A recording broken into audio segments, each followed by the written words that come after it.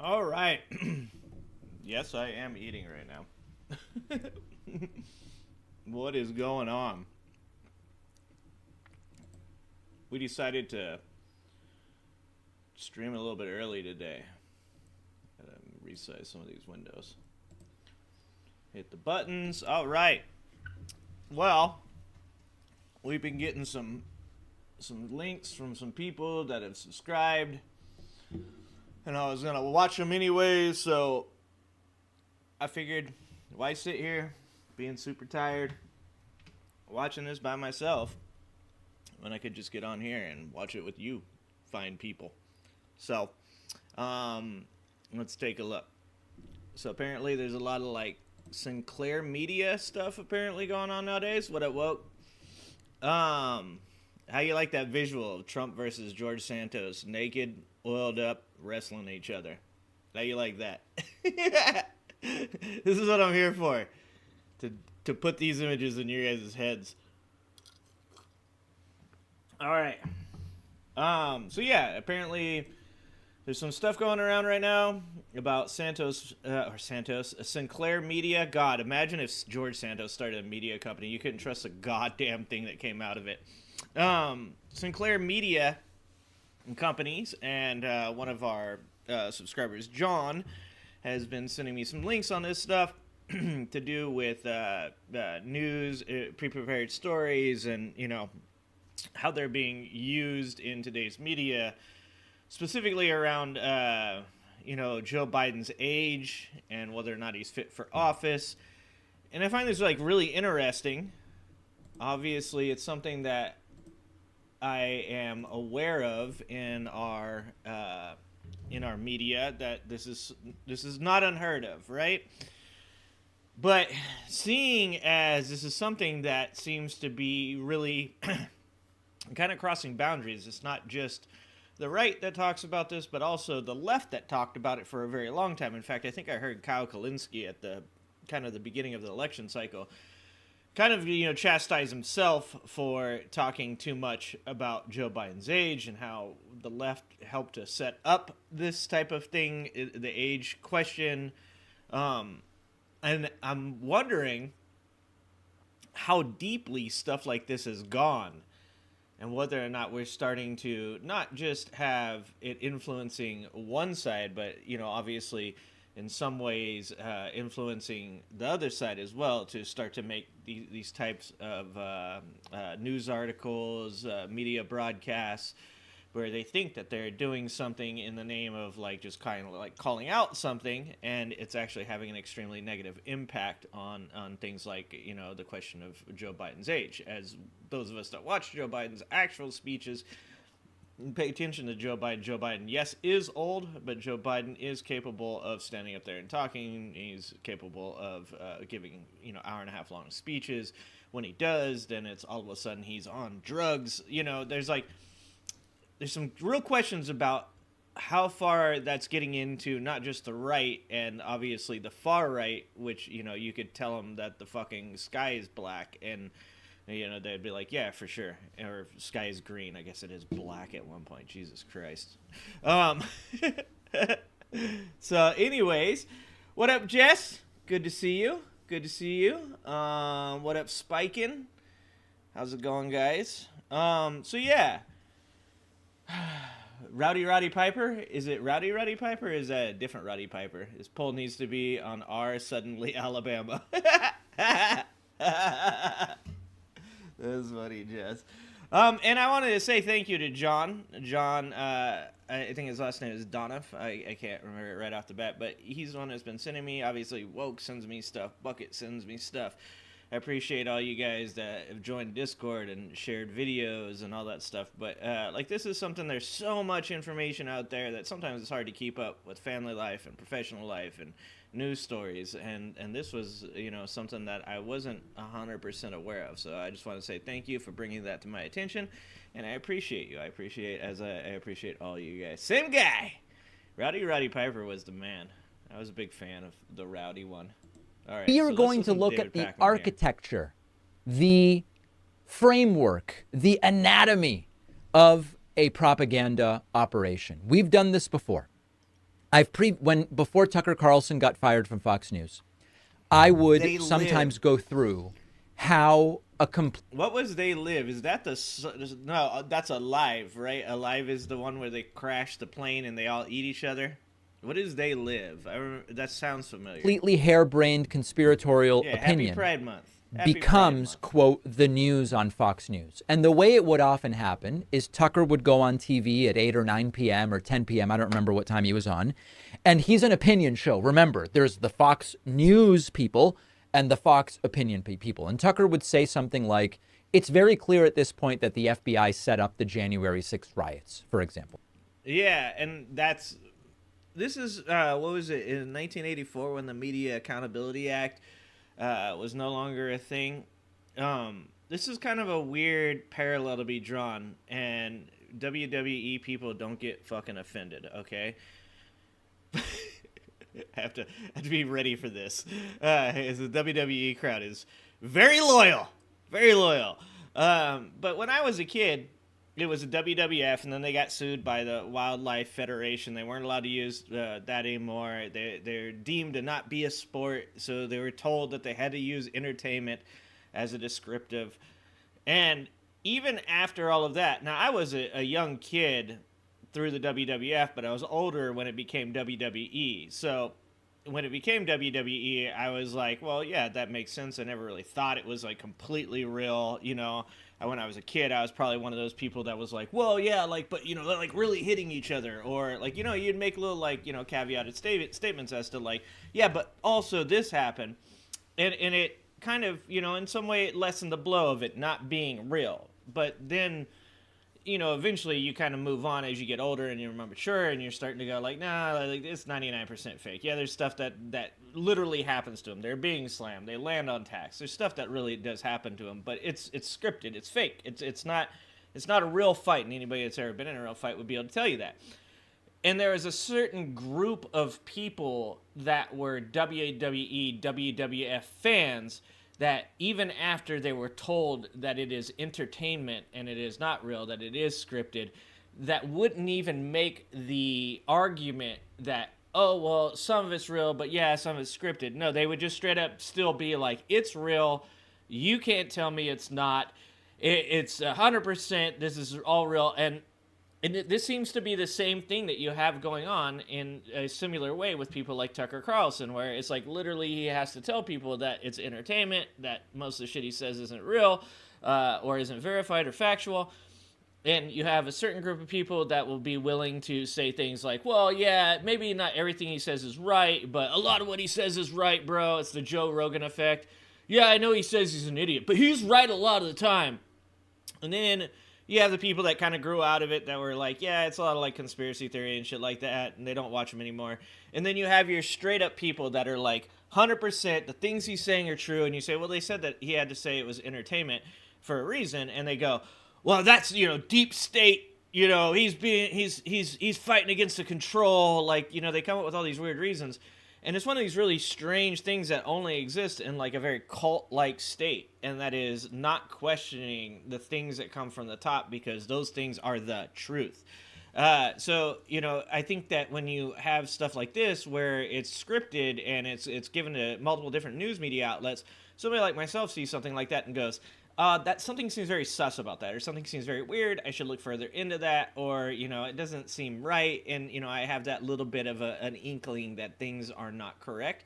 Whereas those people that I'm talking about, the WWE, the Tucker Carlson people, those people are just like, whatever comes down from the top is right. And when they hear it repeated over and over and over again, it's a little Manchurian Candidate style, you know? It's like that is, and you've seen it. They come into the chat, they do nothing but say the same exact things as the person before them. It's the same exact cliches, the same exact stories, same exact evidence. Like, literally, you guys have seen me go through this with these people before, where I can literally go to the next stage of where they're going to go with their argument because I've heard it verbatim over and over and over again. It's really kind of crazy. Something crazy like that.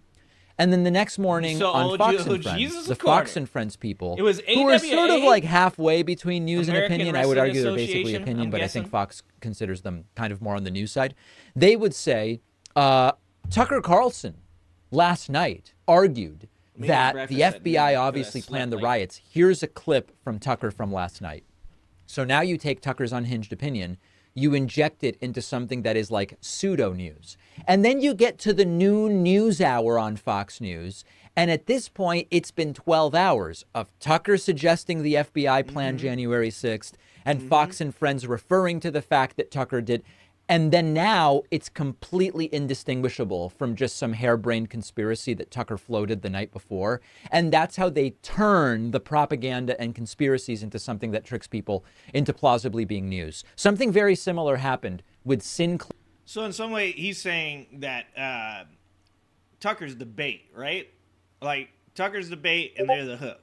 And he's just like setting things up for people to, he's priming them, getting them ready for it. And when you think about that, that actually makes a lot of sense because our news is now, it's monetized, you know? And I don't care whether it's mainstream news or it's David Pakman or it's Dave Rubin or Ben Shapiro. Our news is monetized now. The only way that you get seen by other people is by getting bigger. The only way that you get bigger is by covering things that either matter or you make shit up. And if you think Rupert Murdoch is just waking up every day and going out and golfing and enjoying his life and, you know, hanging out on his yacht and just not really thinking about how to manipulate people, you have lost your fucking mind.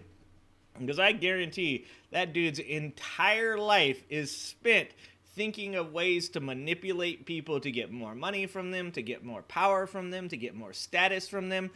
You know, you would think a guy at his age would just kind of retire and do their thing, but that's not what he's doing. So when David Pakman says something like that, that actually makes a lot of sense, that the person is creating like a script of sort for the script.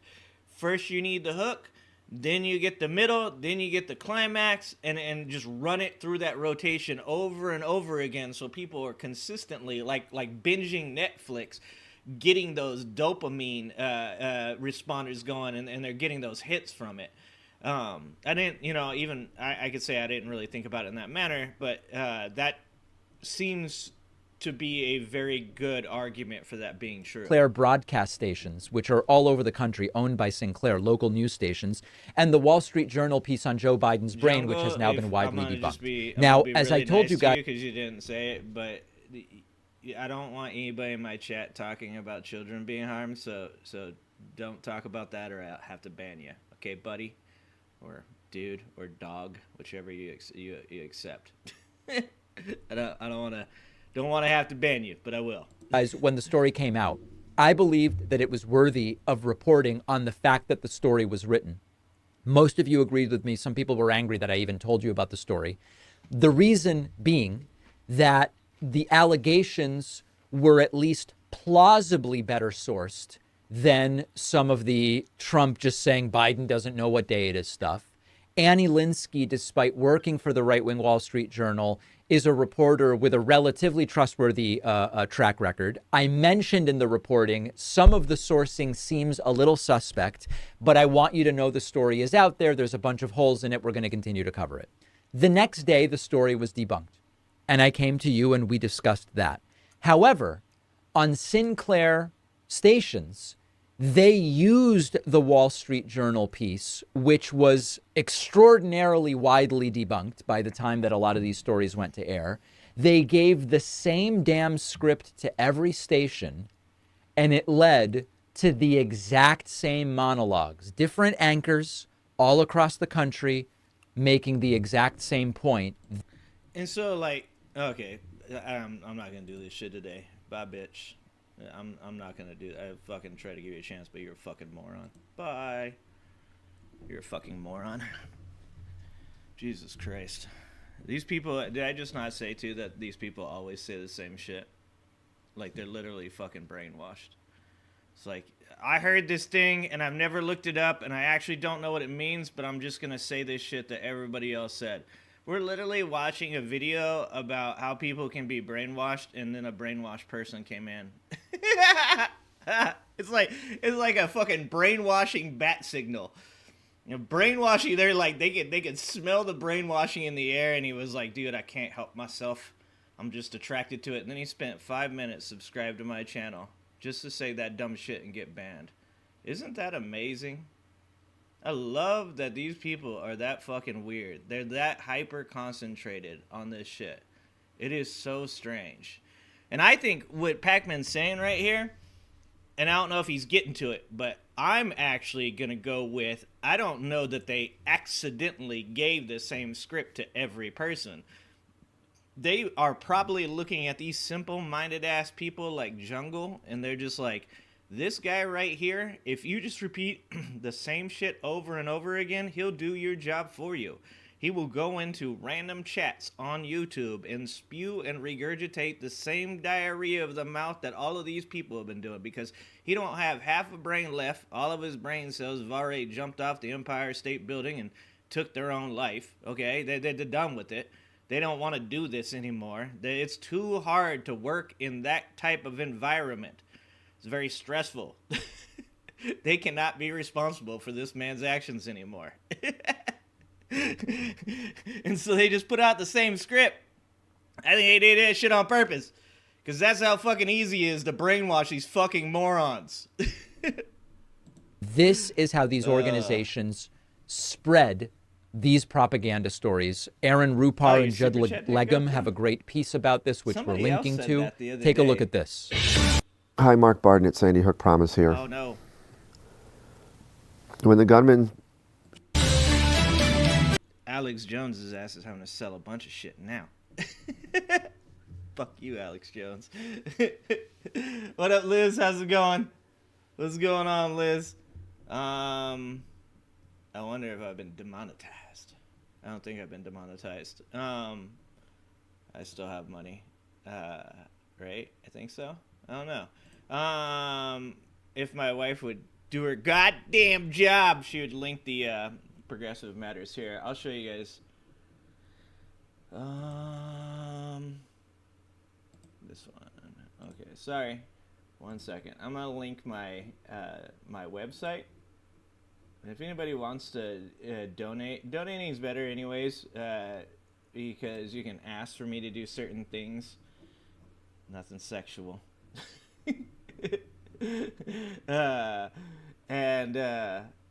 If you donate through the link, okay, where is the link? There it is.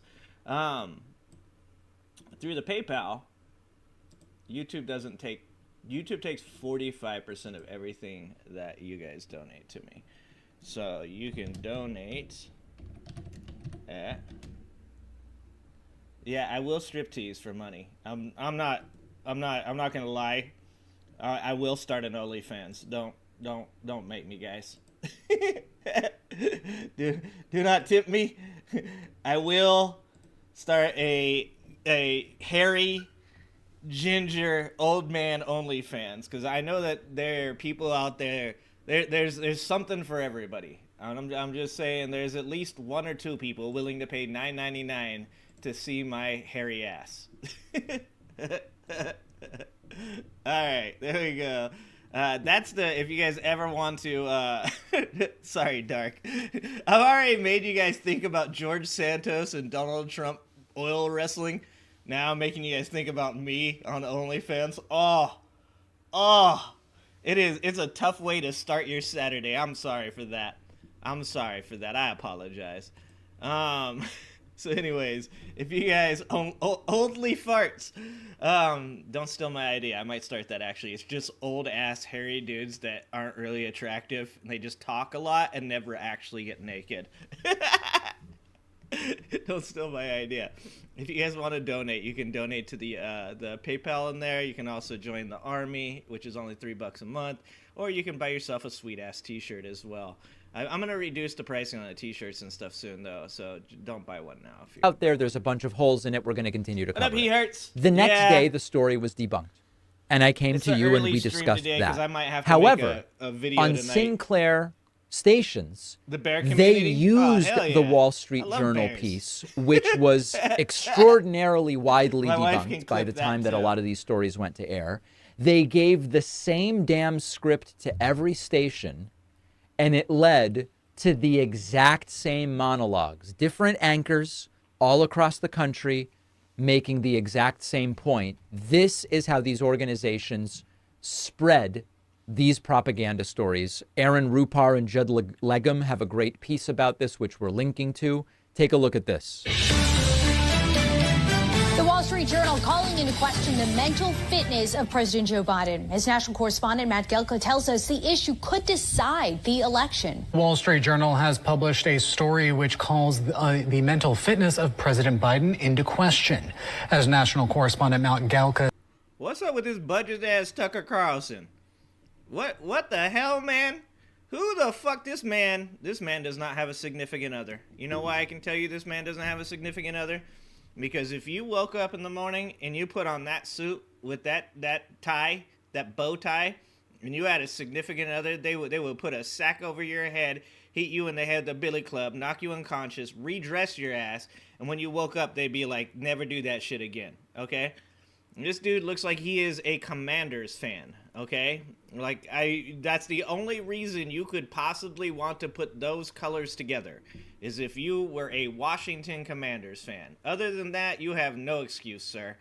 I mean, if you are trying to be Tucker Carlson, you are failing except for the bow tie. Tells us the issue could be an election decider. Should he be on that or any ballot? The Wall Street Journal is out with new reporting calling into question the mental fitness of President Joe Biden. Same script all across the country, article debunked. As national correspondent Matt Gelka tells us, the issue could be an election decider. Debunking doesn't matter anymore. As the Wall Street Journal is out with reporting calling into question the mental fitness of President Biden. We want to know, are you worried about President Biden's mental fitness? As national correspondent Matt Gelka tells us, the issue... That's some gaslighting shit right there. Are you worried? Like, stop acting like you know what you're trying to say. That's my problem with all of this stuff is just like, I know this is a script they were given and they're just saying this shit over and over and over again, is that people take that kind of shit seriously. Like, this dude's actually asking them the question. He's telling you what you're supposed to believe. He is not asking you a fucking question. He is literally telling you, this is what I want you to believe, and people are so goddamn simple-minded that they're like, yeah, he old. Okay, he's old. Has he done anything professionally in his career? As the president of the United States, has he accomplished things? I don't know. All I know is he's old. Jesus Christ, why are people so dumb? Could be an election decider. Yeah, as the Wall Street Journal is out with new reporting calling into question the mental fitness of President Joe Biden. And as national correspondent Matt Gelka tells us, the issue could be an election decider. Lawmakers think this can be an election decider. The Wall Street Journal is out with reporting calling into question the mental fitness of President Joe Biden. As national correspondent, even this poor lady, what the fuck is KHQA? Even this lady got the script? How far did this go? Like, is there going to be a video of Ben Shapiro? Because Ben ruins everything, okay? Is there going to be a video of Ben Shapiro reading the script? Because that would be the climax right there. Like, conservatives and brainwashed MAGA Republicans everywhere would just, like, that, they would come all over themselves if Ben Shapiro is the final clip. I'm just throwing it out there. Correspondent Matt Gelka tells us the issue could be an election decider. And the reason they keep talking about Matt Gelka is then they cut to a package. They cut to a package of Matt Gelka every single one of these stations. The November election just 3 months away, and President Joe Biden's mental fitness being questioned once again. According to a Wall Street Journal report, members in both political parties have serious concerns about his cognitive ability. National correspondent Matt Gelka has more on those concerns. Joseph, you are in the wrong chat, brother.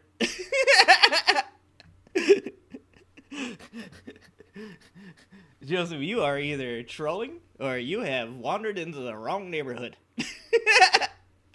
we about want to watch a video about you, Joseph. Concerns. The Wall Street Journal is out with reporting. Okay, you get it. I could play 4 more minutes of this stuff for you, but every single one of these scripts is the same. I don't ban you unless you say I have been talking for more than a decade on this program about how your local news is not really local in many cases. Generically, your half-hour local news, which is sort of 30 minutes loosely, You take out 8 minutes of commercials, you have 22 minutes left. Of those 22 minutes, often close to a third of that is weather. Weather is actually local, fine, but you can also find out your weather in 15 seconds by looking at your smartphone. You take out the weather from the 22 minutes, and you often have 16 or 15 minutes left. Often a full half to 2/3 of the 15 minutes of actual news on local news is national stuff.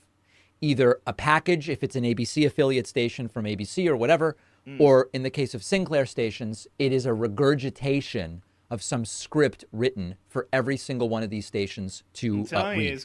And the reason this is so pernicious, and Aaron and Judd talk about this in the public notice piece that we're linking to, it's very clever to disguise the Wall Street Journal hit piece as local news, because people tend to trust local news way more. They don't realize it's not really the local news. What is going on In right general, now? we hear people don't trust the news. They're usually thinking of corporate and national news. But when you ask them about your local news, your local NBC affiliate, local Fox affiliate, they trust it far, far more. And so when they are getting the Biden story delivered by their local anchor, they trust it way more. Now, as a practical matter, does anyone in my audience watch this local news now? Like, personally, I don't know anyone under 65 that's watching this stuff. Clearly, some people are, because it's a very effective and powerful tactic. So my question to you is, are any of you watching these local news stations? And part of the reason I think the answer is also no, is I think if you were watching the local news and you saw that piece, at least some of you would have emailed me and would have said, hey, that propaganda piece that's already been debunked by the Wall Street Journal, it's made it into my local news. The architecture and anatomy of disseminating propaganda. Hey, this is very interesting. And one of those things about that is the reason that you don't see people watching local news, obviously, is because not a lot of people have cable anymore. But it almost seems like in some way that's kind of like baiting people to go local news. And local news, to be honest, is probably, I don't know, more factual than mainstream media. I don't know if I can prove that or not. But it seems like when you watch local news, there seems to be much more like just like, well, obviously local stuff, but the reporting seems a lot less tilted, right? Like a lot less left or right. It's just generally some people shot some people or somebody did something and then they hit the national news almost as an aside. So when you have that lady that's just sitting there and she's reading off the script or whatever, she's not even like adding the inflection, the tone, the cadence of speech that somebody like Fox News would. And I wonder if in some ways when you're like a 65-year-old or older person watching the local news and you're so used to it being more of a, hey, this shit just happened, and you'll hear something like that, whether or not it's actually more effective on that level. Because once again, you're kind of primed to the fact that local news tends to not have such a lean to it. It just seems really interesting. So we're going to watch a little bit more on this. That was just like David Pakman talking about that. I guess he kind of popped off on it first, but then John sent me some other stuff here from this person whose name is Suri. I don't want to mess up Suri's name, but I'm going to say Suri. And it's a Midas Touch report. This one's called The Former Sinclair Journalist Turns Against Corrupt Right Wing. And it's talking a little bit more into it. So we're going to cover this quite a bit today because this was all sent to me and I don't have a lot of knowledge about the subject and I wanted to inform myself. Like I said, I was just sitting here watching these videos anyway, so I figured why not turn on the camera and watch them with you guys and get your guys' points of view on this kind of stuff. So let me know what you guys think about this stuff. It's like I said, it feels like there's some strong brainwashing elements to this type of propaganda. Hi, my name is Suri Crow, and I'm very excited to be joining the Midas Touch Network as a contributor. For the last nearly 20 years of my life, I've worked as a reporter and an anchor in television news in local TV news markets. Arrives at the Vine Center tomorrow to take the stage behind me here. He will have Secret Service protection. He'll be the first of the Republican candidates to have this type of security detail, which means he is now officially high profile. Just to get inside the Longwood University perimeter is quite the security ordeal. If you look behind me here, you can see this is where all the media is clearing their gear. They have a K-9 officer. I want to share my story with you today about what led me from working in corporate legacy media to going to independent media and why I think it's so important. And my hope is that by me sharing my story, it will give you a better understanding of how big media companies operate, and that you in turn will be a better informed news consumer. This is cool. All right. So journalism and the pursuit of truth are my absolute passions. I still tell people, if you were to cut me, I would bleed little stories. I have to do horizontal right now until I get enough people following and people showing up to the horizontal for it to make a difference. Because right now I get 150, 200 people watching at all times on vertical, and horizontal wasn't doing as well. So we're just trying to get the word out there. And then one day the hope is to go back to horizontal, which I enjoy as well much more. Until we get to that point, I promise that I will record these live streams and then I will release them after the fact in horizontal. That's the best I can do right now. Some people can do horizontal and vertical, but unfortunately I live in a really fucking backwoods area and my internet is not strong enough to do both of those at the same time. My upload speeds are absolute garbage. So thanks for coming in and saying something, but that's kind of where we do what we work with what we have. We'll work with what we have. Journalism reporting stories. It's in my DNA. But my last position within a corporate news environment revealed to me that I needed to go a new direction. Okay. Sinclair Broadcasting Group is a right-wing media conglomerate. It owns close to 200 local news stations across the country under different network banners or affiliates. Like my former station is an ABC affiliate, but I wonder if anybody knows this. Is Sinclair, so when Trump was president, he allowed the merger of Fox News with a bunch of other stuff. Is that the Sinclair group? I mean, I could just look that up. God, I should just look that up. I'll look it up in a minute. Sinclair also owns CBS, NBC affiliates, etc. They cover about 40% of the country's news markets, local news markets. So it's a significant 40%. Imprint. Damn. I was a veteran journalist when I signed my contract with them, but little did I know what I was signing off on. Here are just a couple of articles that were written about me after I came to a bitter end of my 3-year ironclad, might I add, contract with Sinclair. While there, I consistently and accurately reported stories about climate change, gun violence, as well as the rise in white Christian nationalism, especially in the aftermath of Trump's election. And I also covered that 2016 presidential election. I was reporting in the middle of Trump, morphing from a failed casino owner and reality TV celebrity to a formidable presidential candidate. I remember one editorial meeting we had in 2016 at the station where producers and reporters were assessing the Republican field of candidates and figuring out who and where and what stories we would cover for the day or the week. At the time, many of us were sort of laughing off Trump as any serious threat to Hillary Clinton. But one of my bosses said quite presciently, don't write him off just yet. I think Trump might be a real player in this election. What up, mama? That comment struck me as a moment in time when our political universe just flipped on. Yeah, during his time in office, Trump's the all-time high of Trump's antitrust legislation or litigation which was absolutely non-existent because Trump loves big corporations. That's why he gave them tax cuts for all of fucking eternity.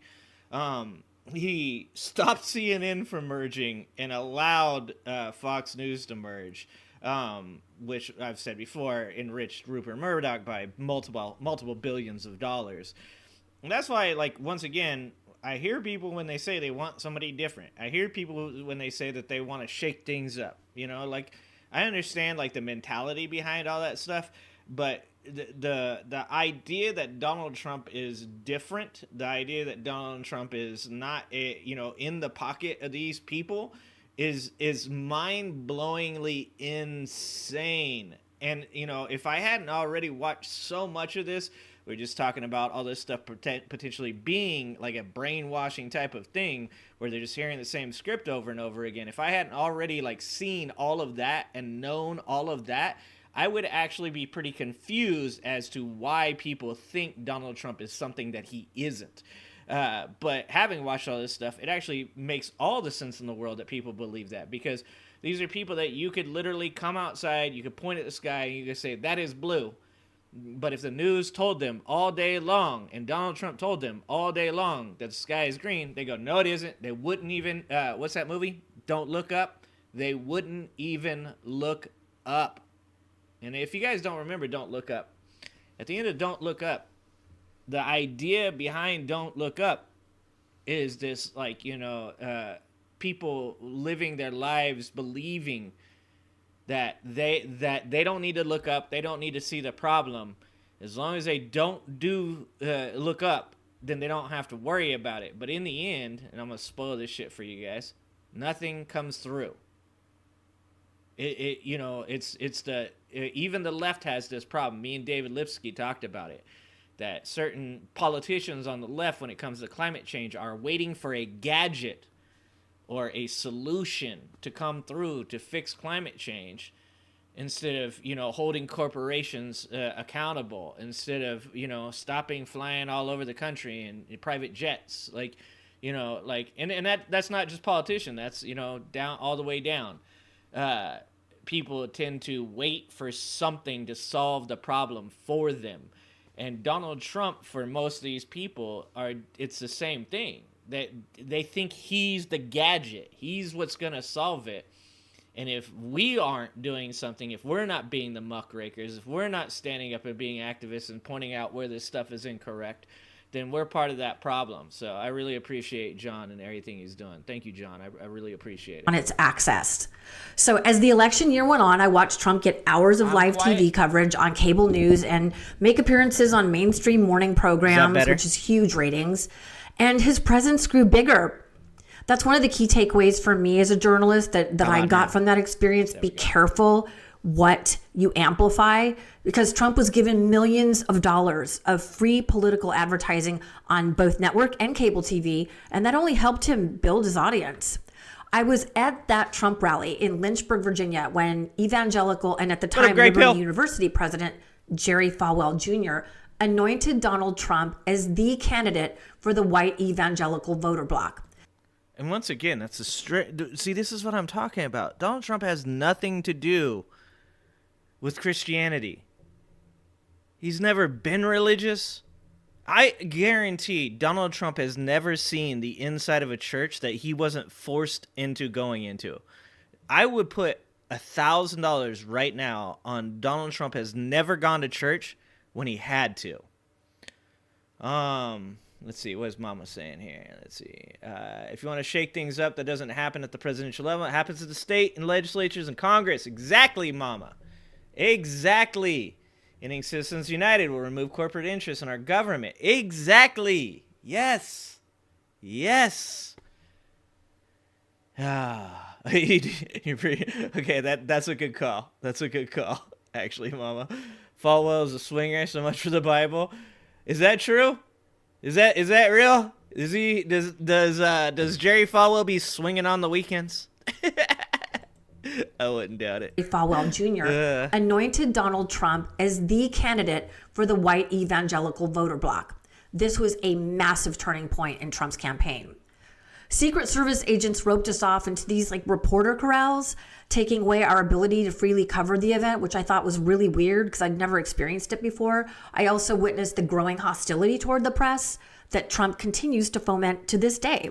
When I questioned Trump's Secret Service detail about the confinement of reporters behind these barricades, he responded, well, have you ever been treated like this at any other political campaign stop? And I was like, no. And his reply spoke volumes. He said, well, there's your answer. And that is when I knew we were headed into uncharted territory. I regularly went toe-to-toe with my bosses, asking that I just be able to do my job as a journalist. Roach, he's going to blend in with that orange Even though I was winning investigative reporting awards while working there, I was constantly threatened and badgered by management to follow the company narrative, or I would be further disciplined. In other words, get in line or else.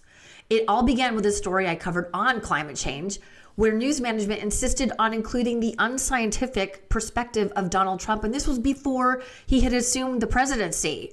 He's just a right-wing guy running for president. They're like, you got to quote him. This false equivalence pattern was forced down reporters' throats and subsequently our viewers, who I would wager most of them had no idea that there was this corporate narrative that was very slickly being embedded in their local news. And one of the things about a person like this speaking out is there are avenues and lanes through lawsuits that if this lady is not telling the truth, she would potentially have to fight against.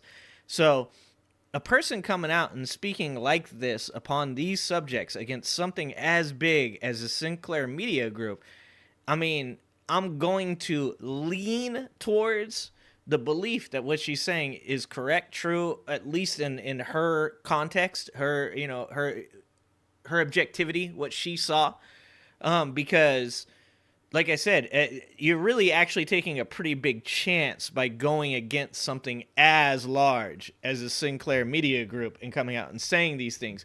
If they aren't true, you're going to find yourself, you know, you're going to have a ton of lawsuits against you. And just for everyday average person, I'm guessing Surrey here isn't, you know, part of the 1%. Or even part of the 5% that, you know, is going to be able to afford the types of lawyers that you would need to fight, you know, defamation lawsuits and stuff against companies that big. So I'm going to lean towards what she's saying here is at least in her estimation, true. Most of them had no idea that there was this corporate narrative that was very slickly being embedded in their local news consumption. We tilted negative bias in every story we covered about Hillary Clinton. Meanwhile, I watched colleagues get promoted for nodding along in agreement with Trump. I later discovered that Sinclair had allegedly made a backdoor deal with the Trump campaign to provide him favorable coverage in the election run-up. It made my jaw drop. Because they are it felt too dark. So because dystopian. they are too. I was like, what are we doing? This is not good journalism. In 2017, I approached the then news director to express my growing concern about the boldness of the white nationalist movement in Virginia following Trump's election. And I told him that I thought it was a story that needed investigative reporting. I had even been personally threatened by one of these white supremacists. So I felt an urge. And see, once again, this is where this drives me nuts, because you don't have to come out against, say, the people in Virginia if you're Donald Trump, right? Or if you're Sinclair Media, even. You can sit there and you can say, hey, we're covering these things because we believe that there's something to be covered here.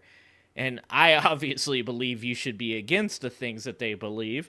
But, you know, as a journalist, you know, reporting on that doesn't necessarily show that you are for or against anything in that area. You're reporting on it.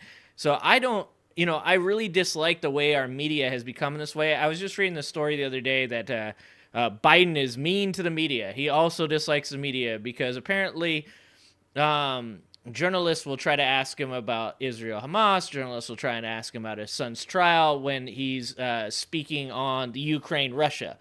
And though I can understand his adversity to going off topic, though I can understand that he wants to stay on topic and stuff, I also support the media's right to ask questions that are off topic in those areas. I think that it's not a very efficient structure to go all over the place with your questions and stuff like that. But I support a free journalism, because, you know, if you have people that are never going to answer those questions based off of, you know, who they pick or where they're going, and they're avoiding those conversations, then our media has to be able to ask questions that people don't like, right? And if we're not doing that, then we're not doing our job. And so it's mind-boggling to me that someone would come out to this person and be like, you can't cover that story. And I think the reason that they can do that is because the people that are reading those papers or watching that news are so brainwashed into believing that these things don't exist, that they don't have to worry about it. They don't have to worry that anybody's going to call them out for not covering that stuff. You know, it's crazy. Urgency to report the story, but I was told That's not a relevant story, Yeah, sorry. they No, have we're to not going work to do for the it. people. Meanwhile, that same news director was busy assigning reporters, riveting stories about dangerous tricycles. Yeah, dusted. 3 months Let after it dark, I proposed appreciate that you, dark. exact story about investigating the white Christian neo-Nazi movement in Virginia, the neo-Nazi exactly, Mama. attacks occurred in Exactly. Charlottesville, literally in our viewers' backyards. It burned me up to know that perhaps I could have shined a light on this before it got to that level, but I was gone soon after, and it was not a pleasant exit with management there. Big media corporations mean big dollars, so revenue drives the bottom line in legacy media companies, as do large corporate tax Exactly. breaks, which we know are predominantly sponsored by Exactly. Republicans. That's what I'm saying. And media empires are always looking to expand their audience because that means more advertising revenue. You might have seen this in action when CNN hired a conservative to run its news operations. Remember, CNN is owned by Time Warner, massive corporation. So ultimately, Chris Licht was fired after CNN was heavily criticized for hosting a disastrous town hall with Donald Trump this past year. It was Yet terrible. CNN, along with many other legacy media management, are averse to reporting views that their viewers or readers do not. Speaking of being off topic, that town hall, do you guys remember that shit? Like the people, like when he was talking about abusing people, sexually assaulting people, and the fucking crowd was clapping. Like, that was kind of the beginning for me of just realizing how far gone people were. And we had, the video is somewhere on this channel. It's somewhere on this channel. It's not obviously that old. But that was kind of the beginning for me of like, wow, like I've seen all these crazy videos of people saying stupid shit like Joe Biden's a skin suit, Joe Biden's not in office, blah, blah, blah, blah, blah, blah. All the crazy shit that they say, right? But to hear people applaud him, like talking down on a person that like accused him of abusing them, like that is so far-fetched. That is so out of the realm of logical thought that I was just like, holy shit. Like, regardless of who is the person accused, if someone is accused of something, and look, there's false accusations made, you still wouldn't clap and cheer for that person making fun or demeaning that person. That is literal brainwashing. When you are clapping and laughing at the jokes of somebody that is being accused of abusing somebody. If I remember right, he had actually been found guilty at that point, right? In the civil trial, not in the criminal trial, but in the civil trial. Like, that just shows like a level of fucking brainwashing that is only found in cults, man. It's only found in cults. Want to hear why? Because viewer loyalty and numbers mean everything in the TV news game. Fox ended up paying nearly $790 million out in a settlement to Dominion, all because they didn't want to piss off their viewers. Like, ridiculous. Anyway, since my departure from corporate media, I have been disheartened by the practice of both siding in the legacy media landscape. For example, pay attention to the narratives that news outlets are painting. Take a look at this recent headline from Newsweek, where the once reputable news outlet is now quoting Donald Trump, a 4 times indicted, twice impeached insurrectionist ex-president who a jury found responsible for sexually assaulting a woman, is a credible source of leadership opinion on President Biden. Not to mention, he's the same guy who tried to overthrow our democratic form of government and stole classified government documents and refused to return them. We know this, enter Jack Smith. About a year ago, President Biden gave us... And I think that's dissonance that even I have, is that when it comes to a former president, we kind of give them grace to the point that like something like that is still effective. Like, you can still say things in the media and people still quote them. You know, I'm not 100% for completely not covering Donald Trump, right? Like, I'm not for our news media just saying outright they will no longer, you know, quote anything he says or follow anything he says. But there is definitely something to be said about whether or not the things that he says are credible. You know, like you have a dude he's a convicted felon on 34 counts. You have a dude that legitimately tried to overturn an election. You have a dude that was convicted of sexual abuse in a civil trial. You have a dude that has, paid hush money to porn stars to cover it up so he doesn't lose an election. Like, you have a dude that has, 6 or 7 bankruptcies, multiple failed businesses. I just don't understand how anybody with any brain cells at all, I mean 2 or 3 at least, could possibly look at the things that Donald Trump says and go, oh, that's a legitimate source. Like, we call into account, like, people that have way less character flaws. Like, there are people that we put up on a stand and people are like, well, he's lied before, so, we might not be able to trust him. And I'm usually with that. I'm like, oh, okay, well, you're right. He has lied before, so let's be careful. Let's make sure. You throw Michael Cohen up there. You throw Avenatti up there on the witness stand, and I understand people saying, well, hold on, this guy has done bad things before. We should be aware of that. But you can't apply it to one and not the other. And you definitely can't apply it to a dude who's done one thing and not apply it to a guy who's done 300, 400 things. Like, that's probably not even an exaggeration. That's probably an under-exaggeration of how many things that Donald Trump has actually done. Didn't they actually do a thing where they said that Donald Trump lied over 30,000 times while he was in office? Like, 30,000 times? If that's real? Like, holy fuck. I don't know even, like, kids that dropped 30K in a 4-year period with wild-ass imaginations. 30K in a 4-year period? Like, that should definitely make people think, oh, shit, I might need to, like, look into the shit he says. He might be lying. What the fuck is going on? I don't understand. Anyways. Is a credible source of leadership opinion on President Biden.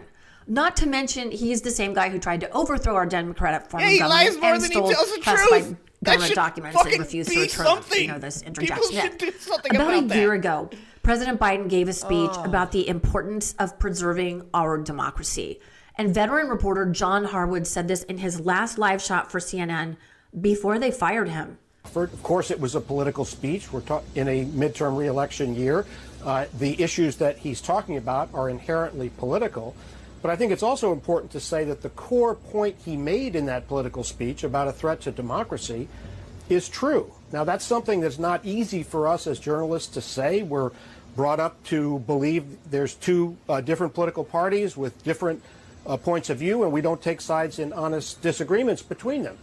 But that's not what we're talking about. These are not honest disagreements. The Republican Party right now is led by a dishonest Democrat. Solid.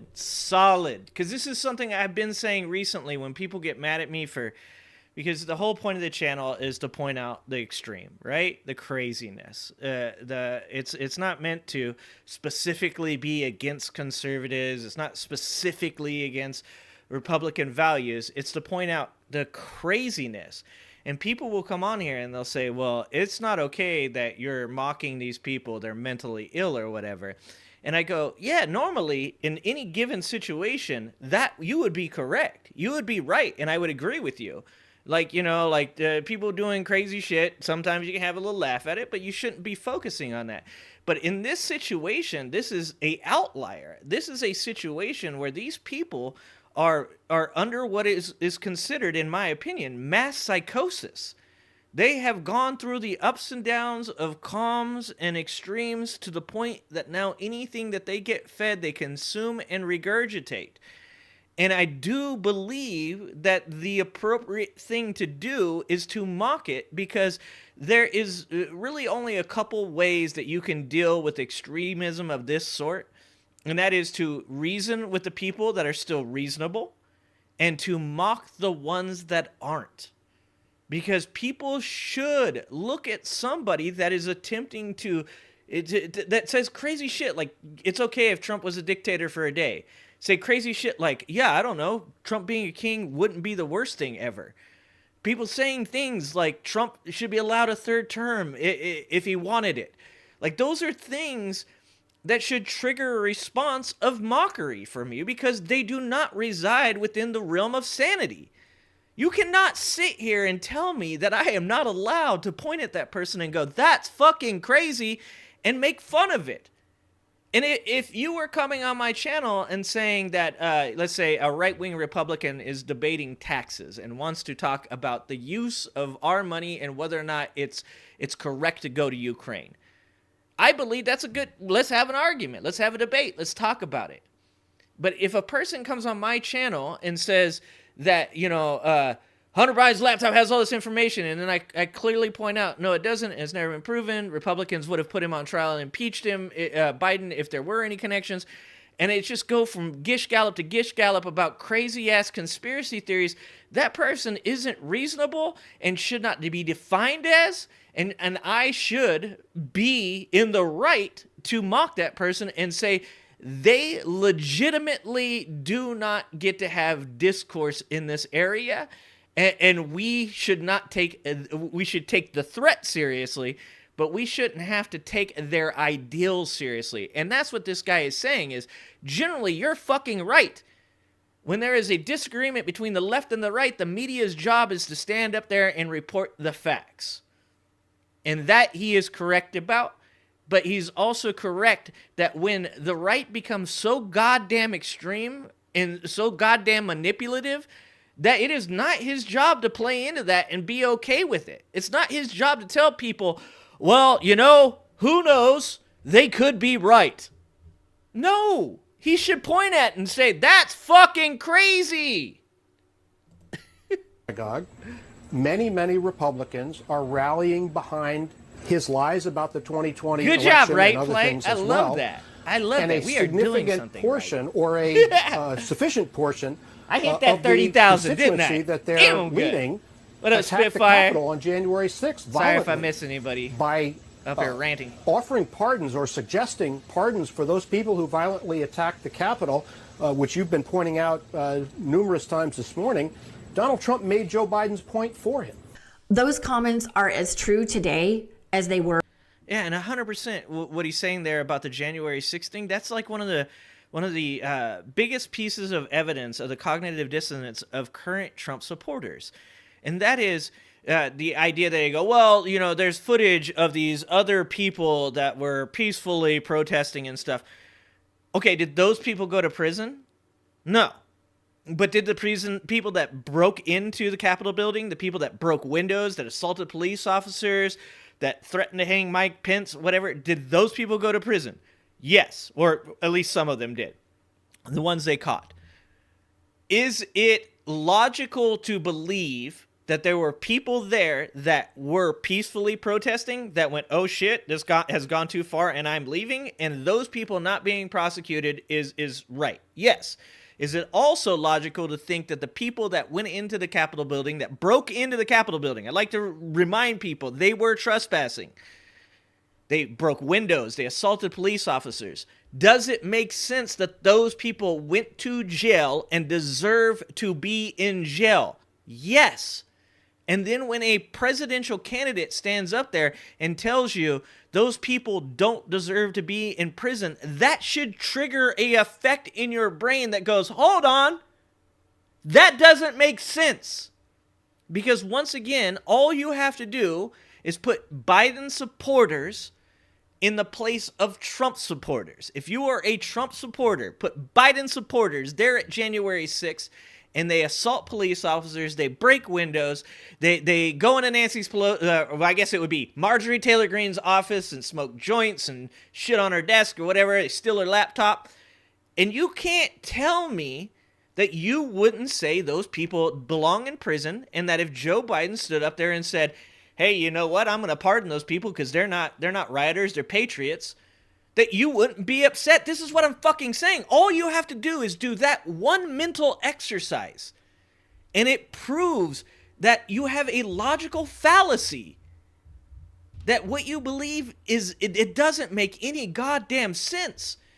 Because, let's take this for instance. Some people have lately been talking about Don Jr. owning guns, and whether or not Don Jr. used to be a cokehead. Well, why does Don Jr. get to own a gun? But Hunter Biden can't. And I pointed this out before. I'm for the laws we have in place. I'm for people being prosecuted by the laws that we have in place. Hunter Biden seems okay. He knows he fucked up. He knows his life has been fucked up. He seems to be going, I'm going to take what I got so I can get past this and be a better person. That's the hope, right? We're giving the dude grace. So now, do the mental exercise. Don Jr. gets put in that place. Do I feel the same way about it? Well, I still feel the same way about the law. And I still feel the same way if he pats his fucking lawyer on the back and hugs him. If Hunter Biden stood up and said that that trial was rigged, and he probably has a better ability to do it than fucking Don Jr. would, because they want his ass in prison. They want to prove to America that Joe Biden and his whole family are totally evil and corrupt.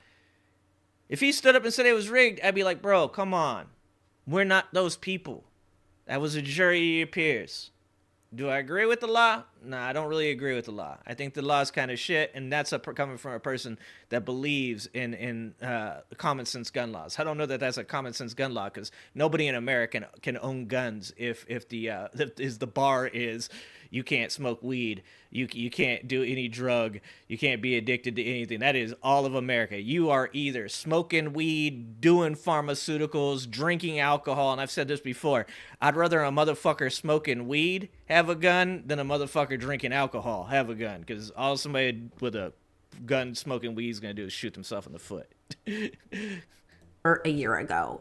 Just look at the absolute chaos that the Republican Party is in right now.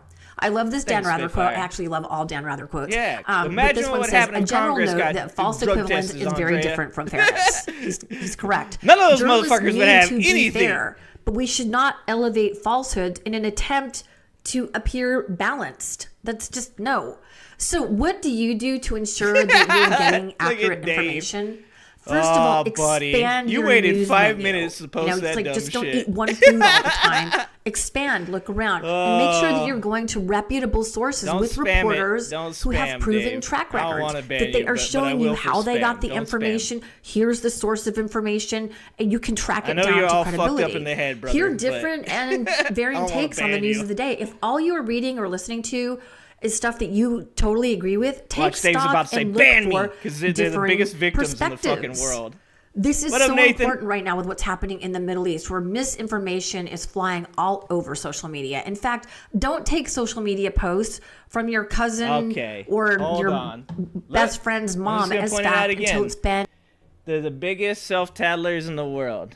Dave, we don't talk about hurting children on my channel. Bye, Dave. Yeah, see?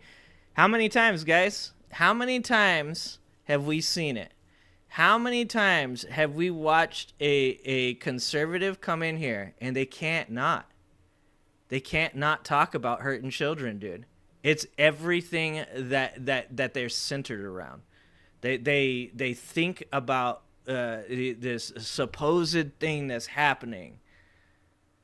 They can't not do it, man. All you have to do is not talk about harming children. All you have to do is not tell people to harm themselves or say you're going to harm them. And they can't exist in this chat with those rules. 3 simple rules. Don't tell people to harm themselves. Don't say you're going to harm somebody else. And don't talk about harming children. And there are very few conservatives in these conversations in this chat because they all get banned because they can't not talk about those things. That speaks to your character. That speaks to who you are as a person. You are the problem. And it's all projection. And a proven source. This is called critical thinking, and it is something that Republicans do not want Americans to have. And so do large corporations, in fact. They want you to kind of be on the bandwagon with what they're providing. Listen, the safeguarding of democracy is at stake. I think most of you who would be watching this video know that. Journalists are the watchers on the wall, defenders of truth and democracy. I take this job so seriously. However, the reality is that... And what has MAGA done? They attack journalists. They tell you shouldn't trust journalists. They know the only journalists that you should watch Like, regardless of the fact that, like, I watch Ben Shapiro, watch Dave Rubin, I get TikToks from conspiracy theorists sent to me every fucking day, like, ad nauseum, en masse. So many of them. And I watch them all. I watch shit about Fauci being evil. I watch shit about Joe Biden's crime family. Like, all this stuff that these people send me. But they never once watch anything from the other side. Because they don't think these journalists are bad people because they've seen things that they've done that actually legitimately could bring them to that conclusion. No, they don't like these journalists because they disagree with the narrative that they have sold themselves, that Donald Trump has sold them, that these supposed independent journalists have sold them. And it breaks their reality. If they have to believe that one of these journalists is not a bad person, that they're not out for their own fucking enrichment, then that shatters their entire reality. And they can't do that. They are neck deep. Most legacy media outlets are corporate owned and far from liberal for the reasons I explained earlier. I know that is not the narrative that we're constantly being fed, the liberal left-leaning media. But the truth is, it's not left-leaning liberal media all the time. We are in a perilous time, so we need honest reporting as much as we ever have. And when a right-wing publication like Lincoln Project comes out, or when a right-wing publication like Fox News says something bad about Donald Trump, people just immediately say, well, yeah, that's because the left has gotten to them. Sometimes, I keep saying this, when people talk about the Israel-Hamas conflict with Joe Biden, I am 100% in support of the people saying that they disagree with Joe Biden. I just said a minute ago, when those reporters are sitting there saying, you know, Joe Biden says we're talking about Ukraine, Russia right now, and somebody goes, well, I want to talk about Israel-Hamas. I agree that on one side, Joe Biden wants to keep it on topic, but I also agree that that journalist has every single right to bring up a subject that is important to the American people. Doesn't matter what side you land on, whether you're pro-Palestinian or you're pro-Israel, or you just care about the conflict in a manner of you hope that the best possible outcome can come from this with America's help or influence. It's important that we do that. And if we have, let's say, a left-wing media company that disagrees with our point of view, that doesn't make them right-wing. That doesn't mean the right got to them. That means they're literally doing their job. They're saying, hey, these are my opinions. This is what I've gathered from the facts and evidence that I've brought around. And are there hacks? Of course there's hacks. There's politicians that are good people. There's politicians that are corrupt people. There are journalists that are really fucking good journalists, and there are journalists that are hacks. But at the end, you can't possibly believe that everybody on your side everybody's right and everybody on the other side is completely wrong and never right. You know, like that it just doesn't, make sense. Initially, it was really scary for me to step away from corporate news I watched the because that was first the one last only world night, that but I I was ever pretty knew. tired. But I think I wanna believe that watch it independent again. networks like the Midas Touch Network are the way That forward was to for He getting Hurts. accurate information What up, in Randy? a time of nonstop mis and Yeah, disinformation. Randy, the media the is way that too facts liberal. and evidence are laid out Yes. for you here. To Trump, As if they anything. say, and I completely agree, the truth is golden. So That that's shit my should be story. I hope it flashed helps you across out the and screen, feel a bit Mama. more Like, informed, you should say it when over you're and over. watching large corporate legacy media. I'm not saying throw it out completely, but just be aware that there could be underlying narratives, and the reporters often have no control over that. So thanks again for watching, and I hope to see you right back here on the Midas Touch Network. Peace. Okay. Hey Midas Mighty, love this report? Continue the conversation by following us on Instagram @ Don't forget to follow Midas Touch. We're doing this in a nice method here. We got what it was. David Pakman explained to us what it was. We got this Siri person from the Midas Touch coming on and explaining her background. And now we're gonna watch the third video, which is this David Pakman. No, this is Midas Touch as well. It looks like he's using a David Pakman clip. So, reporter who ditched Sinclair shares how Trump exploits media. So this is the third video in this series that John sent me. We're gonna watch this one as well, and then we're gonna move on to some other stuff. But I felt like this was pretty important I think this is a type thing that you have to be aware of.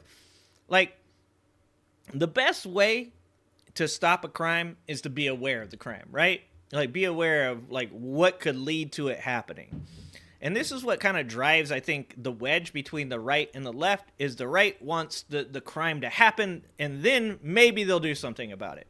Whereas I think the left has always been more of, let's try to make the crime not happen.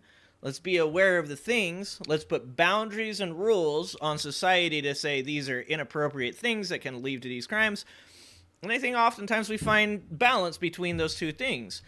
But for anybody that's ever been a victim of a crime, you know how much it sucks to know that it's going to happen, to report that to police, and the police tell you they can't do anything about it. And then when it does happen, then the police finally step in.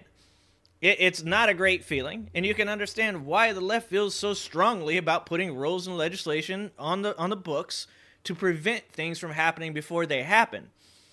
I think that we have a real divide on that subject, and obviously when you have the extremes of the right, you know, getting their voice added into all that, it just makes it that more polarizing.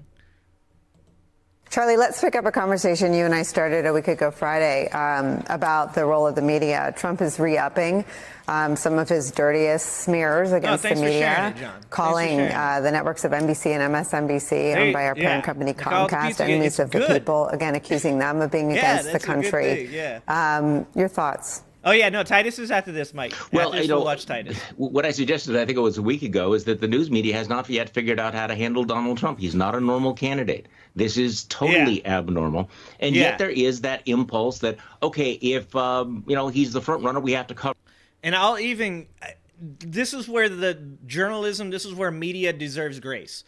Because there's a part of me that every time that the media covers something, Trump, or back in 2016 when they were covering him all day, every day, and I understood that it was all for money and it was all for ratings, that I would get so upset. Like, stop.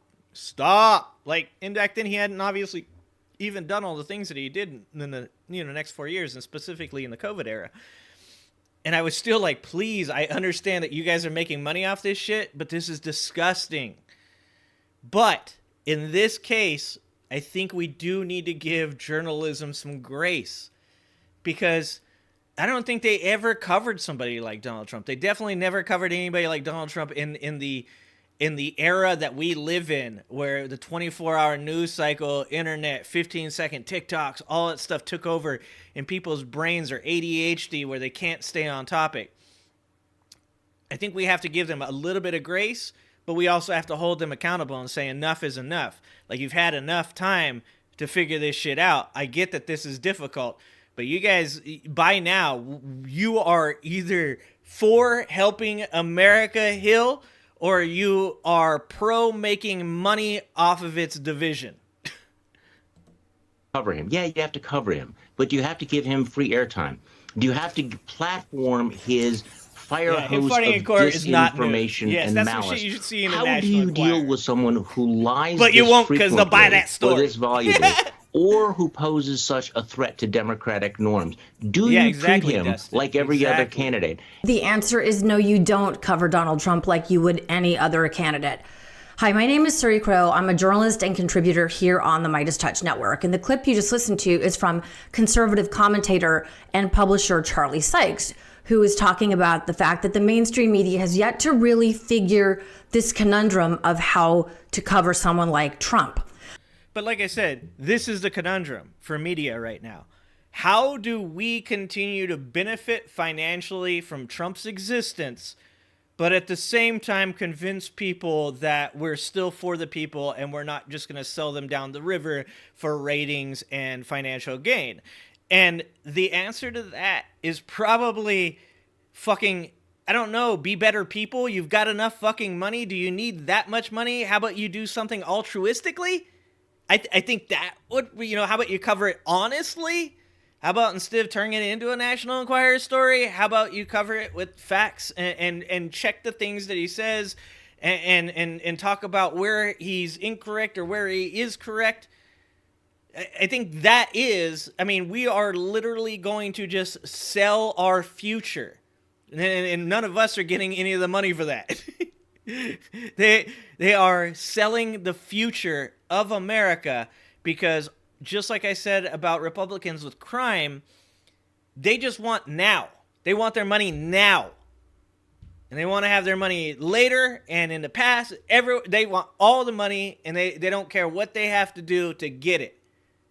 That's the conundrum. Be a good fucking person and do something altruistically, or sell America down the fucking road because you want fucking ratings and clout. Firstly, let me tell you this, that we need big legacy mainstream media. The CNNs, the networks, the CBSs, the NBCs, the ABCs, the New York Times, and the Washington Post. Not only because they have some incredible journalists, but moreover, they have deep resources to deploy to news coverage. There's a huge difference between local news outlets, which are often operating on a bare bones budget with minimum staff. And I can tell you that from personal experience, that as corporations purchase more and more local TV news outlets, they trim resources to make their bottom line more profitable, which means that reporters are now required to do so much more than they used to. For example, when I started in TV news, it was just go out and report the story, which is, trust me, really hard. Again, because you're often not just covering one story. By the time I left local TV news, it was go report the story, immediately at the scene, put it on blast on social media when you're still trying to figure out what the facts are of the story, interview people to get exactly what's going on. Which is another huge problem with media nowadays. And we covered this when we talked about the Baltimore Bridge collapse. And that there is a race to be first now. But that race has gotten even worse than it was, say, in 2016. Because now it isn't just Fox News racing CNN to get out and get their spin on the story out first. But it's also, you have these like conspiracy types that are attempting to be even more bombastic and crazier with their ideas about what would happen or what has happened. And a lot of this stuff just comes out and is immediately consumed by every single person and then regurgitated before any facts have actually came out about the case. One of the things that happened was when Donald Trump was found guilty on the 34 counts, I reported the things that I knew that were true. And if you guys want to watch that video, you can go watch it and you can tell me whether or not I was right or not. But I reported the things that I knew were true. And then I said to myself, I didn't feel good that day, so it helped. But I said to myself, should I get on stream now and talk about this, or should I wait a couple days? Should I wait for the information to come through and then have a better, outlook on all the facts and be able to discuss it in a much more like a truthful fashion? And that's what I chose to do. And I know that, like, for the most part, like financially speaking, not that I make any money, but financially speaking, that's the bad idea, right? Like waiting for the facts to come out, talking about it as the 5th, 6th, 7th person is not financially gainful. Like it is more of a financial gain to be wrong, to say things that are bombastic, to claim to know things that you don't know, than it is to wait 2 or 3 days, get as many facts as you can, and then speak to it as well as you can. That's the wrong way to do media nowadays, but it's the way you should do it. People should, this idea that we have people going to scenes reporting this person's racist, this person did this person did that, and then 2 days later, what was it recently, that guy, it blew up on the internet. The guy was driving in his car and the judge phoned into him, zoomed into him for the court case, and all the headlines were the man had a court trial where he had lost his license and he was caught driving, so it like blew up. There's videos everywhere, right? Everybody's watching them. I didn't watch it, to be honest with you. Haven't even watched it. So the next thing that happens is a week later they say, oh, it turns out, no, the dude did have a license. There was just, he had reapplied for it, but something happened and he didn't get it. And then a week fucking later, it comes out, no, he didn't have one. In fact, he's never had a license. And it's like, holy shit, not that that fucking story matters, but the way that it was covered by the internet, covered by media outlets, this was covered on Fox News and CNN. That's so fucking stupid, but it was. The way that it was covered is the prime example of what the fuck is wrong, is people want every day something has to entertain their ADHD brain. And if you don't, then you're falling behind and you don't get to be financially successful. I mean, there's a point where in my show where I've asked myself, should I be on every single day? But I have a life, I have a family, I have a job. Like I'm not throwing those things away so that way I can be on here. I'm not throwing those away for popularity or financial gain. Like, I love those things. Those are what's important to me. I like science. I like thinking about other things than politics. You know? And it's like, this is a real problem. It's a real problem, and we've got to do something on our part to make it better. TV news, it was go report the story, immediately at the scene, put it on blast on social media when you're still trying to figure out what the facts are of the story, interview people to get exactly what's going on. And then in many cases, reporters are also asked to be their own videographer to shoot and then edit the story. And then, of course, you write the story. Then if you're going live, you do that. And then at the end of your 12 to 13 or 14-hour workday, then you're expected to come back and publish it on the station's website. So that is a breakneck pace that wears out even the hardiest. I love talking about politics too, Mama, but I like talking about reporters, lots of things. It's exhausting. Big legacy media companies, on the other hand, employ more staff, which allows them to cover topics on a much deeper, much more intensive level. They have big investigative news units, which is great. Sadly, many investigative news units have been cut out of local news outlets for the reasons I mentioned earlier. They profit. That's what runs the show. And it's sad. But anyway, many local newspapers have also shuttered because they just couldn't compete with large corporate media.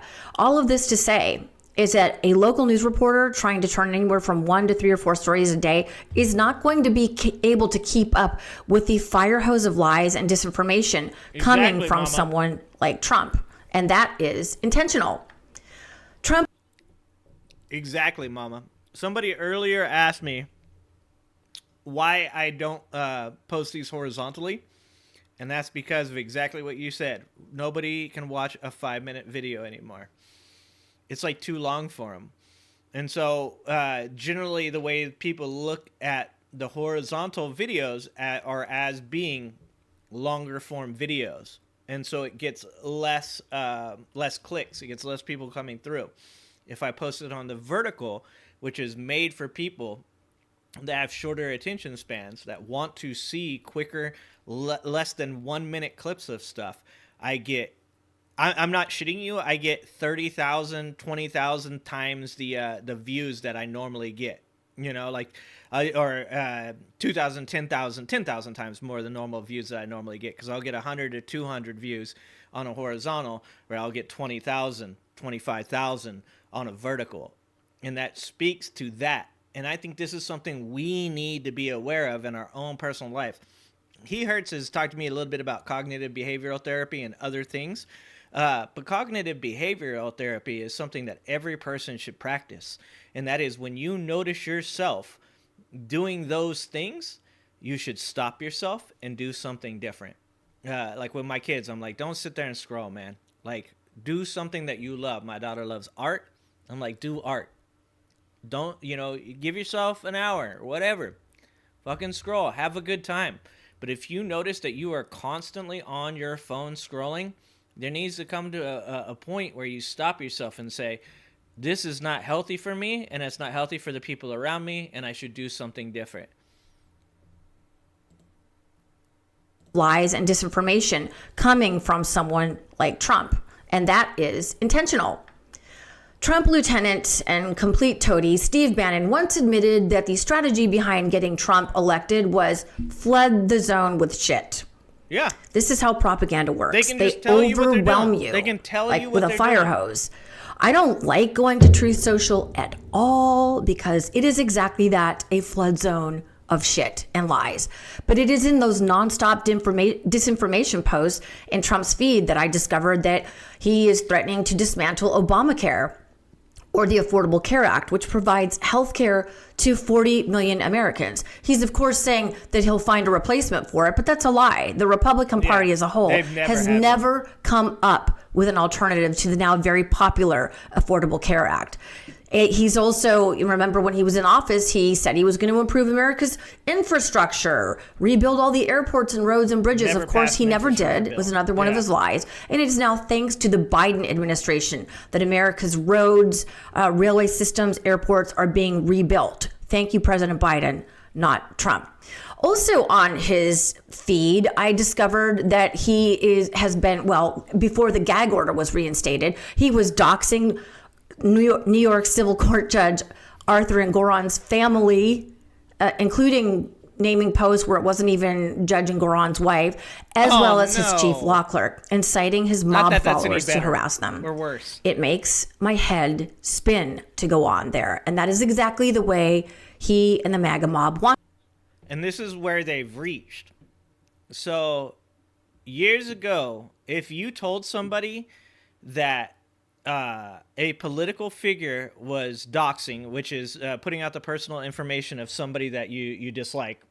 I would hope it would be somebody that you dislike. I don't think people are doing this to their friends. But if you told somebody 8 years, 10 years ago that a political figure was putting out the personal information of the people that they don't like, that would be a huge story. We would all be like, what?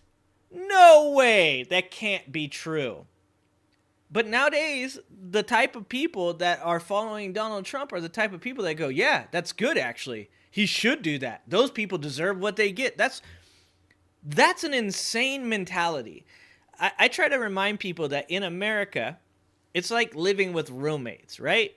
It's not always fun. You don't always like the people that you live here with. Some of them are loud, some of them like different music than you, some of them are religious, or, you don't agree with their sexuality, whatever it is. But if you want to move out of this apartment, you can't afford any other apartment. So you're kind of stuck here, so you got to find a way to live with each other. And you can't do that by doing things like saying like, well, that, you know what, it's appropriate because I hate that motherfucker. And you know what, it's like you don't even know the roommate. They never come out of the room and you're like, whatever, I don't care. This dude told me some things about that guy and he deserves whatever he gets. Like, this would be a huge deal. And for some reason, there is a group of people in our political sphere that are like, no, that's what they get. This shouldn't exist, man. My head spin to go on there. And that is exactly the way he and the MAGA mob wants it. Today, he's attacking New York Attorney General Letitia James in a series of racist and misogynistic posts. Here, I'll go back a little bit. Just them. It makes my head spin to go on there. And that is exactly the way he and the MAGA mob wants it. Today, he's attacking New York Attorney General Letitia James in a series of racist and misogynistic posts. Just on brand for him. Trump and his MAGA mob blast lies into the media ecostream to intentionally overwhelm the public. Listen to Lawrence O'Donnell, who is a host on MSNBC, talk about Trump's intentional strategy here. We can't save you from being tagged in a fail video. No way I'm sharing Optimums. The American news media's failure to rise to the challenge of Donald Trump started in 2011 and has never stopped. I alone at the time said then that he was lying about sending people to Hawaii to investigate the birth certificate. Dude, he lies so much, it's hard to remember all the bullshit he said. And I plan on making a video soon about all the crazy shit he said and did during that time. Because of the fact that, like, I started thinking about this in my last video that I'm still fighting a dispute on. That's why there's no MAGA Meltdown this Friday. But I went back and re-researched some of the things that he said, and I was like, dude, there's so much that I, like, forget. He said he was going to send people to Hawaii to investigate Obama's birth certificate. Good. Once again, if people said this, like, I guess it's not 10 years anymore. I guess it's 20 years. 20 years ago, 30 years ago, if people said these types of things, like, this would be a big story.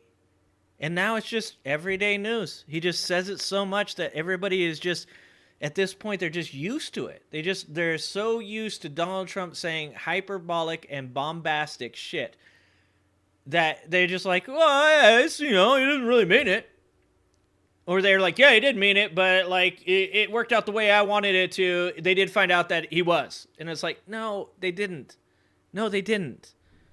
It's fucking insane. Trump was surely amazed that he was able to get away with that kind of lie at the time. But he quickly learned how weak TV news could be in the real-time fact-checking, and he relies on that weakness to this day. You like that that's up there, Mike? The news media is going to fail again in covering the Trump presidency. Now, I personally believe that Trump got way too much airtime in the run-up to the 2016 election, and I think that's sort of how we got here. He was just... But I think that's the point is I think people were so surprised that Trump was willing to go there that the media was giddy.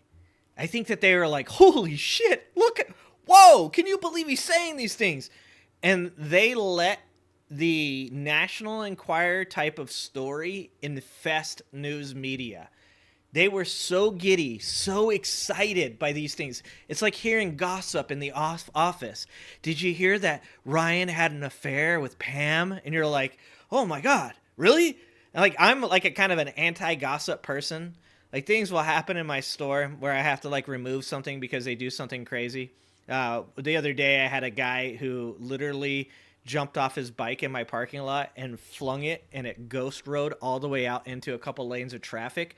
And everybody wants to know, what was that about? What was that? It's that bit of excitement that in your normal day. And I was like, I'm not gonna do this. I'm not gonna talk to 10 different people about the thing that happened.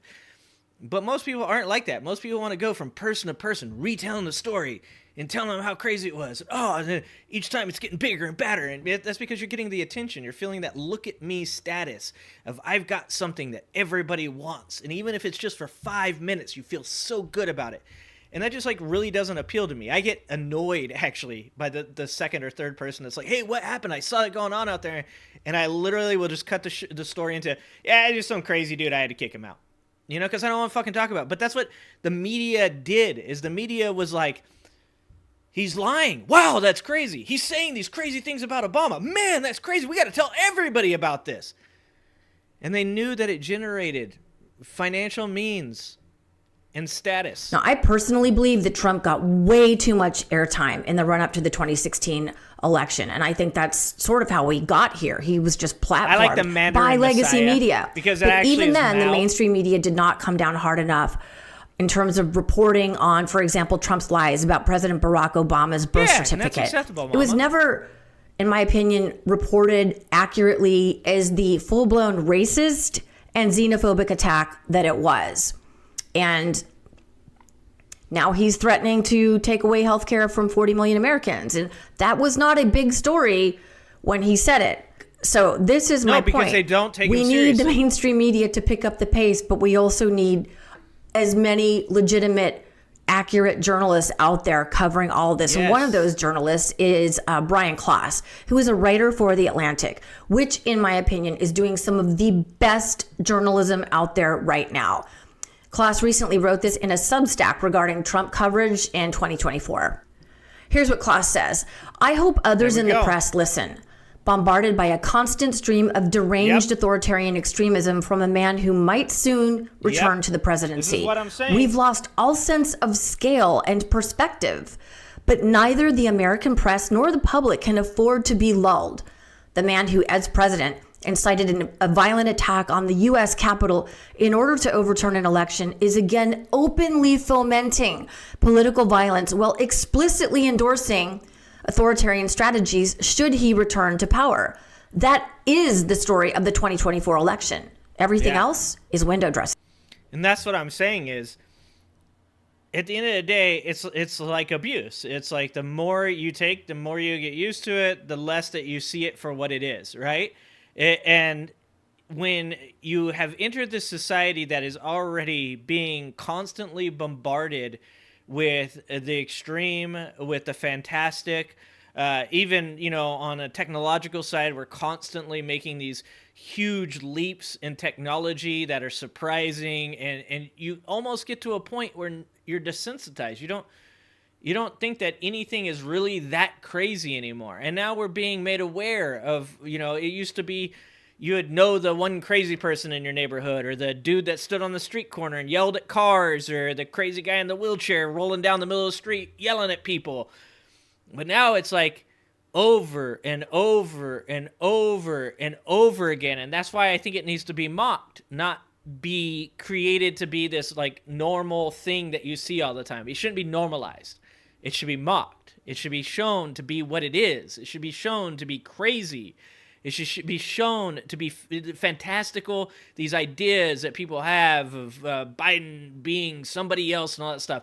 Those things should be mocked and shown that they are not normal, that they are far outside the norms, and they shouldn't be made media. They shouldn't be made something that is reported on in a way that is serious. They should be on fucking The Daily Show. That's where you should see stuff like this. And I said this like 10, 12 years ago. When you go to The Daily Show and you end up getting better information, more accurate information than you do from the bigger news outlets out there, that's when you know society is failing. There's that old clip of Jon Stewart going on Tucker Carlson's Crossfire when he was on CNN with the other dude. I forget the other dude's name. And Tucker Carlson like going, well, let's talk about some of the things you cover. And Jon Stewart goes, yeah, let's talk about it. I work for a comedy show. The point is to make people laugh at dumb shit. You are on a news media outlet. You should not be comparing my shit and your shit. I couldn't agree more. Speaking of The Atlantic, their January-February edition is dedicated solely to the day. Do I ever take a break? I was just talking about this, Florida. I take breaks from politics all the time. This is just what I do on these days. But no, I like talking about lots of stuff. And that's why we're going to actually get to the righteous mind here in a minute after all of this stuff. And after we watch Mike's video that he wants to watch. Because I'm a man of the people. All right. But yes, I do talk about other things. News isn't fake. News is like everything. There are things that are real and there are things that are fake. There are things that are accurate and there are things that are inaccurate. The problem with everybody in society is that everybody wants to boil things down to these easy to consume terminology, or down to easily consumed terminology, because it's really that much easier to take in more stuff faster. But really what it comes down to, almost every one of these topics, whether it's the economy, whether or not it's the border, whether it's electing a person, whether it's, is it okay to mock crazy Trump supporters, whether or not the news is fake, is that is actually incredibly complicated and very nuanced. Because you can't blanket things with one term and conceive that all of that is what you believe it is. Instead, you have to look at it from different angles to find the nuances within the subject, to break it down to its components, to then say to yourself, oh, I can see where sometimes I need to critically think about these things because they could be being fed to me in a way that is bad faith. Or did that person do that because they're trying to be the first to the stream and benefit financially, and they don't have these negative connotations behind what they're doing, but they are still wrong? There is a spectrum to almost everything. And this is my continued argument with so many people, is that when you try to boil it down to simplistic terms, you are taking away the very ability to understand the subject. Damage and destruction that will befall America if Trump gets back into power. In 2016, many of these same writers and contributors accurately predicted much of the chaos and damage that Trump would in turn cause. And in this issue, they break it down topic by topic. It is a must read, in my opinion, and I think it's a great holiday gift or stocking stuffer for the MAGA member in your family or friend circle. I've got an idea to maybe surprise a few mailbox. If you want a prime example of why I harp on the crazier QAnon and MAGA Trump supporters, and why I've tried to point out multiple times that that's what this channel is about, then this is exactly that. You really have a bunch of people, specifically in QAnon, and then what you maybe can consider QAnon adjacent thinking, which is like conservatives that have kind of like fallen close to the QAnon ideas but not joined the cult. And they've said this: when Donald Trump is gone, they will never vote again. That there is no better example of boiling down things down to the most simplistic terms than I don't want to vote. I just want to vote for Trump. And then if you try to advance any further into that conversation with these people, it's all appeals to emotion. None of it is based in logic. None of it is based in legislation or factual evidence. It's all just appeals to emotion. Biden did this, or Trump's going to stop this, or if we don't do this, this is going to happen. And that's the QAnon mentality, is I don't want to have to think about the different layers of what makes a person a good leader or a good president. Instead, I want this person that appeals to me emotionally, and after he's gone, I'll never vote again. It's the perfect example. Boxes of people I know. So here is my take-home point. We cannot become numb. Oh, it's just Trump being Trump. This is just what he does now. No. Because he's very dangerous. Yes, he looks like an orange clown, but he remains a huge threat and danger to our American way of life. The constant blast of chaos that Donald Trump creates can feel so exhausting. Trust me, I know it. But fascists want us to give up and just check out. Don't. Anybody from the MAGA extreme, and keep in mind that Donald Trump is telling us what he will do. He has outlined it in Project 2025, and he says it every day. Every day. Everywhere he goes, he's telling us what he will do. Create concentration camps, get rid of healthcare, possibly imprison journalists and press outlets that he doesn't care for. Anyone critical of Trump will not be allowed to stay, because this time if Trump gets back in, he's bringing with him a well-oiled machine of MAGA loyalists who will be far more effective. And I'll even say this. I'll show you that I'm doing my best to be that person too, is that unfortunately, and I know you guys are going to hate me for this, I'm still that person. I'm still that person that believes in our institutions. I'm still that person that believes in our senators and our congressmen. I'm still that person that believes that they will be our buffer between us and Donald Trump if he's elected. I don't get it. I do think that a lot of the shit that he says is hyperbolic because it gets people worked up. I do still believe that Donald Trump has enough sense to know that if he burns the country down, that he's burning it down around himself and his own children. I have to hope that, and I know that there's a lot of people in my chat that are going to disagree with me saying that. But I still want to have faith in the institutions, and I still want to have faith in people like Jamie Raskin, like Katie Porter, like Bernie Sanders, that they will not let them do this. So I will disagree with her on that. But I don't disagree with what she was just about to say, and we'll replay that. I disagree with her on that, and I think that we still have to have faith in those. I mean, you should get out and vote and make it not a question.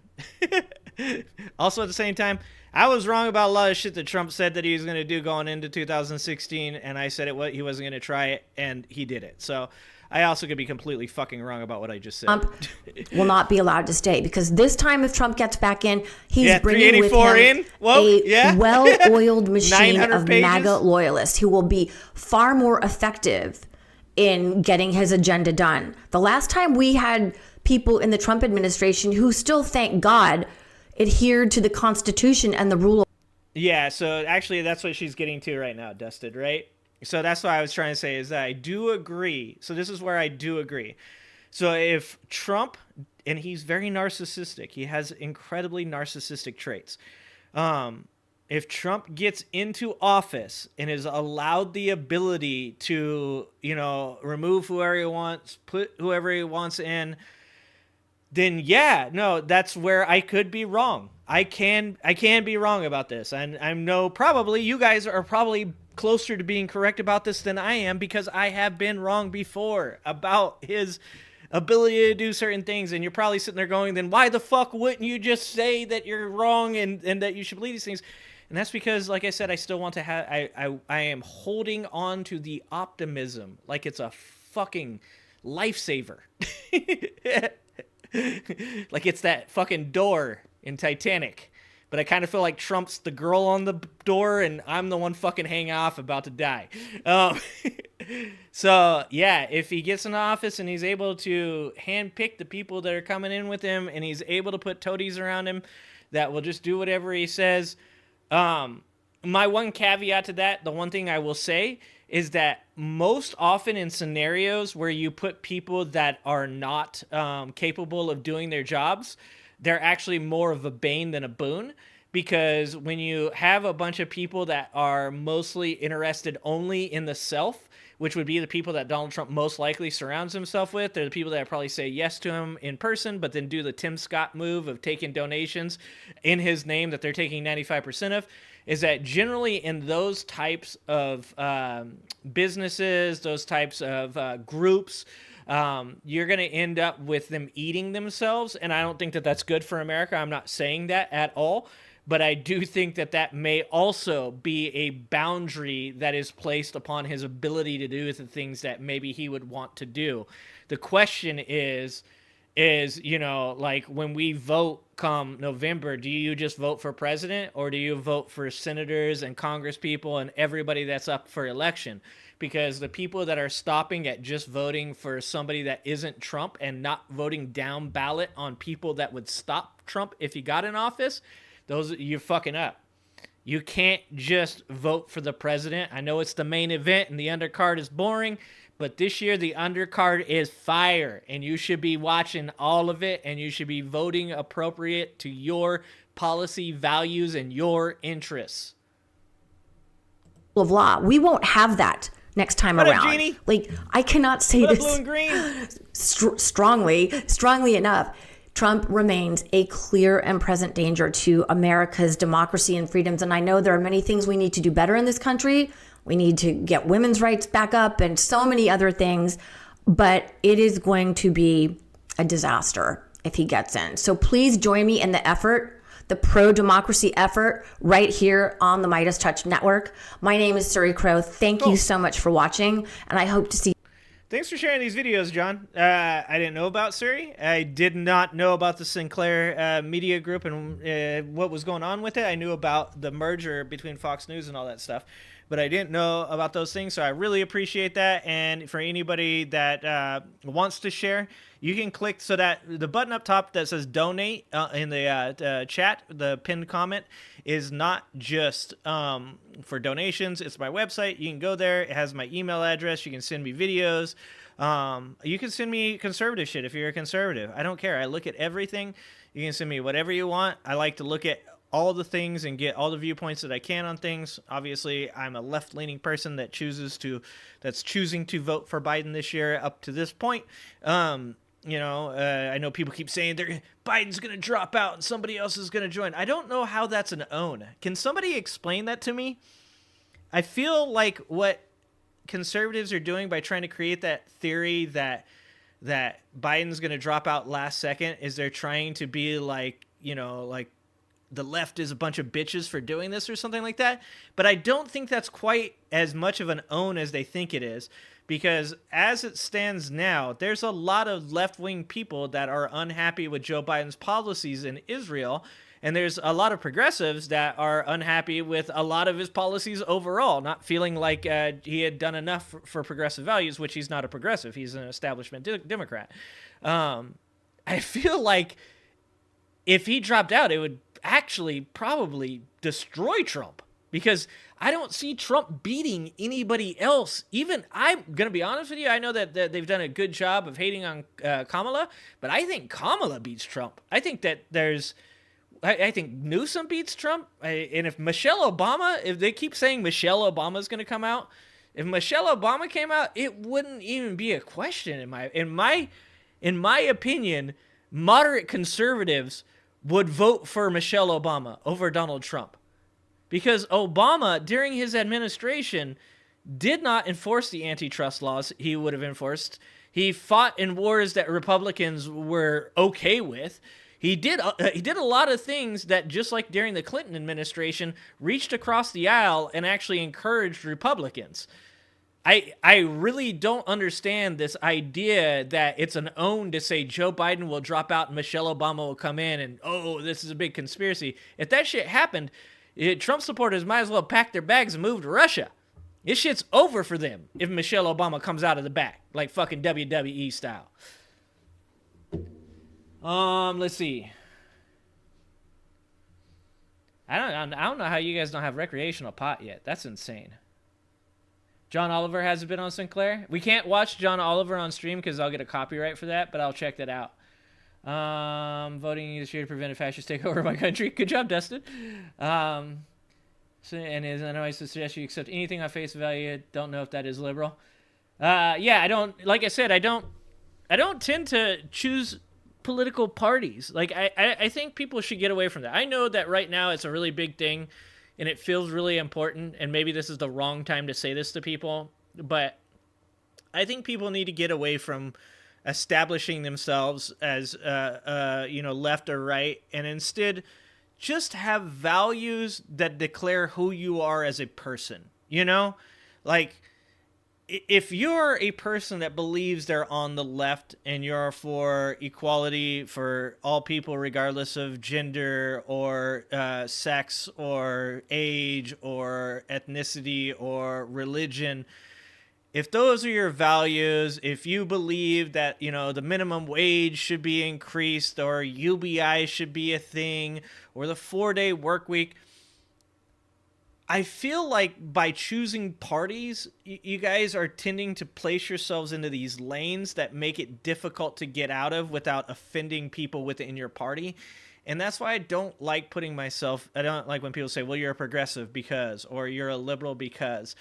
I attempt to stay out of those lanes because I don't want to feel like I need to look around me at the people around me to make sure that they're okay with the things that I believe before I say that I believe them. I want to be able to speak on things like the death penalty and why I think it's appropriate in certain areas, but I think that it's not appropriate in others. I want to be able to talk about things like equality for all, but how certain legislation may not be helpful. I was just talking about, or I was listening to this video actually from Legia Miller on DEI, where she made an extremely good point about DEI, and she's like, DEI has been great. DEI, if you own a business, you know how important actually DEI is, and you know that these big corporations are incorporating DEI not to be inclusive, but because financially it's beneficial, because diversity of thought is huge.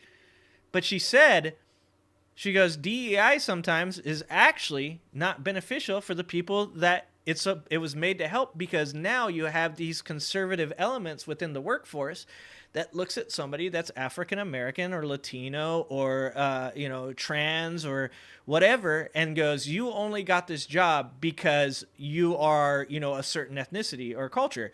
And that was a valid point. I am for DEI, specifically for the inclusion portion, but also because I run a business and I understand why diversity of thought is incredibly important within your business to make it successful. But she had a good point.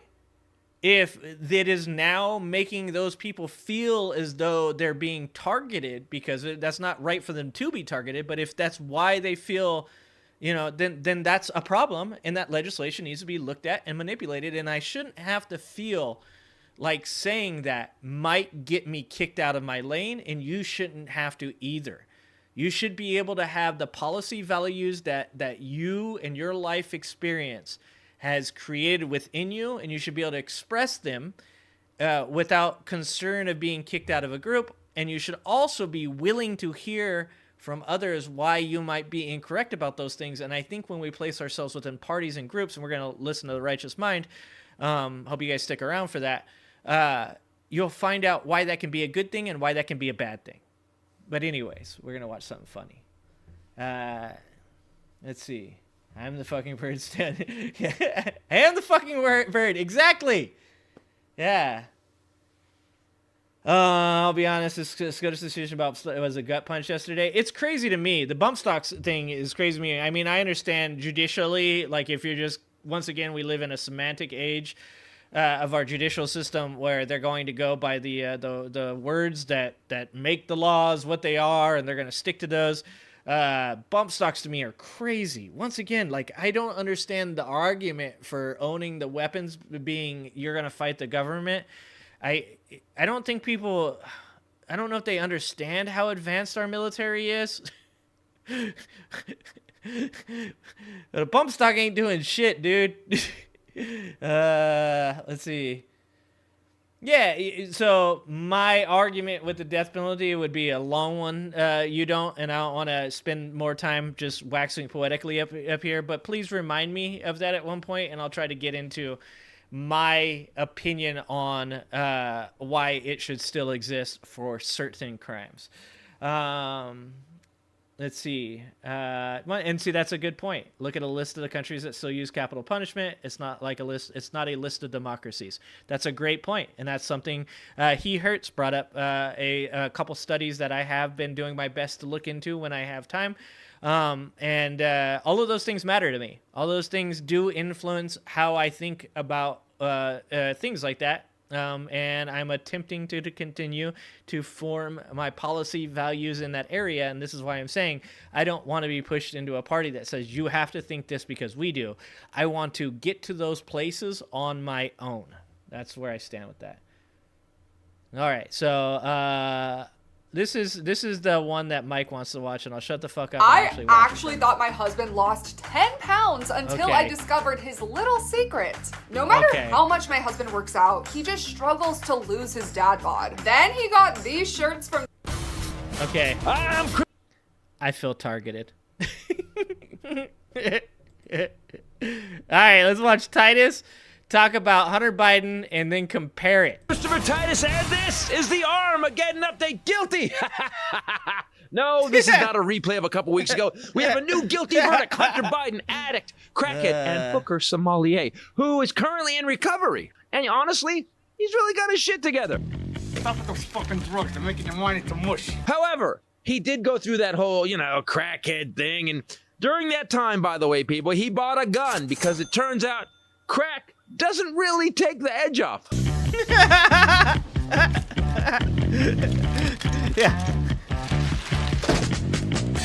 Let's just be honest. Due to my youth, I grew up with quite a few crack dealers and crackheads, okay? And I can tell you this, guns were everywhere. This is why I continue to point out to Republicans when they talk about how they have all the guns. I'm like, dude, have you ever met a gang member? You ever opened a trunk and seen fucking Uzis and other shit just like laying in the back of a fucking, like a 76 fucking Chrysler? To be clear about what happened is Hunter bought a gun, and on the form that's asked, are you currently on drugs or are you a drug addict? He put, no. Yeah, which really well, isn't then the best you know screening that tool it for ain't just drug addicts. Republicans that own guns. Really? Because people that monkey on your back is a liar, and it wants you dead. The facts of the case are that Hunter had the gun for 11 days, never had any bullets in it, and then the gun was thrown into the garbage by his girlfriend. Your hydrants. And so, like I said, the law is the law, but it is kind of crazy that they went so hard on a dude that owned a gun for 11 days. Like, even Lindsey Graham was like, 95% of Americans would never be prosecuted for this crime. And like I said, the law is the law. And he was found guilty, and he seems to be accepting his fate as it may be. He's got another case in California for the taxes that he evaded. He'll probably be found guilty in that one as well. I don't think you get out of it being found guilty in that one, to be honest with you. But this is the weirdness of the thought process that Donald Trump was somehow put on trial and held accountable for his actions, and it's unjust. If what happened to Donald Trump was unjust, then what happened to Hunter Biden is an absolute fucking tragedy. Or is it a travesty?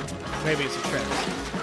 which Yeah, probably, by the way, was so. the dumbest thing in the whole case. No one's ever answered yes. Hunter had Of to go to course you court don't. And was found 99% guilty on of people all lied on 3 that counts. shit. And, you know, look, I agree that people that do drugs should not have guns. All people who are obviously on drugs should have their guns taken. I'm actually a Duke of Hazzard. And I'm also a Kentucky colonel. And And now we have a precedent. And Oh, if they have yeah, guns exactly, and are you on don't. drugs, those people It's a weird should lose law, their guns. right? Yeah. And now that the president's son proved that the DOJ has not been weaponized, that Biden didn't get involved in the case and refused to pardon his son, he refused to pardon him. He didn't call the... Okay, and he also just said he won't commute it either. And that's fucking insane, man. Like, and of course, conspiracy theorists just change this shit around. And this is why conspiracy theorists are so exhausting. Is no matter how often you prove them incorrect, they will always twist it. They will always say, but there's this one new thing. And you guys don't understand. That's why people won't take you seriously. That's why people don't want to really actually get involved in the conversations with you, is because at no point do you guys ever say, you know what, actually I was wrong about that. You go, well, I was wrong about that. But if you look at it from this point of view, actually what happened, and that is fucking exhausting. You can't have a conversation with a person that constantly adds a but if you look at it this way. And that's why people don't take you seriously. System rigged, or the judge a liar, or compromised, and Hunter didn't say a word about how he was railroaded or screwed over or attacked, or how he should have immunity, or that everybody does it. While President Douchebag granted pardons to 237 criminals, including ones that helped plan January 6th. That helped him. Here's that what helped bothers me. him. Flynn. The facts of the Hunter Jesus case Christ. are shady and shaky. You know, there was a deal in place last summer. Hunter was prepared to plead guilty to 2 misdemeanor tax charges and to agree to a pre-trial diversion program to resolve the potential gun charge. And this would be without a guilty plea, because no one ever gets charged on this gun charge, by the way. Republicans in Congress said, whoa, no way. We cannot let criminals get away with gun charge. Of course, you know, insurrections, they're fine. It was a normal tourist visit. Yeah, they claim. Yeah, and this is just what I'm saying. This is mind-blowingly fucking hypocritical. The left is prosecuting a person for a gun charge, which makes sense. The right does not believe in fucking prosecuting people for gun charges. I'm not mad that Hunter Biden's guilty. I'm mad that you motherfuckers can't be consistent. It's insane. You guys are against background checks. You guys are against checking boxes.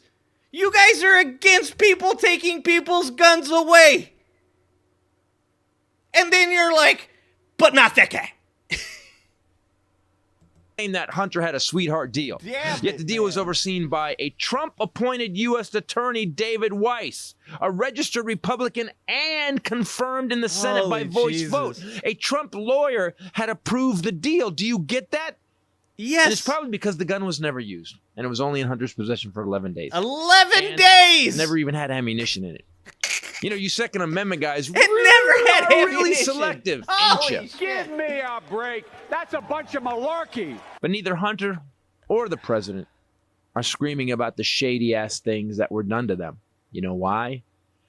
Because Hunter wasn't a bitch like this bitch. The legal system in one of these guys' cases was actually manipulated. It was a Trump-appointed judge. It was a Trump-appointed prosecutor. That's bullshit. That's bullshit, and you know that's bullshit. Every time that liberals have brought forth any legislation, small or large, that has anything to do with gun legislation, Republicans vote against it. Republicans vote against it. Children literally are murdered in schools, and every time Republicans vote against it. Every time. Are you for somebody clicking a box that says that they're on drugs? Because you do understand. That's not a pun. You do understand that means nobody should have a gun. Because 99% of our society is smoking weed, drinking alcohol, doing pharmaceuticals, or other drugs. Are you for the law that Hunter Biden was prosecuted under? I've already said I'm not for the law, but since I'm for pro-gun legislation and common sense gun laws, I don't think that's a common sense gun law, to be honest with you. But I'm okay with it. Now, can you do the same? Can you say, because I do not like background checks, because I do not believe in guns being restricted, that I do not agree? Okay, dude, what's the difference between alcohol and marijuana? See, this is where you guys attempt to play this fucking game, and I'm not going to let you play it. What's the difference between alcohol and marijuana? One's legal and one's illegal. Can you tell me why? Because I know that's what you're going to say. Can you tell me why? Is it based off any kind of factual evidence? Is it based off of statistics or any logical reasoning? You brought up kids being killed. If you look into those cases, gun laws would not have... That, see, now you change the story. Go ahead. Keep switching on me. This is what y'all do every time you're presented with any types of facts. You just switch the subject. Sure, I brought it up. Kids being killed in schools. If you look into those cases, gun laws would not have prevented those acts. No. You know why? Because the gun laws that Democrats have to bring forth in the hopes that the right will maybe stop being incredibly fucking insane, they know they can't pass. So they have to bring up things that they believe are bipartisan and attempt to stop guns from getting into the hands of felons and mentally ill people. But you don't care about that. Because it's a semantic game with you guys. You guys want to play semantic games. Yeah, you really don't care about marijuana. Then you're not for the law. So you are for Hunter Biden, correct, dude? Dude. I don't want to call you dude. Dude.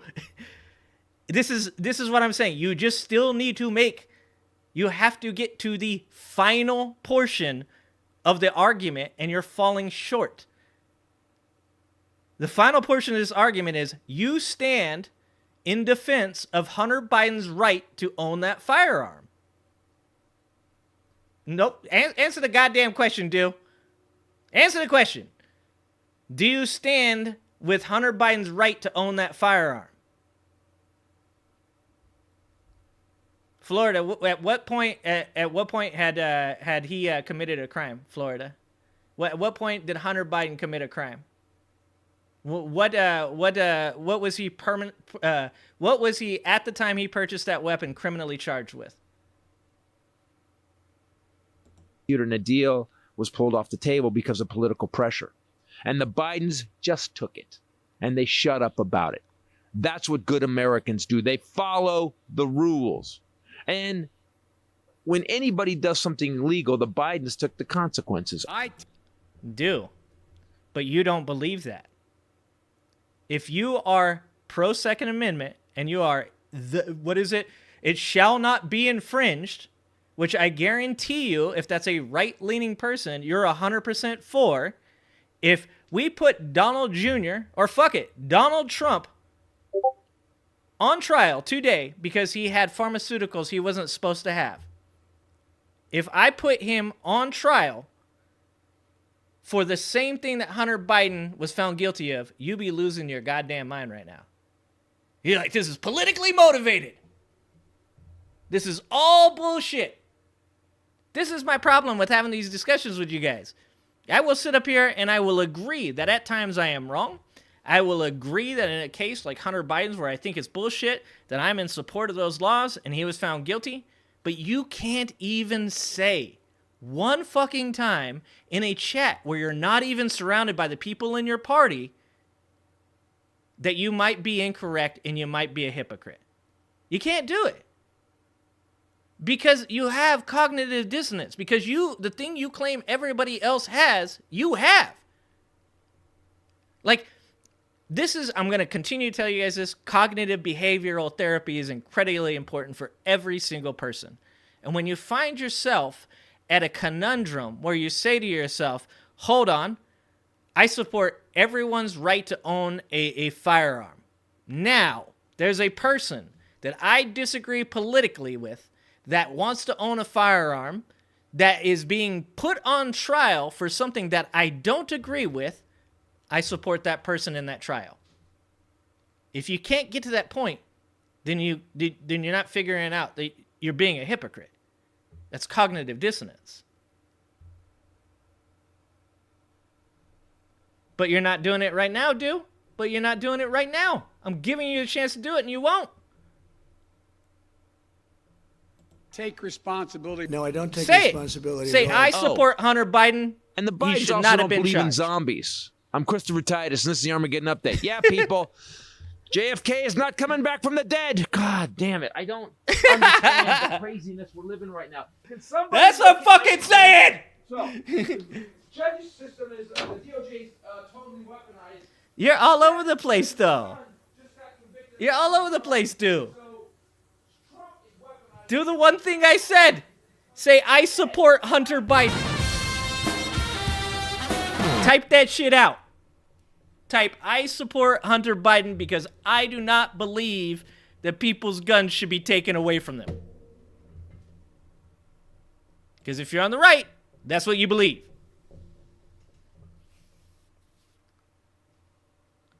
It's part of a greater part of CBT? Okay. That's good to know. Hunter seems cool. It's his dad I don't like. Florida, you're hilarious. Yeah, dude, look at you. Look at you. I could literally write out your thoughts for you. A ton of the gun laws actually target minorities. No shit. No shit. Now, do you know why? Can you explain to me why? I might not have seen it. Sorry, dude, if I didn't see it.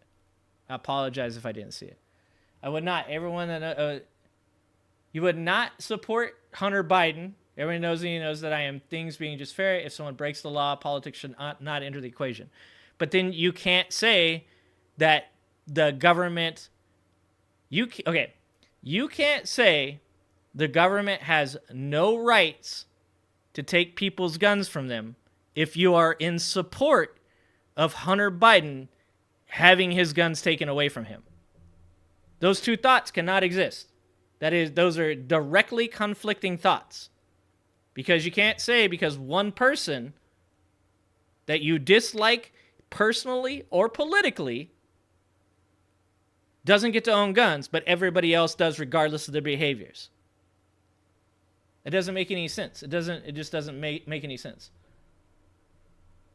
Still waiting on that wall for Mexico. Was supposed to pay for it. Yeah, that never was going to happen because once again, Trump supporters get sold bullshit ideas because they don't want to think past something like Mexico will pay for it. Once again, you dumb it down to this incredibly small, easy to ingest idea.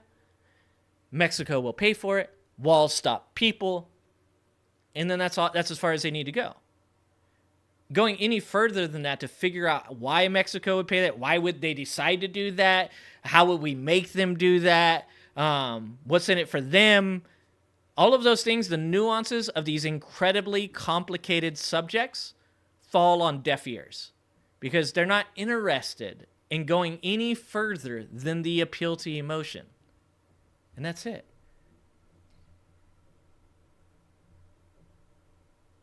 He broke a law. So you agree then that Republicans that are doing drugs right now should turn in their weapons. Do you agree with that, dude? Do you agree that every time that a person does drugs of any sort, whether it's illegally doing pharmaceuticals that are not theirs, doing smoking weed, smoking crack, doing anything of those sort, all of those people should turn in their guns right now because they're not allowed to have them. Do you agree with that? Okay, I can agree with that I am putting you in a box. I do not know that as a conservative or Republican that those values are what you represent. However, the reason that I made that statement in the first place, is because that's what everybody does. The reason I made that statement is because everybody is part of a party and chooses to put their things on me. So the reason I said that is because the majority of people do join parties. If you're saying I'm not or you're not, then that's fine. Like I said, do you agree that every single person that has smoked weed, done cocaine, crack cocaine, whatever illegal substance, needs to turn in their guns because they have them illegally? Because that is what you're supposed to do if you're under the influence.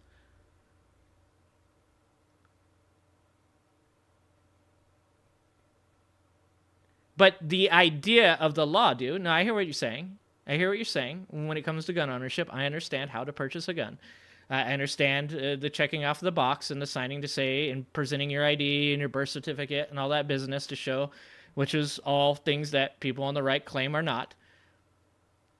But the idea of the law is that you are not a drug user owning the gun. So you can't say, well, it's just at that time. You are saying, I am not a person that uses drugs, therefore I am allowed to own a gun. Those people should have to turn in their guns.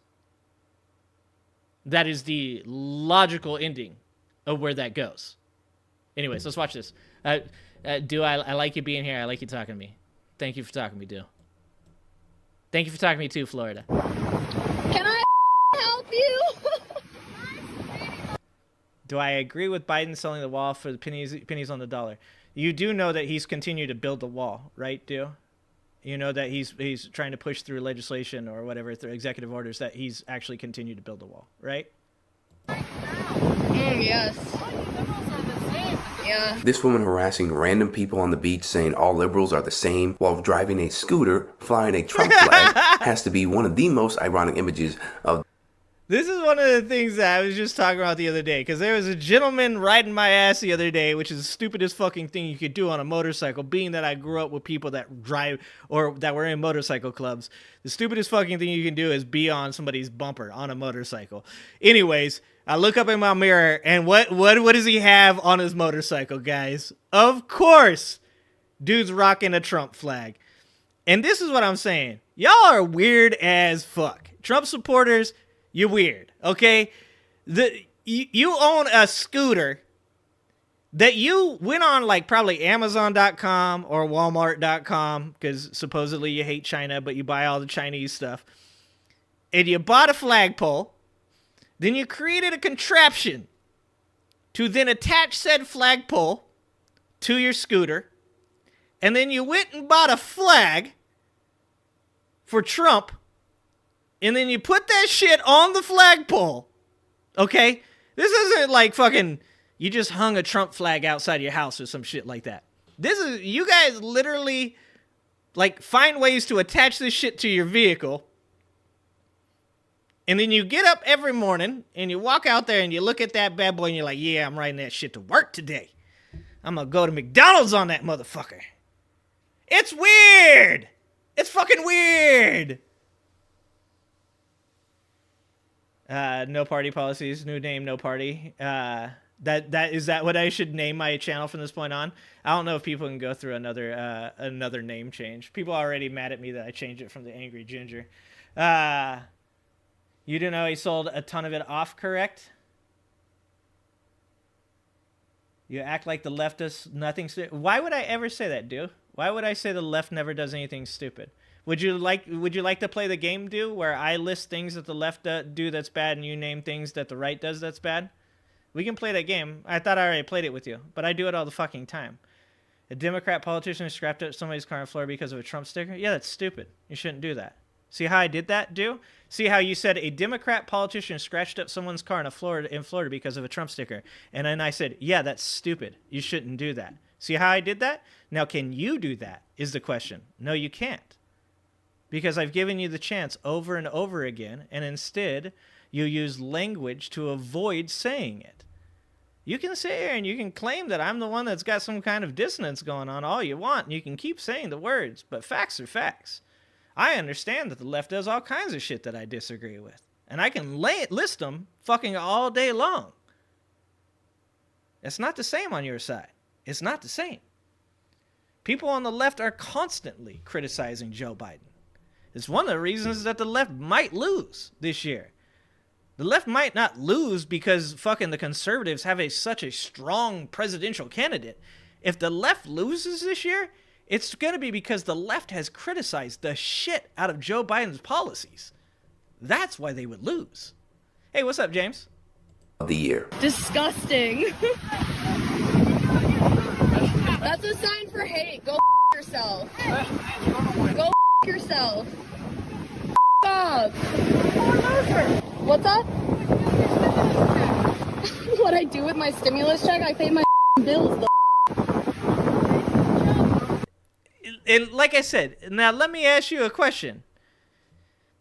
This is the type of shit where a person goes, well, her response, why is she responding to these people in this way? Why are these people riding on a beach with fucking Trump flags? Because you are looking for confrontation. If I am walking around a Trump supporter rally wearing a Joe Biden hat, do you think that I'm going to get some shit?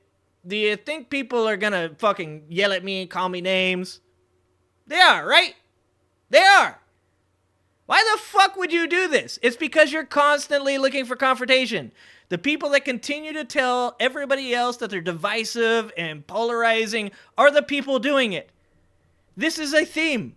The people saying people have cognitive dissonance have cognitive dissonance. The people saying that people are confrontational and divisive are confrontational and divisive. It is a fucking theme.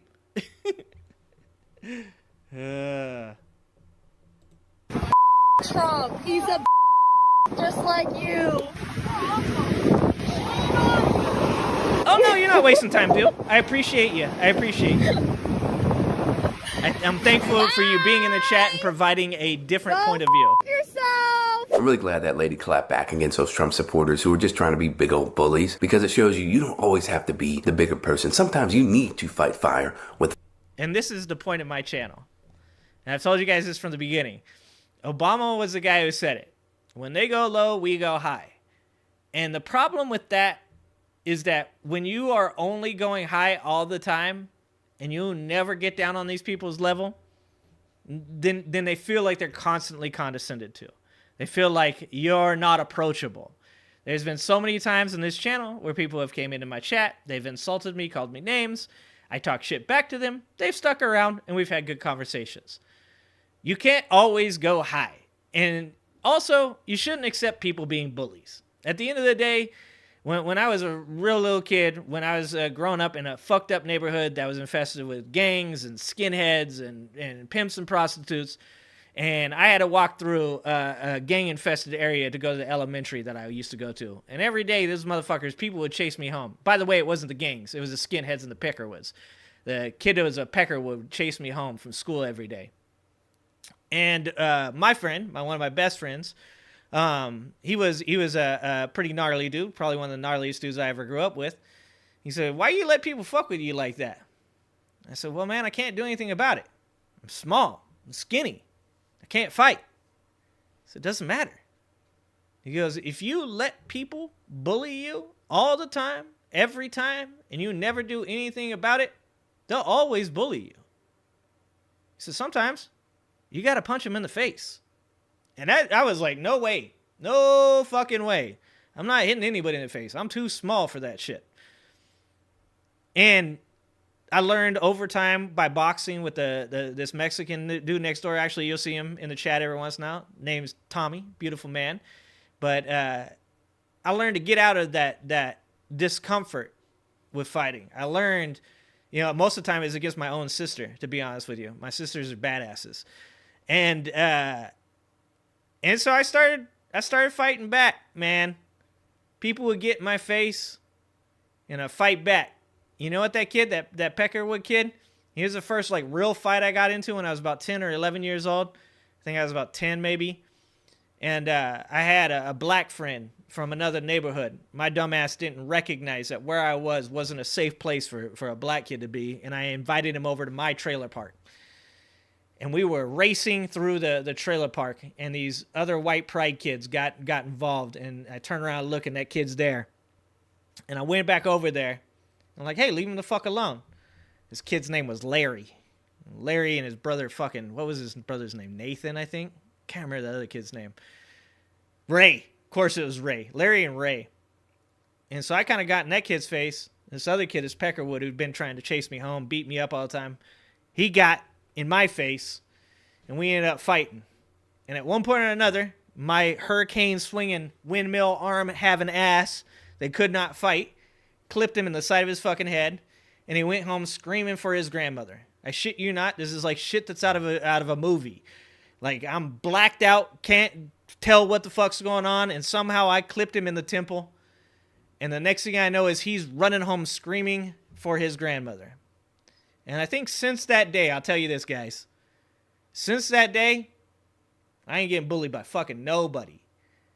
And so I think that my perspective on this channel is so much different than any other liberal, any other left-wing person that you see in media or you hear talking about things, because I had to grow up with bullies. I had to learn to defend myself. I had to fight. And right now, where I'm standing right now, is that we can't always just go high. You go high when the benefit of going high equals the outcome. Right now, somebody gets in my face, you're going to get what you get. You call me an idiot. You call me a douchebag. I'm going to call you one back. But luckily for you, I actually grew up with you motherfuckers. I can see things through your eyes. I know why you think that Trump is a good choice. And I know the ignorance that is inherent in that viewpoint. And so I'll talk to you guys about it. And maybe, just maybe, a couple of y'all can stop being fucking bullies.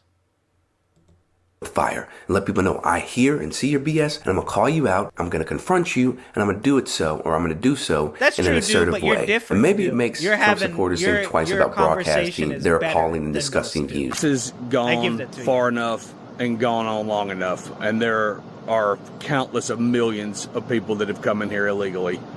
And now this is an attack on the American people. If you're an American citizen, it doesn't matter how you feel politically.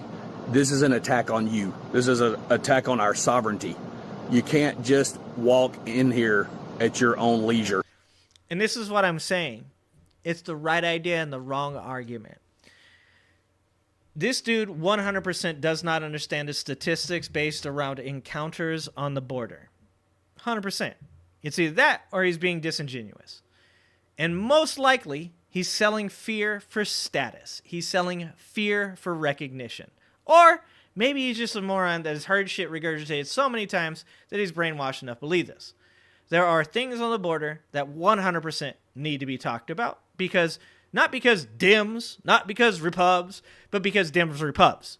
Because the constantly switching of the president from a Democrat to a Republican, the Republican to a Democrat, the use of executive orders, just like Joe Biden did with Donald Trump's policies, to roll back the prior presidents, just like Trump did to Obama, has caused a complicated situation on the border that is only going to be resolved through people pulling their fucking heads out of their asses and recognizing that it is neither completely open nor can it ever be completely closed. And for all the dipshits out there that think civil war is a good idea, let me ask you, what do you think governments like China's and Russia would think about Americans killing each other on American soil, and what do you think they would take advantage of? Do you think all those people that are currently being caught at the border would no longer being caught at the border? Do you think that the actual terrorists that are being caught and deported from our country, the actual criminals that are being caught and deported from our country, do you think those people might be able to get across the border while Americans are fucking killing each other? Because I think that that's a possibility. Doesn't matter if you're a refugee or asylum seeker. Wonder what this MAGA moron really means when he says that we are losing our sovereignty and that no one coming across the southern border should be allowed in this country. I mean, So I like what you're saying about bullies, but when you say that Democrats were calling for conservatives and MAGA people to be bullied, this is my point. You can't be a bully to other people and then be like, whoa, hold on, why are they bullying me now? If Republicans as a whole have always stood on the foundation, we're the more masculine, we're the stronger, we're the tougher, we like guns and you guys are pussies. MAGA has taken that to an extreme level where they're literally asking for things like a civil war. It is appropriate for the left to fight back. And oftentimes the left doesn't do that because they attempt to take the high ground, which most of the time would be a great point, except for bullies don't go away by you telling them facts and pointing out where they're incorrect.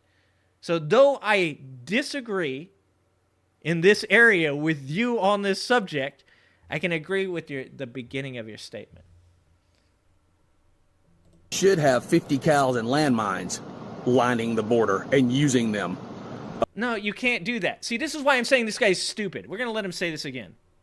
This is stupid, and you have to say when something is stupid. That no one coming across the southern border should be allowed in this country. I mean, we should have 50 cals and landmines lining the border and using... Okay, now ask yourself this. You're a human being, because this is what these are the Border Patrol agents.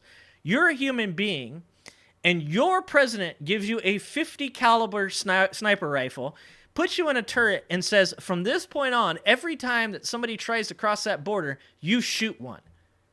Do you think that it's even possible for human beings to do that job over and over without being disconnected from humanity? Do you think that putting landmines along the border where children, women, and men that are fleeing persecution from their own governments and from cartels is an acceptable idea? How would you like to be a Border Patrol agent that has to sweep along the mine area and pick up body parts of children? We already have increased rates of suicide among the Border Patrol. Higher rates of suicide in the Border Patrol than in the New York City Police Department, which is like 100 times larger. Yet it's 4 times greater in the Border Patrol. This is where I have a problem. This is not a solution. You cannot talk in any legitimate conversation about what this guy is saying. You can't react to that by going, well, hold on, man, let's talk about legislation. What he is saying is fucking insane and should never be discussed. You can't put that responsibility on the Border Patrol, and it should never even fucking cross your mind. That's insane. They're fear-mongering, and it's bullshit. Them, that would stop the problem. But nobody has a effing spine. Nobody will do anything, so that falls back on us. I don't doubt that, dude. And we have the constitutional right to defend our borders. I'm just waiting to see how many we can get in numbers who have had enough, who are sick of it. Because I promise you, if this guy wouldn't last a day in a real wartime area. People, you see, this is the disconnection. This is what I say because of the way that I grew up. People like to talk about fighting. Every once in a while you're talking to somebody and they're like, dude, I'd kick that guy's ass. I'd mop him up. I'd do this to him. I'd do that to him. I'm like, oh, how many fights have you been in? And you're like, oh, I haven't really been in a fight, but I know I could kick somebody's ass. Like, you don't understand. One of the things that I've always given people like Joe Rogan is that whenever he's heard somebody like talking about like beating somebody up, he's always like, dude, you don't know what it's like to be in a fight. You shouldn't talk like that. My whole family is military. I have great respect for the military. The reason that I have a great respect for the military is much like Mattis, General Mattis. You know, I believe that there are times where the defense of the nation is important. But I think that that should be only taken in times of the absolute most necessary times. Like, something like this is not that time. And if you put this gentleman on the border with a 50 cal and let him shoot people, he is either a fucking psycho and capable of handling that type of thing, or he will mentally break within hours of the first time that he shoots somebody. Because I have seen people die. I have had guns pulled on me. I can tell you that there is no part of the human psyche that just looks at things like that and goes, all right, cool, let's move on. That's not how it fucking works. A million of us go down there armed and take over our border, there won't be a damn thing they can do about it. The federal government. We have to protect ourselves. So that's what it means. Landmines, 50 caliber sniper rifles, and a whole bunch of self-proclaimed patriots committing massive violence against people who, more often than not, are escaping violence in one way or another themselves. It's gotten to the point where there's thousands of us at this point that it's just enough. We're ready to come to Texas. We're ready for battle lines to be drawn. We're ready for the war to be declared. Sides have been chosen. I'm on Texas' side, obviously. Like, there's Biden support that are on his side. At this point, the lines have been drawn. The guns need to be loaded. The trenches need to be dug, and need to die. And it's no wonder that people seriously... Hold on. Go back. I want you guys to see something. This guy's TikTok name is Daddy to a Princess 420. How many fights do you think Daddy to a Princess 420 has been in his life?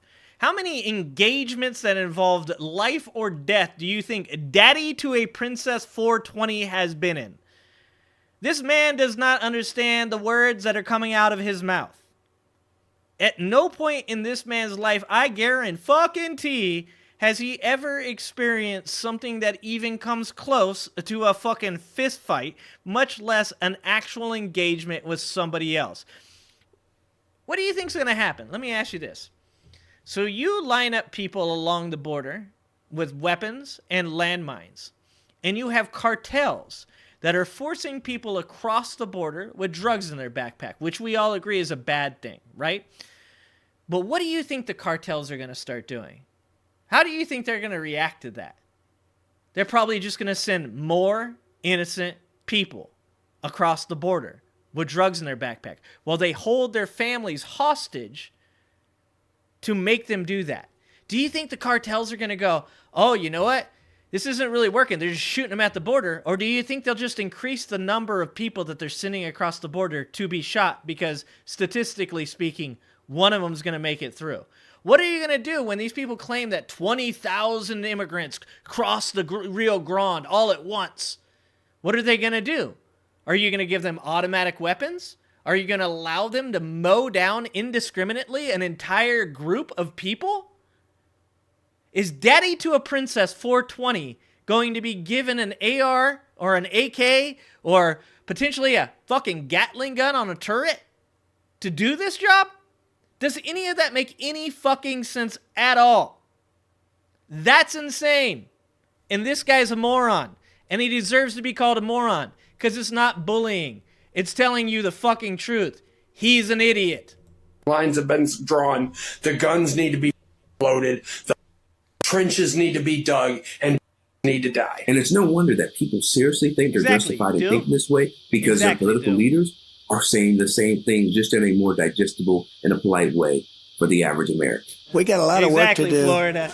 I've had They're poisoning the blood of our country. That's what they've done. They poison mental institutions and prisons all over the world, not just in South America, not just the 3 or 4 countries that we think about, but all over the world. They're coming into our country from Africa, from Asia, all over the world. They're pouring into our country. Nobody's... And this is the problem with this type of rhetoric, is when you say things like, well, he's just talking about what's going on. No, he's not. He's using bombastic language, and he's doing it on purpose because he knows that the regular, everyday MAGA supporter is just like Daddy to a Princess 420, okay? Just like him. He's appealing to the emotion of these people, and you should not be in support of that. If you are not in support of the 2 gentlemen that you just saw on TikTok, then you should not support the rhetoric of Donald Trump. If you want to say, hey, I think Donald Trump's a pretty good presidential candidate, I think that he has good policies, I'm all about America first and isolationist policies, and I'm against involving ourselves in globalism and these other things, those are all acceptable things to say, except you still have to say, I do not agree with him using rhetoric that inflames American citizens to think that they should go to the border and plant landmines and shoot innocent people with 50 caliber sniper rifles. You should be able to say both those things. And this is my problem with you guys, is your inability to speak up about the bad within your own party. That is something that is a serious fucking Even problem. Looking at them, they just come in. Illegal immigration is poisoning the blood of our nation. They're coming from prisons, from mental institutions, from all over the world.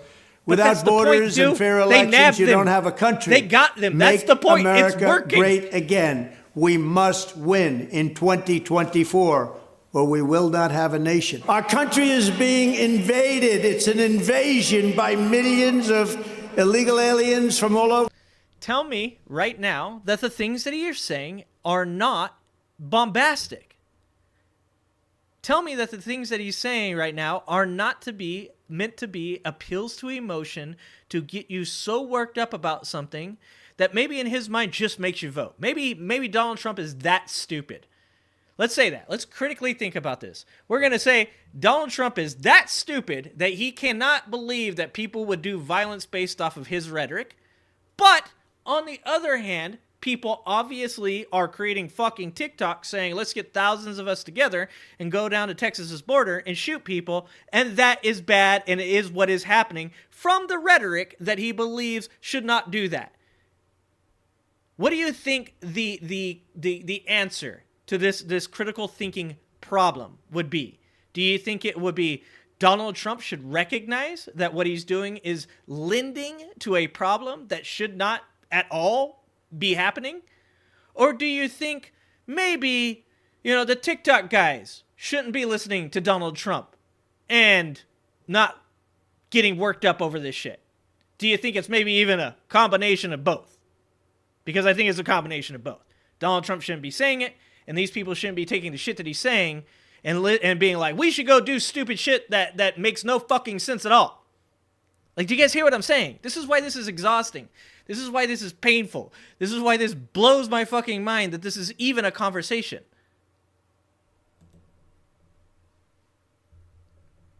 If we don't know who is here, then you don't know if it's a problem or not. I'll tell you this, if there were terrorists in America right now committing terrorist acts because they're making it across the border illegally, you would be hearing about it 24/7 ad nauseum on Fox News. Fox News has created and faked and made up shit so much that they have to be called an entertainment source, not a news source, an entertainment source.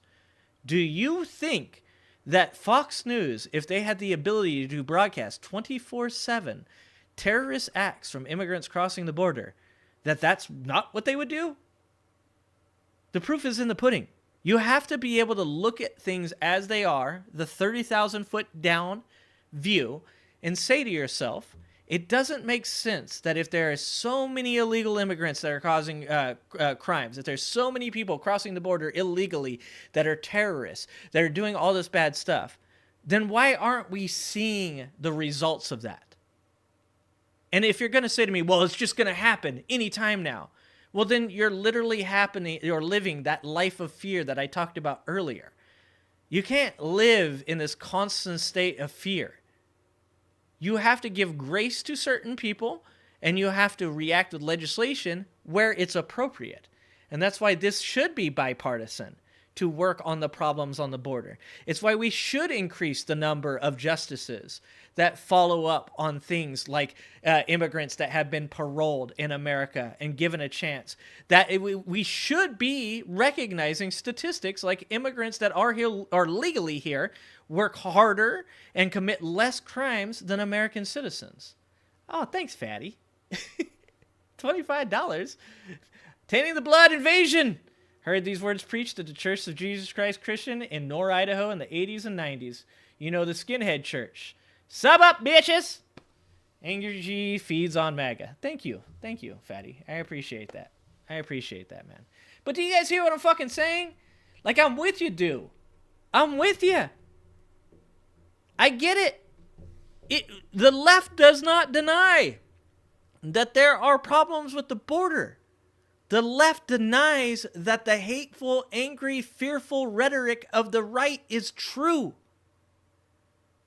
That they are manipulating you. They are trying to get you so worked up and angry that you will do something they think is just vote. We'll give them that grace. But that you will do something that will damage the Democratic Party, because in this atmosphere, what we are doing is not fighting for America. We are fighting for our parties. That's what people are doing now. And this is why I think that you guys need to have values and not parties. My opinion on the border is that we have a very complicated situation where we have a border that is extremely long. What does it run through? It runs through Texas, New Mexico, Arizona, and California. Am I missing a state? It's a huge border. And what we need to do is we need to become a country that is capable of looking at things in a more nuanced manner. And we have to agree that the situation on the border is complicated, that it is complex, that it's not going to be solved by just doing one thing or another, that technology is most likely going to have to play some role in what it's doing, that just putting up a border wall isn't enough. There are places throughout the country, throughout our border, where the river runs, that you can't put the border wall on our end. Have you ever played Fallout? You ever played Fallout 4? You ever try to build a wall on Fallout 4 around your compounds, and you recognize at some point you're like literally digging the wall into the ground, graphically glitching it, or it's like a foot above the ground?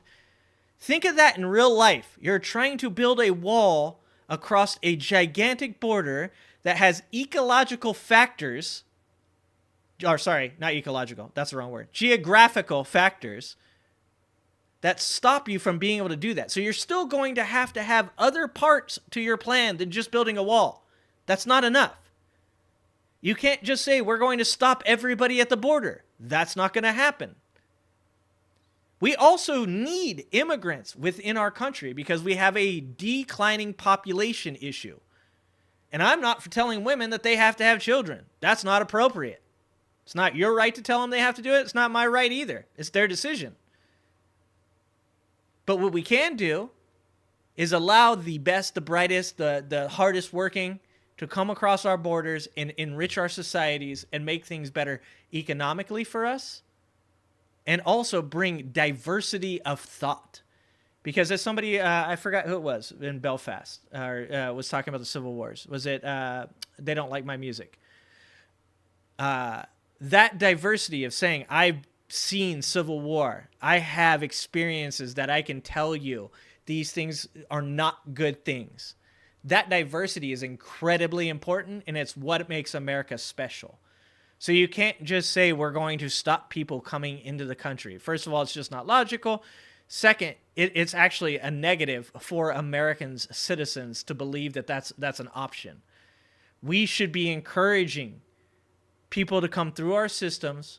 And we need to do that. The way we encourage them to do that is by making our systems smooth, making them flow, putting more justices on the bench to handle these trials so that way they can decide quicker whether or not a person should be in our country or not, to get them the ability to get jobs within our country, to get them the ability to take advantage of social safety nets. Because whether or not you know this or not, people that come here and can't take advantage of those social safety nets are actually economically more harmful to our society than the people that are taking advantage of social safety nets.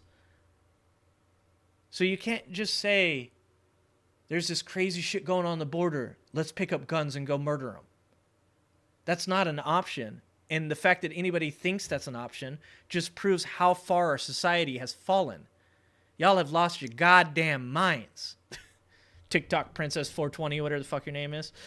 Over the planet, and left-wing sickos are pumping toxic anti-American propaganda into the minds of our beautiful youth. They're destroying our youth. I have followed this president all over. I went to jail for him. I would die for him. I follow him to the ends of the earth. I got nothing bad to say about Donald J. Trump. Nothing. That's never going to happen. No, I got This is nothing. the problem. I'm a veteran. Born to ride Donald Trump. No living being should ever eat processed food. But dude, in the statistics, it shows the economy is worse off when people don't take care of or don't take social safety nets. If you don't believe me, this is a very well-worn, well-read book. Read it. Fucking read it. A rising tide lifts all boats is not just a cliche that sounds cool. It is literally the way the economy works. The reason that California has the 5th largest economy in the world is because of those social safety nets. I would not exist today in the manner that I do without those social safety nets. I grew up off welfare. I grew up off food stamps. My mom was disabled. And let me just also be 100% with you. These people aren't living well. I lived in a converted bus with no electricity. No running water. I shit in a 5-gallon bucket and carried it to a trash can and dumped it in a trash can when it got full. I ate out of homeless shelters. I lived under a bridge. I was taken away from my mom when I was like 7. Both of my sisters ran away. Both of them became addicted to drugs. There wasn't no one was living on these social safety nets like welfare queens. Nobody in my neighborhood were doing fucking amazing off these social safety nets. It is literally the bare minimum to scrape by and survive. And if it wasn't for those, I'd be in prison today because I did a lot of bad shit that I shouldn't have done even though I had those social safety nets, and I would have done a lot of worse shit if I didn't. Because the reason that people commit crimes isn't because they're evil people. It's because that's the life that they live. That's what they're surrounded by. That's what they're used to. And oftentimes it's the thing that they think is the only way to get out of where they're at. When people shit on social safety nets, you're shitting on the very ability to increase the economy as a whole in the United States of America. The statistics do not agree with you. And this book and Steven Pinker do not agree with you. I did live under a bridge. I was a troll. I don't know if I already told you that story, but I can still see this guy got in a motorcycle accident when I was like 7 or 8. And, when I say we lived under a bridge, I mean we lived under a bridge. We had parked a trailer under a bridge, and this other dude, his name was Grizz, not his real name obviously, also had a trailer under the bridge.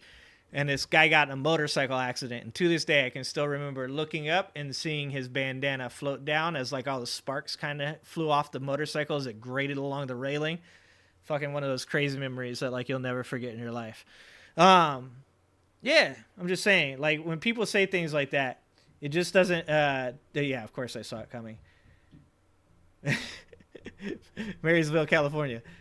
I was taken away at 7 from 7-ish. I don't remember it really well, but it was because I have very abusive stepfather. I lived in a place called Slab City, which is in Nyland, California, and the shoes that I was wearing at the time rubbed a huge blister from the tip of my pinky toe all the way to my heel across the back end. And being in the fucked up mental space that my mom was, she allowed me to go to school with no sock on, and I walked through the desert to a bus stop because that's where Nyland is in the desert. And when I got to school, I had a very dirty sock on. And when they asked me why I didn't have a shoe on and then removed my dirty ass sock, they saw that I had a huge blister from the tip of my toe to the back of my heel. And they thought that my mom had actually burned my feet with some type of device. And I was taken to a place called Los Niños. And yeah, kind of crazy, but yeah. Did I see the white buffalo born? White buffalo. White buffalo. Gina, you're in Yuba City. I'm not going to tell you what I know about Yuba City. Yeah. I don't want to dox myself. Do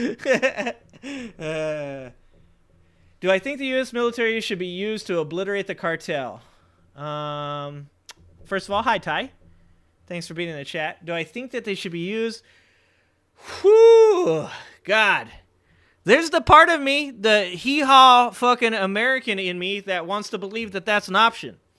Because when you think about the things that the cartels are doing to their own people, it sucks. It's terrible. And I wish I knew, and once again, I'm going to say the same thing I've said before, is that's a very complicated issue that you can't just say that's what you would do, right? Because when you get into it, you have to start thinking about all the collateral damage of that we've done in places like Afghanistan, places like Syria. And you start to think, obviously, that this is also a country that is right on our doorstep. If you think you have a border problem now, imagine what's going to happen if you popped off a war with the cartels within that country. Imagine the types of, or the numbers of people that would be fleeing Mexico and trying to come into America. So is the yeehaw part of me, the American in me that loves freedom, does it say, send the army in and take care of those cartels? Of course it does. But does the part of me that's grown out of that phase and tried to educate itself and say to itself that just like logically doesn't make a lot of sense, and statistically, or not statistically, logistically, would it be even something that we could see really happening and being working? Nah, I just don't think it would work. I don't think it would work, and I don't really have a solution. I'm just an angry ginger on the internet as to what you would do about those cartels. I think the only sensible thing that would be is to create stronger ties with Mexico, provide them with aid, maybe, instead of sending billions of dollars, which I support, to Ukraine and to Israel, maybe some of that money, or maybe it's not money, maybe it's sending people. I don't know. What do you do? Do you send Americans to Mexico to fight the cartels? Does it make sense? Does it come out better on the other end? What is the answer to that question? It's a very complicated question, once again.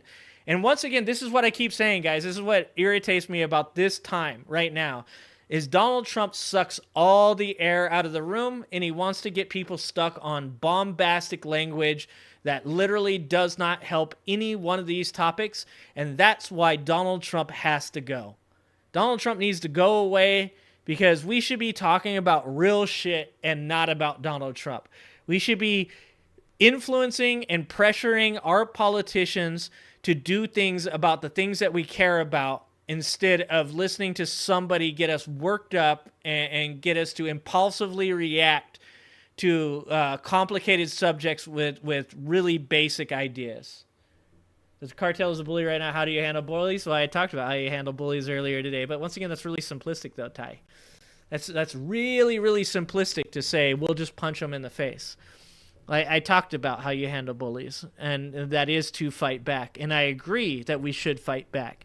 But I don't think that you can just send the military into Mexico to handle it. It's a very basic form of thought to do something like that doesn't, in the end, play out. For every single meal of their life. I've had awesome. I had that sad dog up there the whole time. Slippery slope, isn't it? Everything's a slippery slope, but it depends on whether or not you live on it or not. I don't live on the slippery slope. I look at things like the cartels as being something that can be handled if it's given enough time and ability to be thought out, and you spend enough money and effort. Yeah, I think that you could figure it out. Slippery slopes are the cartel equals a bully. Yeah, I did say, and like I said, but you're trying to conflate two arguments. You're trying to say what I said about me personally on a very small level, and how I conflated that with how you would deal with MAGA Republicans, and then you're trying to conflate that with something that is much, much larger, much, much more complicated, which is how to deal. And this is what I'm saying, is that you guys tend to go to this place where you're like, look, isn't this just like this? And an analogy is meant to show how things are similar in certain ways, but it does not show like for like. It never would show like for like. If you have an analogy that shows like for like perfectly, then you literally just have the same situation. It's not an analogy. So in the analogy that you're using, I get what you're saying, but it's not It's not the same. You can't conflate those two topics. My opinion is you cannot conflate those two topics. 100 million people who be voting for President Trump in the next election. We agree on that, because President Trump, he show that. everything, and he don't do nothing bad. President Trump shows everything? Yeah. Like the documents that he showed other people that he wasn't supposed to? Yeah. Yeah. What do you guys think about Trump calling Raffensperger, the Secretary of State of Georgia, and saying, I need you to find X amount of votes? It was like 12,000 votes. What's wrong with that? It's free world, ain't it? Isn't it a free world? It's a free world, but that in totality with his efforts to replace the electors in Georgia, it kind of comes off like he's trying to steal the election. Was fraudulent or not? Do you think it was legal? Wait, do I think the... Like I said before, I have an 8-page script written on the fake electors scheme. If you have never looked into the fake electors scheme, you should look into it. If you're a Trump supporter, you should look into it. If you're a Trump hater, you should look into it. Everybody should look into it. It is, for one, extremely entertaining. It's fucking crazy. The characters that were involved in this, from Mark Meadows to Rudy Giuliani to a retired Navy SEAL, Mike Pence, fucking fake electors that did know what was going on, fake electors that didn't know what was going on, people trying to sleep in the Michigan state capitol because the only place you can certify an election in Michigan is within the walls of the state capitol. It's insane. And anybody that thinks that Donald Trump did not try to overturn the election should read everything they possibly can on the fake elector schemes, including the rebuttals. The rebuttals that Nixon and Kennedy did the same thing, which is not true. The fact that in the Tilden Hayes election that there were fraudulent electors and it's the same. That is not true. That's a whole podcast all on its own. And one day I'll create that video, but it's a long-ass video. But you can't speak to whether or not the election and its results were attempted to be overturned if you don't know about the fake electors scheme. It is at the very center of everything that Donald Trump was doing, and it proves 100% that Donald Trump not only knew what the fuck he was doing, but encouraged people to do things that they know they shouldn't have done. It's insane. It's insane. The election was legal? Yeah, I think 2020. You really do. You see, this is one of the biggest problems with even trying to have a good faith dialogue with a Trump supporter. Because they refuse to apply their beloved law and order principles when it comes to Trump and anybody associated with him. But they have no problem doing it if it has to do with their enemy. Ty, are you asking me to use critical thinking, the word used for conflicting thoughts that I used earlier? I use a lot of words, Ty. I've also been on here for like, what? I'm at 3 hours now. I was like, I'm going to do a long stream today. And then I started to realize, I'm like, I don't think I have the stamina for this shit. I talk a lot. You're going to have to help me out. You're going to have to just don't make me play the game, Ty. Just fucking hit me right in the face with what you're saying, okay? Do me a favor right now. Don't try to lead me to the water. Just throw the water on my face. Hillary Clinton, she questioned the election results of 2016. In a little bit of a different way, though. No. It was definitely different. She actually questioned the outcome. You don't see how that's different than Donald Trump spending not only months, but years after the election, undermining every institution. Anymore, tell me an institution he undermined. Every institution? Every institution? Well, let me ask you this. Do you trust Bill Barr? No. Do you trust the DOJ? No. Do you trust the FBI? No. So these are the institutions he's been undermining. Well, they should be undermined. Okay, so do you see what I'm saying there? This is where, if somebody were to do that to you, this is where you would stop for a second and you'd say to yourself, okay, I don't believe that Donald Trump undermined these things. Now we're using the critical thinking, Ty, okay? I don't believe that Donald Trump undermined these things. However, this person just asked me if I had any trust in these establishments.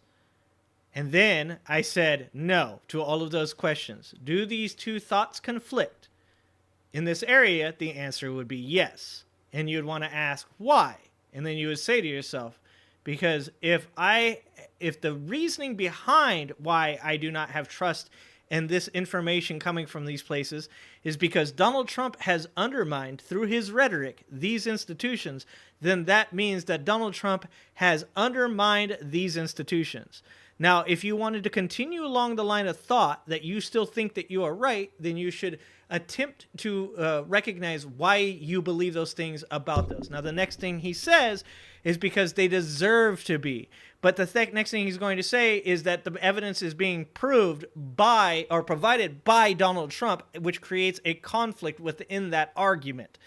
This is what I'm saying is like, even the simplest of arguments can be very complex, and you can't, people just want to appeal to the emotion of the situation.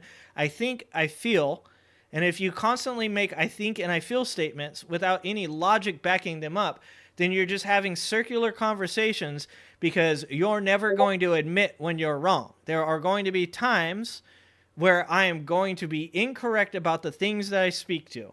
And at those times, if I can't recognize that I am wrong about those things, then I will not learn and I will not progress. It's very important. Hillary Clinton call the Secretary of State of Georgia and say find X amount of votes? Don't you think that's a little bit different, trying to actively undermine it? Do you remember when Trump called Raffensperger? In Georgia? Yeah. He was not undermining. You don't think so? No, he was saying there needs to be an audit to find the ballots because there was plenty of Trump ballots and they need. Would people flee if the cartels weren't a threat to them any longer? So the real question to be asked there is, could you stop the cartels from being a threat? And what I would probably suggest in argument to that is to look at other places throughout the world where we have attempted to, like, you know, eliminate ISIS. Wasn't it today that we bombed what is considered to be the global leader of ISIS and supposedly took him out? What's going on with Israel and Gaza right now is a great example. Like, do you 100% believe that Israel is going to eliminate Hamas? Like, that's it. Wherever you stand on this subject, what Israel is selling you is that the reason that what they're doing is to defeat Hamas, right? Like, they're not selling you we're wiping out Gaza. They're selling you we're wiping out Hamas. So something that is can be paralleled there would be the cartels. You could say to yourself, do you think that Israel can wipe out Hamas?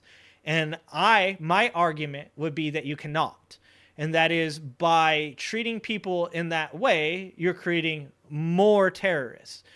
You know, the idea on the basis, the foundation of a government saying that they don't want terrorists to exist, obviously it makes sense, right?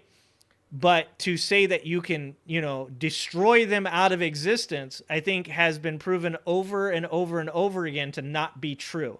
So the question in something like the cartels would be, if you were able to eliminate the cartels, would you be able to stop that vacuum from being created that would then just suck new people in to take power in those areas? So if we wanted to get further and further into this conversation and go further down that rabbit hole, we would have to say something along the lines of, okay, we send the military in. The military fights within the country in Mexico, supposedly with their agreeance. We'd hope that it would be with their agreeance to take out the cartels. In doing so, we would have to say to ourselves that we understand that there would be collateral damage. So we would have to be okay with innocents and their lives being taken, children, women, men that had nothing to do with it, because just like Hamas, the cartels would surround themselves with civilians. You would then also need to be able to say that the end game of all of it would be that you would not leave behind a smoking pile of rubble that would, you know, obviously, since it's on our doorstep, directly affect our economy, directly affect the type of people that are coming to our border, directly affect international relations, so many more things, directly affect trade through Mexico. So you'd want to say, okay, we need to not create a smoking pile of rubble. So this would have to be done in a very unique and very surgical manner, which like on the very basis, the thought process of that, it just doesn't at this point exist. When people say things like send in SEAL Team 6, they don't understand that a lot of times things like SEAL Team 6 have what's called, what are they called? They're military groups that provide support to them. So like SEAL Team 6 doesn't just like go in by itself. Generally, there's some type of distraction of sorts that's created by a larger group of military personnel. So it's never just like, it's not like the movies. Dudes don't just like fucking, parachute in and fucking go in and take a dude out and then get out. Like, that's not how any of those things, that's only in the movies that kind of shit happens. A lot of things are much dirtier than that, a lot shadier, things that people don't like. So you'd want to even say, like, so what type of insurgents are you going to have? After you leave, what are you going to do? Are you going to leave military in a place like Mexico that doesn't have the infrastructure to provide for the security of its own nation? So that means that Americans are going to have to police the Mexican. So you know what? Do you see where I'm going? The further and further you go down this rabbit hole, the more and more complicated it becomes. And that's why I would say, that's why we have such a problem right now with Donald Trump, is because all of these things that we're talking about take this like intense amount of focus to do correctly. And instead of being able to concentrate on those things, Donald Trump has sucked all the air out of the room and made everything about himself. And that has encouraged his opponents to make everything about him as well. And instead of saying, okay, well, we have this really bad problem, shouldn't we focus on it and do something about it? Instead, we have to.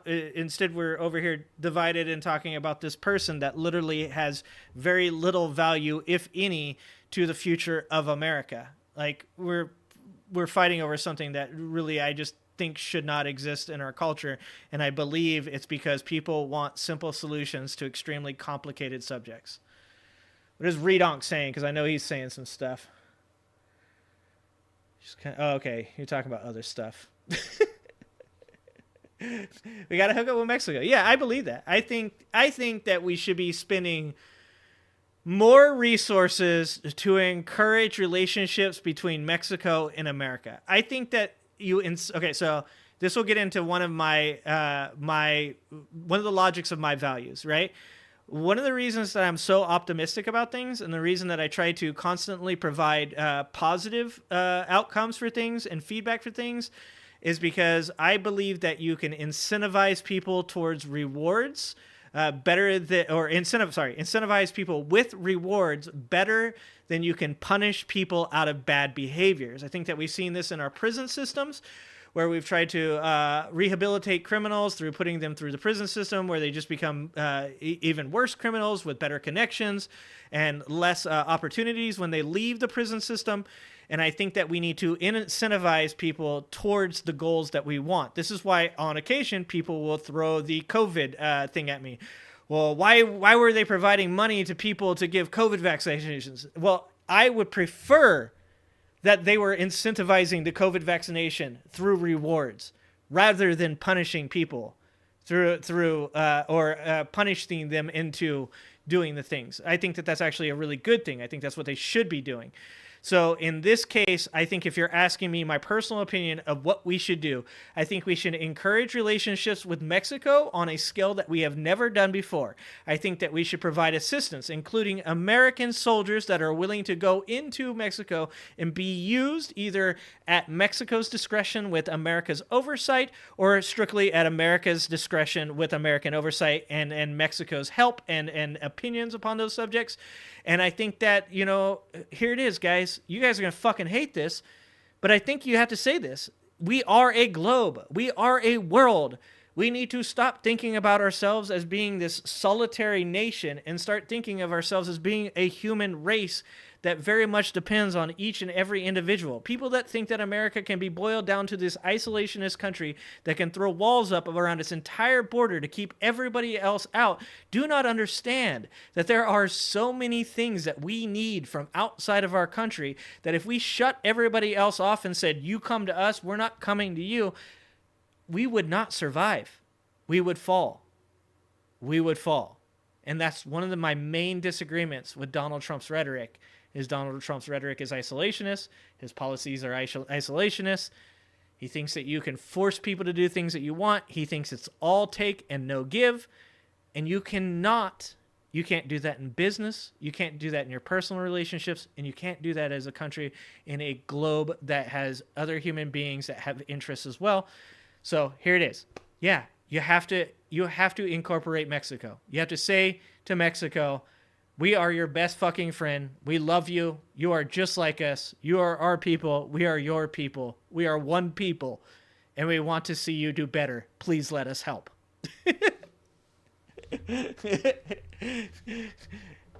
And all the anti-globalists just left chat. I'm also like somewhere on a conspiracy theory Reddit right now being accused of being a absolute fucking the craziest stuff possible. To go through and do an actual audit. My least favorable thing about President Trump, nothing. Nothing? Because you know what? I'm hiring him to run the country. Nah, it's about balance, Ty. You can't be just one thing or the other. You can't just say I'm going to obliterate or I'm going to rehabilitate. You have to say that there are probably people within the cartels even that don't really want to be a part of that lifestyle. So you need to offer incentivization for them to not be in the cartel. You have to take people that are in no way going to be a benefit to society and figure out what the fuck you want to do with them. I think that we have a real problem with privatized prison systems. And because of that, I have a lot of distrust for our prison system. But I would say the reason that you're confused about my opinion on this is because there is no balance in today's politics. There is no balance in people's thinking nowadays. So I believe both of those things. I believe there are people that probably can be rehabilitated. I believe there are people that will possibly need to be removed in one way, shape, or form. I don't know which one is the right one because I'm just an angry ginger on the fucking internet on a YouTube channel with like 11K subscribers, still working on all this shit while I'm working on fucking running a successful business and being a father and a good husband. I'll try to move it to the top of the priority list as soon as I can. But yeah, my whole life is about balance. There are times when I feel that physical violence is appropriate to defend me and defend those I love. And I believe there are times where you should talk and you should be able to give grace to people. I believe there are times where things like this cartel conversation, where there are times that, there are going to be things that we don't like that we do that seems really bad on the surface but have positive outcomes for everybody that are good people and that are doing their best to be a part of society.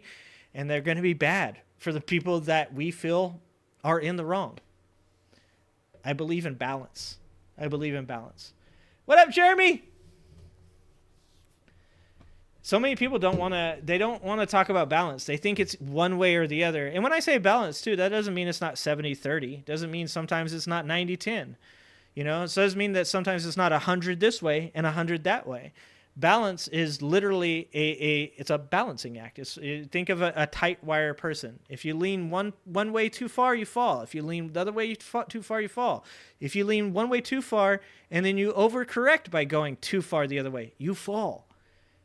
Balance is what is missing from, I don't know about the world, but Americans definitely in general, is their ability to see things from multiple points of view, understand that sometimes they're going to be incorrect, and understand that sometimes being honest about what you're incorrect in actually will lead you to better solutions and more positive outcomes. So I hope that answers your question. We're going to start watching this video because I forgot what we're even watching. In fact, you know what? Fuck it. Although I do want to watch Marjorie Taylor Greene do a handstand for Donald Trump's birthday because it's fucking hilarious. If we're going to talk about deep subjects, then let's talk about deep subjects. This is my dude, and this explains a lot of my reasoning behind who I am as a person and what I think about morals and why I believe in balance, and I believe in logical thought, why I believe in critical thinking, why I believe that Donald Trump is the anti of all those things, the opposite of all those things. And this is Jonathan Haidt, who I fucking love, who helped to create my moral ideology as far as that goes. But Jonathan Haidt's amazing. We're going to listen to Jonathan Haidt. This is rather long, and I might get up at one point and go get something to drink or go get something to eat because I've been here for 3 hours already. And this is probably the longest one I've ever done in my life. I appreciate you guys. Please like, please subscribe. Even if you don't agree with my opinions, we can still talk as long as you don't insult me. You don't talk about hurting children. Don't talk about people hurting themselves or hurting others. I see you all here today. Norm a few months ago, Chomsky! I got in the car and turned on NPR. Chomsky's pretty cool. And the program that was on the air immediately captured my full attention. The guest was commenting about how we'd gotten to a point where America's different ideological factions could no longer even understand each other at all, let alone work together constructively for the common good. He pointed out that while it may be convenient for us to look at our opponents as evil or stupid, they're not evil or stupid. They believe in making a better world just like we do. The guest was... By the way, I want you guys to know for context, this is from 11 years ago. So this is 2013. This would be right as Trump took office, right? 13 to 17, right? Jonathan Haidt, who's here to talk to us at Google today. He mentioned to me that he's actually sick of talking about politics, so he's not going to be talking about that subject. Instead, he's going to talk about the group psychology, the group dynamics and psychology that make effective organizations like Google Ty. I love that function shit, as well as man. they do. Thank you so much. He's a professor. He's been a professor of psychology at the University of Virginia for 16 years. In the summer, he moved to NYU, where he's starting a program to study complex social systems. He's the author of The Happiness Hypothesis. The Happiness Hypothesis and The Righteous Mind, which opened at number 6 on the New York Times bestseller list. By the way, the book is for sale over in the corner here. Nadine from Books Inc. has the book for $10, which is heavily subsidized, courtesy of Google. So grab a copy and get it autographed at the end. Now, fresh from an interview with Michael Krasny on Forum, please welcome Dr. Jonathan Haidt.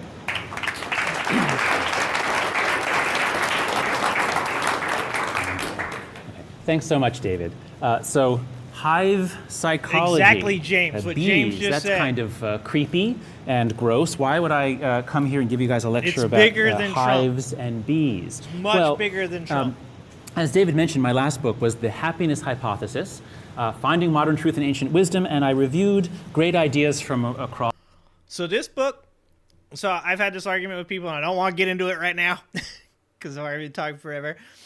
But this book and the book from William von Hippel, which is called The Social Leap, is what I formed my foundation for my belief that morals come from evolution and from social situations and hunter-gatherer tribes, and that religion later on used them because they are incredibly good, but for reasons of control, some of them good, some of them bad. And why I have a difficulty accepting institutionalized religion, not spirituality, not a belief in God, not a belief in a creator, but institutionalized religion. Why I think it's a bad thing, because I believe it's a form of control. And once again, a place where you don't get to have critical thinking. So if you're interested in a really good book, The Happiness Hypothesis really explains emotions in a very easy to understand way, a very biological way. And then The Social Leap explains where we may have had a doubling in size in our brains from social situations and not specifically from opposable thumbs.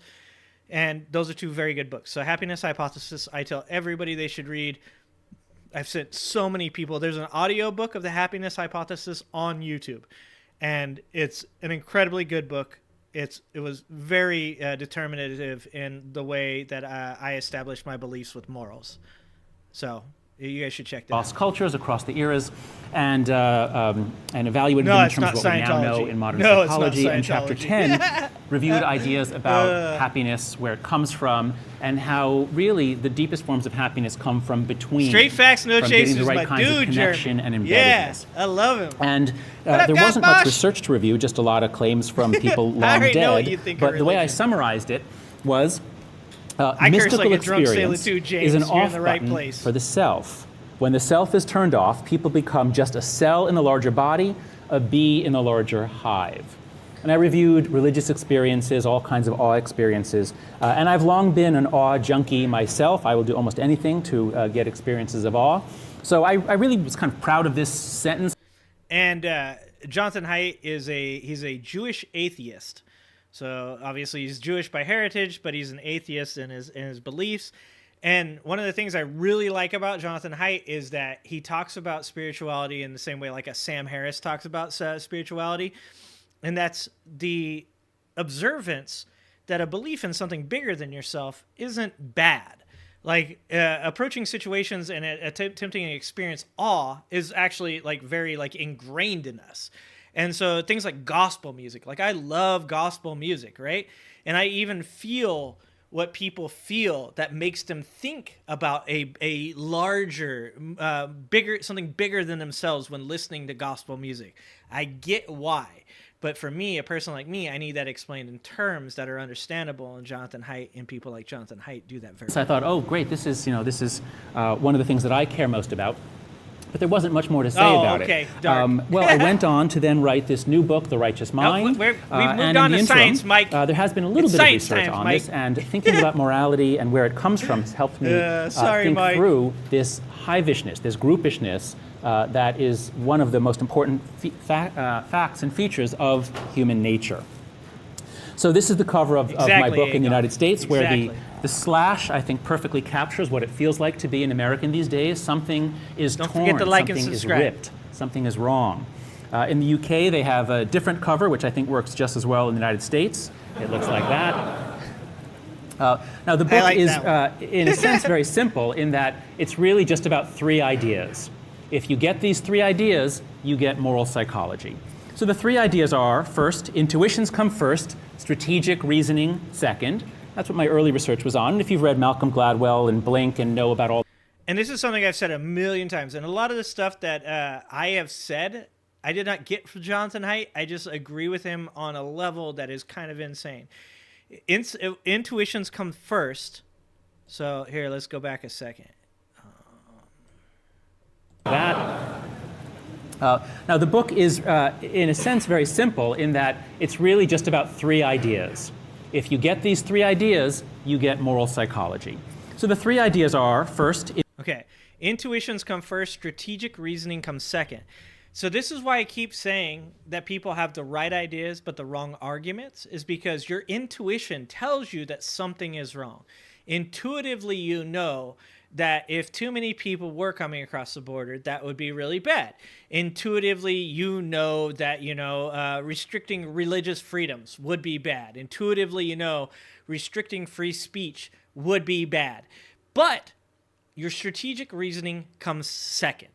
So if you only allow yourself to get to the first stage, which is in the scientific method where you would form a hypothesis about your idea, then you never get to that second portion. You never get to the strategic portion of your thinking where you're analyzing statistics, looking at studies, reading articles, digging deep, looking at a meta-analysis. If you never get to that point, then you're stuck in this rut of I think and I feel. And that is, in my opinion, where my good friend Angela Knight said people just snorkel, they never deep dive on things, they only stay on the just underneath the surface of a question where their feelings are and never get down to real information, is one of the biggest problems in our society, is that people only snorkel, they only want to stop at the first part, they never want to get to the second part. Intuitions come first, strategic reasoning second. That's what my early research was on. And if you've read Malcolm Gladwell and Blink and know about all the research on implicit cognition, you're familiar with some of that work. Really America? The second I like part Really American is media. on the principle that there's more to morality than harm and fairness. I like this is about how liberals and conservatives build their moral worlds I haven't watched on different a lot, sets though. of moral foundations. This is what every newspaper and radio radio station that interviews me wants to talk about because of the election year. And as David said, I'm sick and tired of talking about it, and I'd much rather talk to you about hivishness and awe. I also feel like Jonathan Haidt there. So that comes out of part 3 of the book, Morality today. Binds and Blinds. That's where it comes from. It comes in part from this novel ability we humans have to be bound together into teams that are not kin, that can work together towards higher goals. And one of the reasons I want to watch this, because these are the things that MAGA has done. So they stopped at step 1. They have not moved to step 2. So they have created I think and I feel statements about things that are extremely emotional, right? And then it binds and blinds. So they have created, and this is why James earlier said it's not about Trump, it's about Project 2025 and the other people around him, that's true. Donald Trump, if you understand what's going on with Project 2025, may even be tossed out once 2025 is done with him.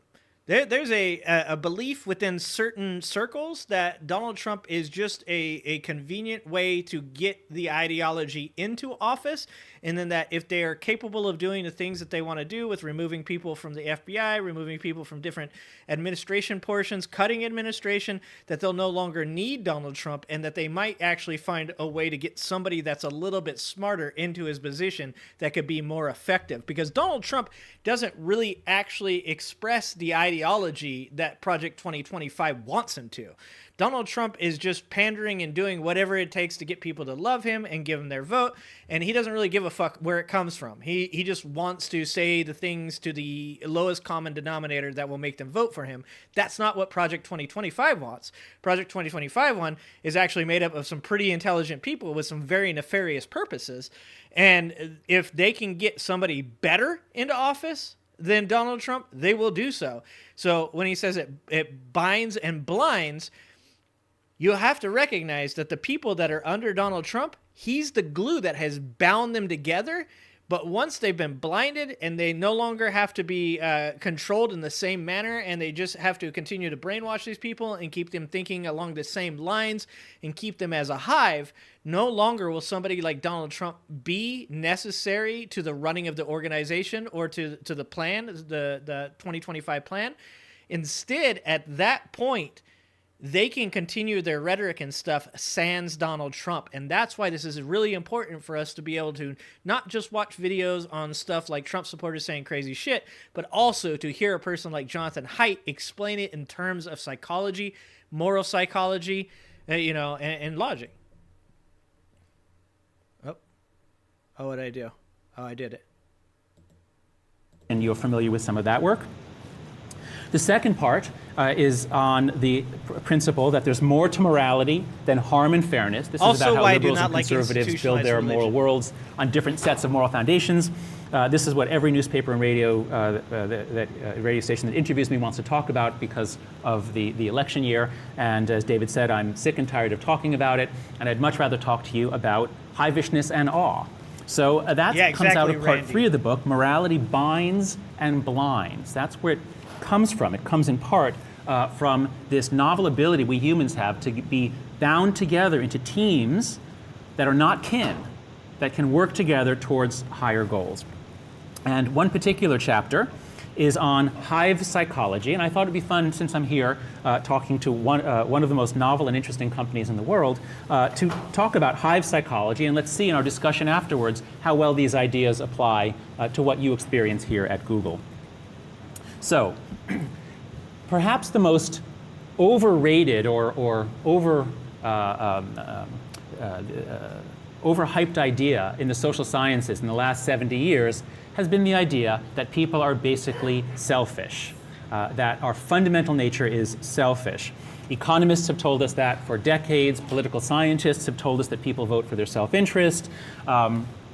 Evolutionists, such as Richard Dawkins, told us about selfish genes, which they can make us cooperate with our kin and in cases of reciprocity. But by and large, as Dawkins said, let us try to teach generosity and altruism because we are born selfish. Yeah. George Williams. So that actually goes along a little bit with what I was just saying, right? Let's try to teach generosity and altruism because we are born selfish.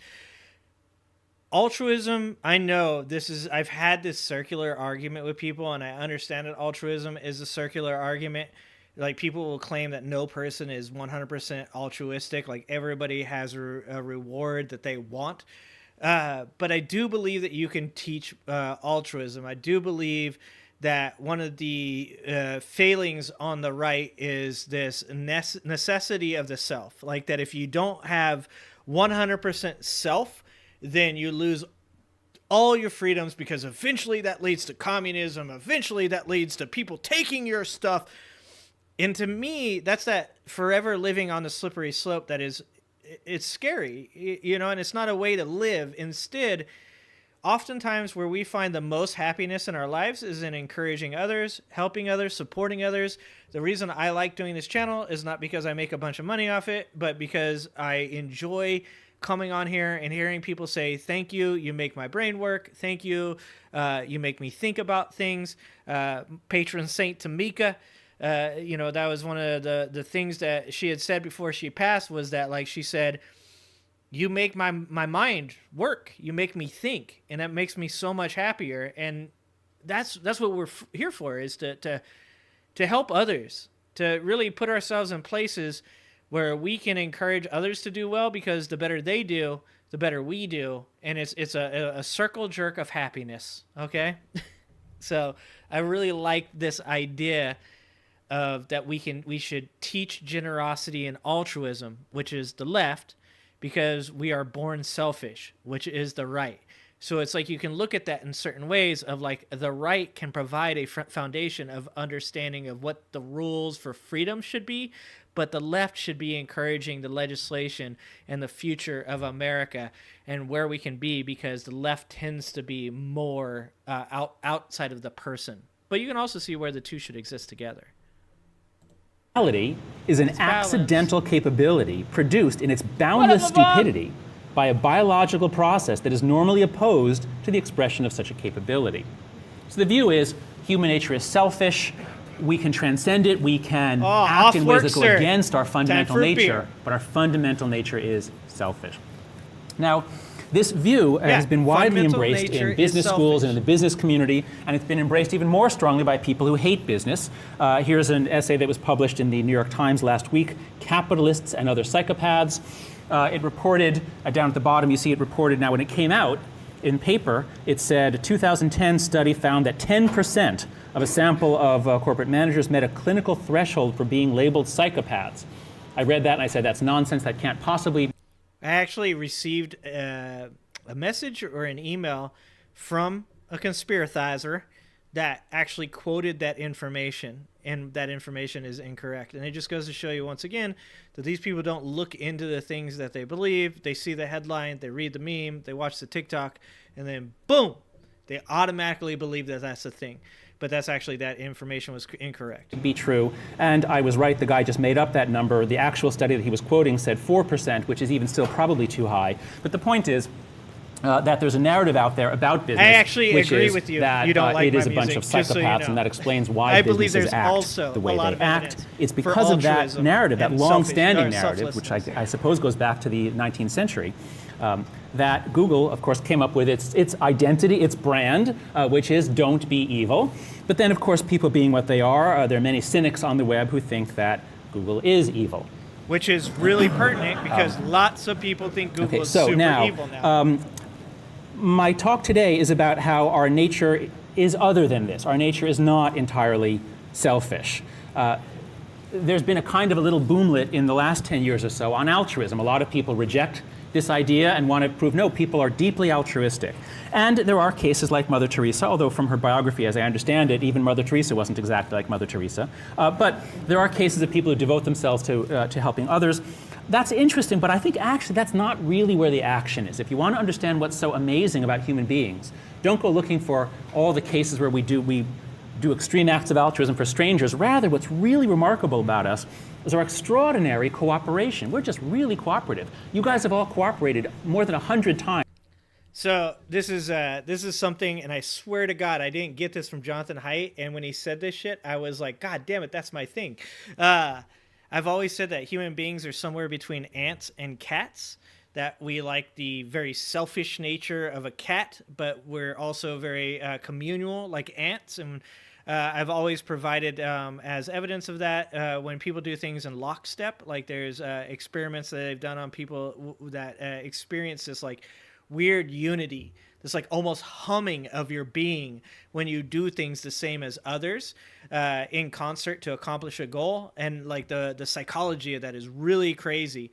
And he's about to say something, but he uses different animals, and of course they're way cooler than the ones I picked. So since breakfast, it's just when you walk in the hallway, when you drive on the road, we're all cooperating all the time. That's why it can't. There's a particular kind of cooperation I'll focus on, which I'll call groupishness, and I'm calling it this to be able to make a very precise comparison to selfishness, because when I say as a psychologist that we are selfish, our nature is in part selfish. What I mean is that the human mind contains a variety of mental mechanisms that make us adept at promoting our own interests in competition with our peers.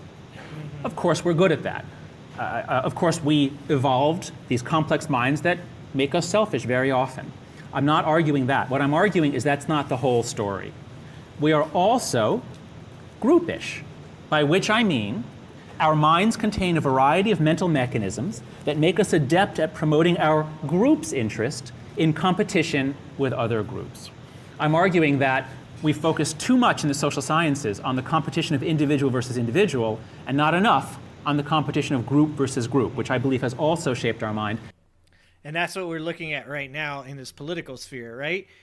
Like, that's why I think that there's a weird equation where removing yourself from the group but still holding the values of the group could be beneficial to the situation that we have right now in our political sphere.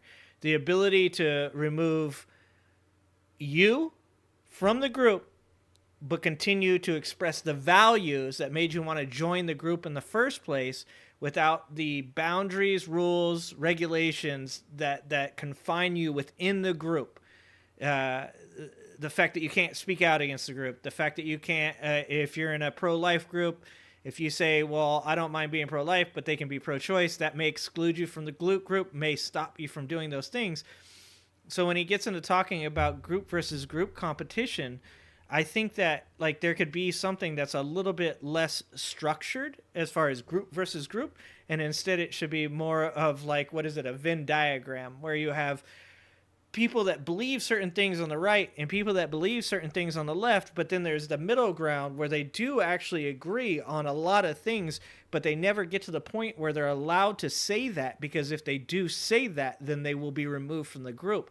And then when you add in the extremes, specifically, and I'm going to harp on this because that's what my channel does, the extremes of the right wing, the MAGA supporters, you have even more purity testing, even more structuring, even more roles on the group on the right, to where if they speak out at all, they will be pushed out of the group, out of the hive, and it feels really bad to be apolitical. And so a lot of people don't want to be pushed out of that group, and that's why I continue to say that I think that people should profess values that they believe in, but do not attach them to a group, so that way you don't have to worry about being removed from that group, if that makes any sense. That's a side story about multi-level selection, group selection versus individual selection. We don't need to get into that today, but that's the background to part of what I'm saying here. You do have to control. The reason I believe this, the reason I began studying groupishness as a moral psychologist, that is, I'm a social psychologist, but I specialize in the study of morality. The reason I study this is because I was studying these moral emotions, like moral elevation. And I just found there's so many ways that people have found to shut down their selves, shut down self-interest, transcend the self. The metaphor that I'll use is that it's as though there's a staircase in our minds, and there's a kind of a door that sometimes opens, very rarely, but most of us have had it open. There's kind of a door that opens. It's as though there's a kind of like a secret staircase. And when this door opens, it invites us to go up. We climb the staircase, and we emerge into a different realm, a realm in which we are fundamentally different. We transcend ourselves, and it isn't just different, it's ecstatic. It feels wonderful. Mm-hmm. Most of us are familiar with these experiences in nature.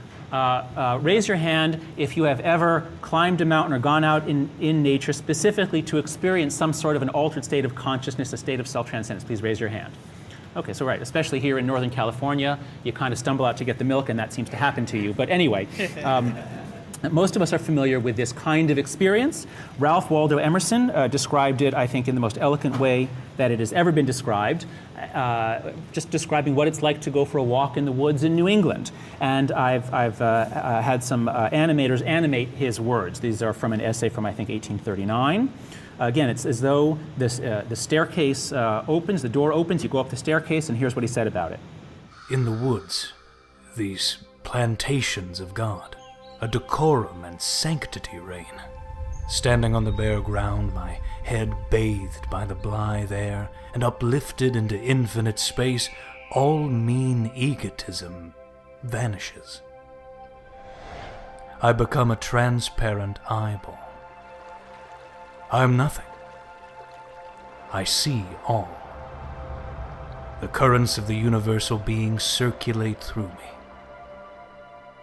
I am the lover of uncontained and immortal beauty. So he had lines like all need. And so what I think is happening here is he's right. Anybody that gets outside and goes into nature feels that like connectedness with the earth, right? Like I'm not a woo-woo person. I'm not a person that talks a lot of metaphysical stuff. I tend to be pretty like, whatever brain it is or whatever, where I'm just like, I see things as they are and I like them to be that way. I try not to, I'm not a horoscope person or any of those things. I don't have any problems with people being those types of people. In fact, I enjoy those types of people a lot in my life, but me, myself, I'm not very woo-woo. And so I can tell you that I still feel those feelings of being one with nature, for experiencing the awe of the world, regardless of how much we know about it, regardless of the insane amounts of information we're constantly, finding out about it, and we're stripping away the I don't know, the misinformation. We're becoming better educated to our world. We're stripping away the not the stigma. God damn it, I'm fucking up on this world. I've been on here too long.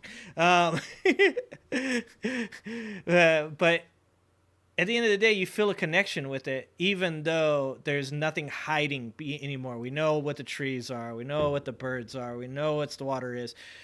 But it still feels so mystical. It still feels like a part of us and it makes us happy. And I think what's happening when he talks about the hive mind creating a very similar reaction amongst the group is that people aren't going out into nature anymore. People aren't going outside. People aren't experiencing these different realities than the one that they experience when they're sitting behind a computer screen, when they're on social media, when they're on their phone. And so in some ways, I think that people are substituting that awe that they would feel from something like nature for instead the hive mind group mentality of being around like-minded echo chambers that then instead give you like kind of this sense of belonging and awe that you're all doing the same thing. You're all accomplishing something. So that's kind of like what I got from him when he was talking about that. Egotism vanishes. Again, this self-transcendent nature of nature experiences. Scott, I know you're woo-woo, but that's why I like you. Like William James, one of the founders of American psychology, wrote a book called Varieties of Religious Experience, where he cataloged all these sorts of experiences. And he noted that they don't just make us happy, they don't just make us feel good. They make us feel different, that our self is fundamentally changed. People don't come back from these experiences saying, I can do anything. Now I'm going to make as much money as I can, as quickly as I can. Rather, they come back experiencing a moral commitment and a desire to serve, to be part of something larger. Many of the world's religions have developed techniques and technologies to foster these self-transcendent experiences. Meditation is one developed especially in most of the Eastern religions. Many of the world's religions discovered psychedelic drugs, substances that can, within 30 minutes, attain the kind of self-transcendence that sometimes takes years of study through meditation to achieve. This is from a 16th century Aztec scroll showing a mushroom eater about to... That's crazy. And once again, meditation is something that just doesn't exist in our society. And I'm not saying certain people don't go into it, but I'm just saying of the majority, we never stop thinking.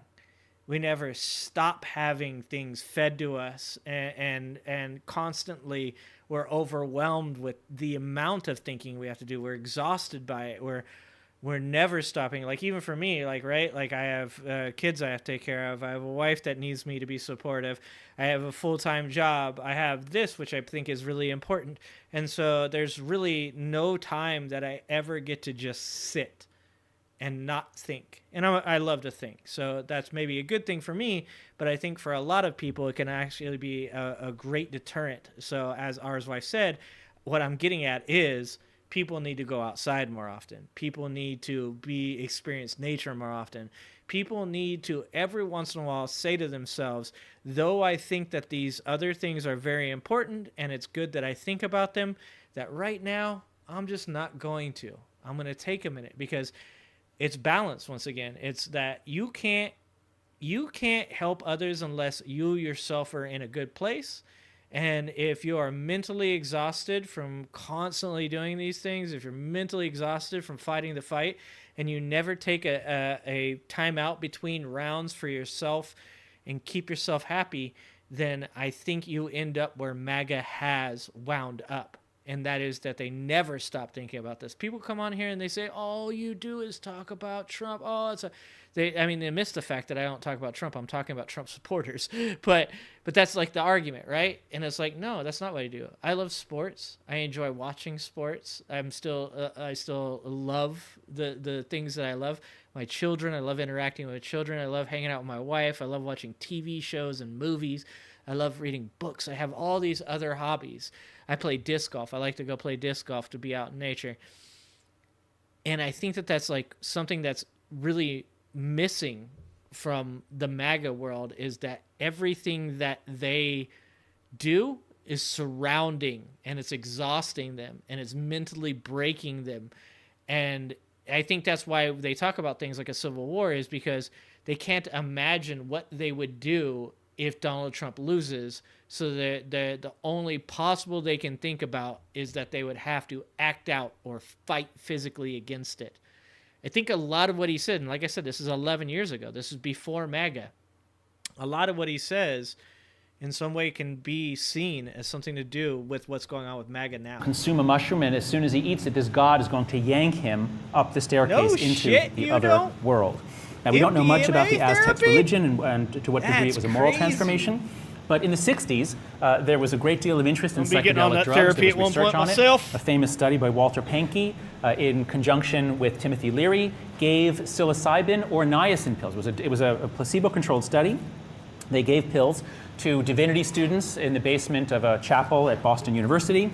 And all 10 of the students who took psilocybin had religious experiences, and those who took niacin, they first felt, you feel a flush, it makes you feel like something's happening. They were really psyched. They said, yes, I'm one of the ones who got the pill. But it was just niacin, and that quickly faded, and then nothing else happened.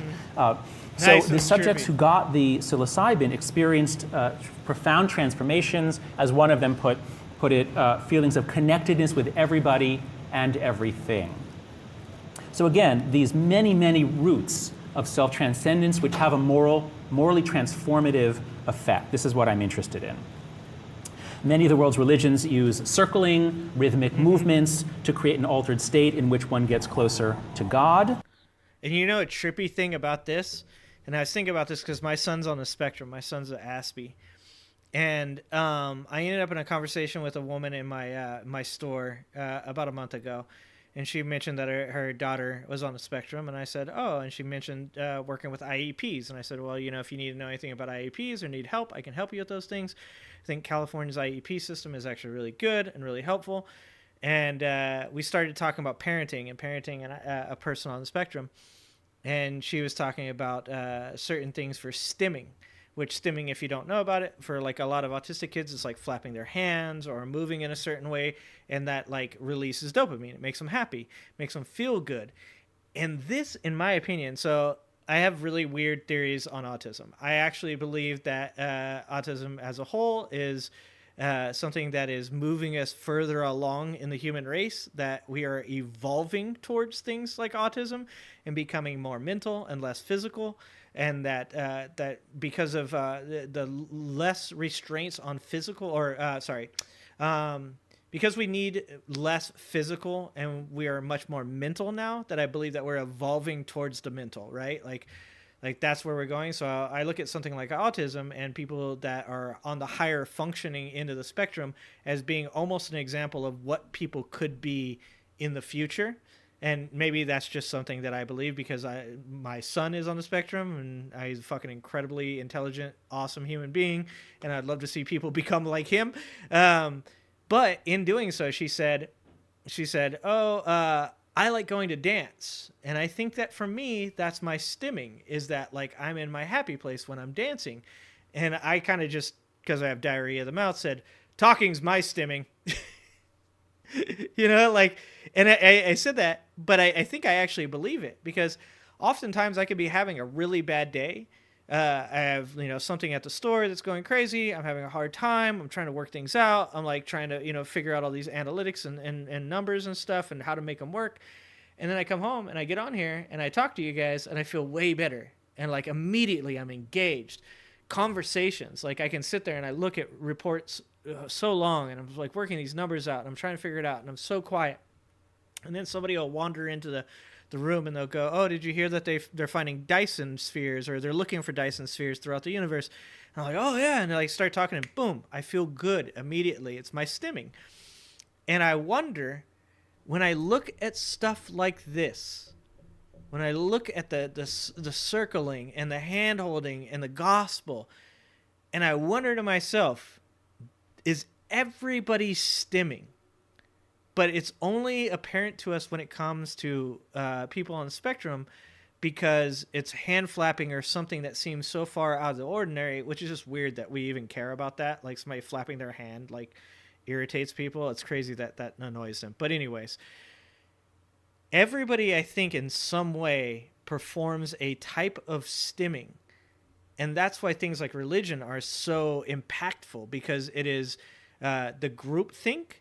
It is the blind it binds, and it is the stimming of a group together. And I think that's why it has such like a profound, impactful thing on people.